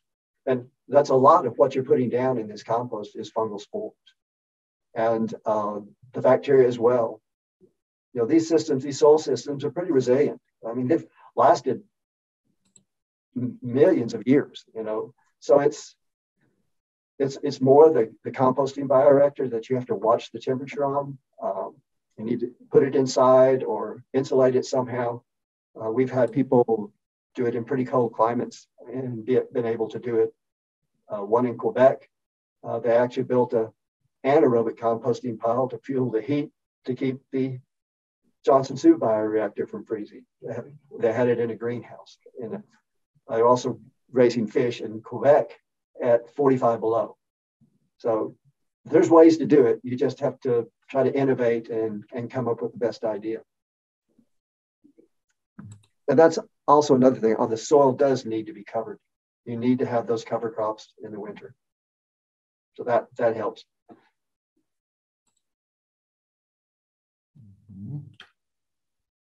Dar vienas klausimas. One more question. Have you had any studies or research that could tell us what types of plants could be best for composting? Well, we've seen it doesn't really matter much on the materials. We compared compost made in Australia with eucalyptus leaves to a compost made in the US using the same process. And they were almost identical in when I did a metagenome and metatranscriptome analysis. And we also see other vermicompost have similarities as well. So it's not the materials that you put into it. It's more the process, more having that 70% moisture content, because that is the prime moisture content for fungi to work effectively, and also your worms. That's ideal. It's the ideal moisture content and aerobic. It's very important to that it's aerobic. And the way the pile is designed, it stays aerobic. You know, that's the nice thing about the composter. Anybody can do this anywhere. And you can make your own product and apply it to your field. It's not proprietary. It's easy to do. And you can, if you do it right, get a very consistent product. It's very beneficial for your soils. Ačiū. Thank you very much for your answer. Another question. Only several bacteria introduced with compost into soil when we have billions of different bacteria in the soil. So bringing this few, is that really beneficial to bring those few when we have billions available already in types and species in the soil? And even if we bring those several types of or species of bacteria, is that actually beneficial? Well, we see, since we're observing that there is a common endpoint in this composting process, that the similarity in the end product is the same in the US as it was in Australia. There is an endpoint that nature has, a common endpoint, and we're just mimicking what's happening in the soil. This is no different if you were just like when the bison on the Great Plains, it was a composting in place in the soil. So and there are thousands of species of microbes that we see in this compost. So nature knows how to bring a community back. You have to kind of rely on nature, that the microbes in this compost, when you put them in, she doesn't pick all of them. I can show you in research that she'll only select certain ones out of that community. It depends on the situation. It depends on what she needs. But what you're bringing in is like on a baseball team, where you have a roster of players that have different talents, and you put them in at different times depending on what you need. You know, you have defensive players, you have offensive players. You're different positions require different talents. It's the same thing in the soil.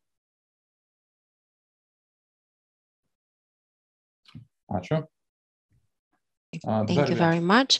One more question. When making compost, is it necessary to add manure, cattle manure, or can we replace it with some other materials? You can replace, if you have cattle manure, you can put it in. You need to mix it to bulk it up with some other drying agents like hays. You can do straight alfalfa. The product comes out the same, or leaves. And the carbon to nitrogen ratio has not really been critical in this. So, you know, leaves at 50-to-1 carbon to nitrogen ratio, and yet they compost fine. If nature needs nitrogen, what we see is a lot of nitrogen fixers in this compost. So nature will bring the nitrogen in with those organisms. Nature can balance herself. You know, we have to kind of step back sometimes and allow nature to do what she does, especially in our fields. Observation, as Tim said, is key to this process. It's not the same everywhere. You have to observe what's going on and see how nature works. And so you can follow her lead.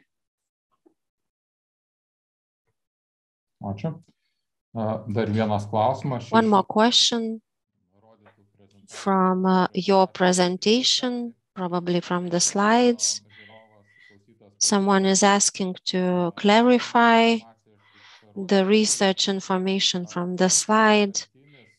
This one-time sandy soil fertilizing with compost created conditions to receive the yield, increasing yield year by year. And Johnson-Su compost was sufficient to achieve such great result in 2015, 2016. So probably someone wanted to clarify whether it's actually sufficient to use these preparations not as frequently, and that actually improves the yield in light soils. Okay, it depends. Now, the compost, it's not magic. You always have to have a crop growing. You always have to have that flow of carbon into the soil to feed the microbiome. But we only put the compost down one time in that experiment. We were trying to test and see just how much plant growth we could attain with one application of compost. And as long as you keep a living root in the system, that biology can grow. And you're increasing the population of that bacterial community or the microbial community. You're increasing the structure. You're moving it from bacterial dominant to fungal dominant. You're increasing the diversity of the microbes in that system. And in that way, you're increasing the functionality, the biological functionality of the system. And if you keep a living plant in there, I know we see that the bison didn't travel in the same place every year, and yet the soil built up well in the Great Plains. So it's, from what we observed, that one-time application at that heavier rate was adequate to see year after year increases in productivity.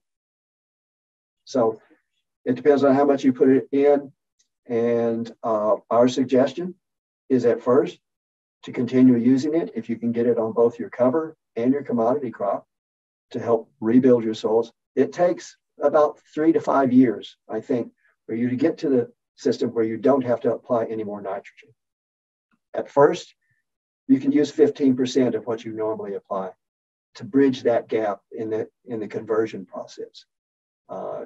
Try it on a small plot first to prove it to yourself, to show that, okay, I've got the right biology in this and it can function for me and it can supply the nitrogen I need and I can produce more crop with fewer inputs and make more profit. That's what will drive this, is the profitability in the system.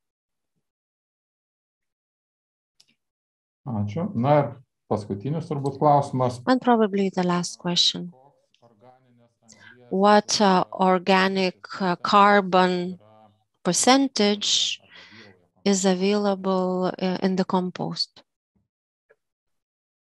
All the soil organic carbon is roughly 10% in the compost. So you're not putting a lot of carbon on as well. It's all about the biology. I can't stress enough that nature has the ability to fix this system for you if you allow.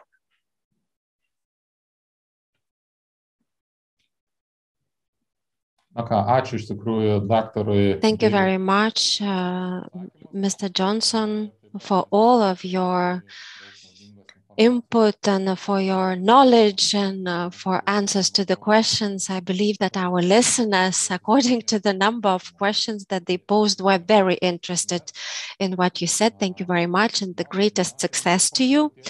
And today, although we are behind the schedule, we are approaching the end of the conference. We've already listened to all of the presenters planned for these 2 days of the conference that we just had.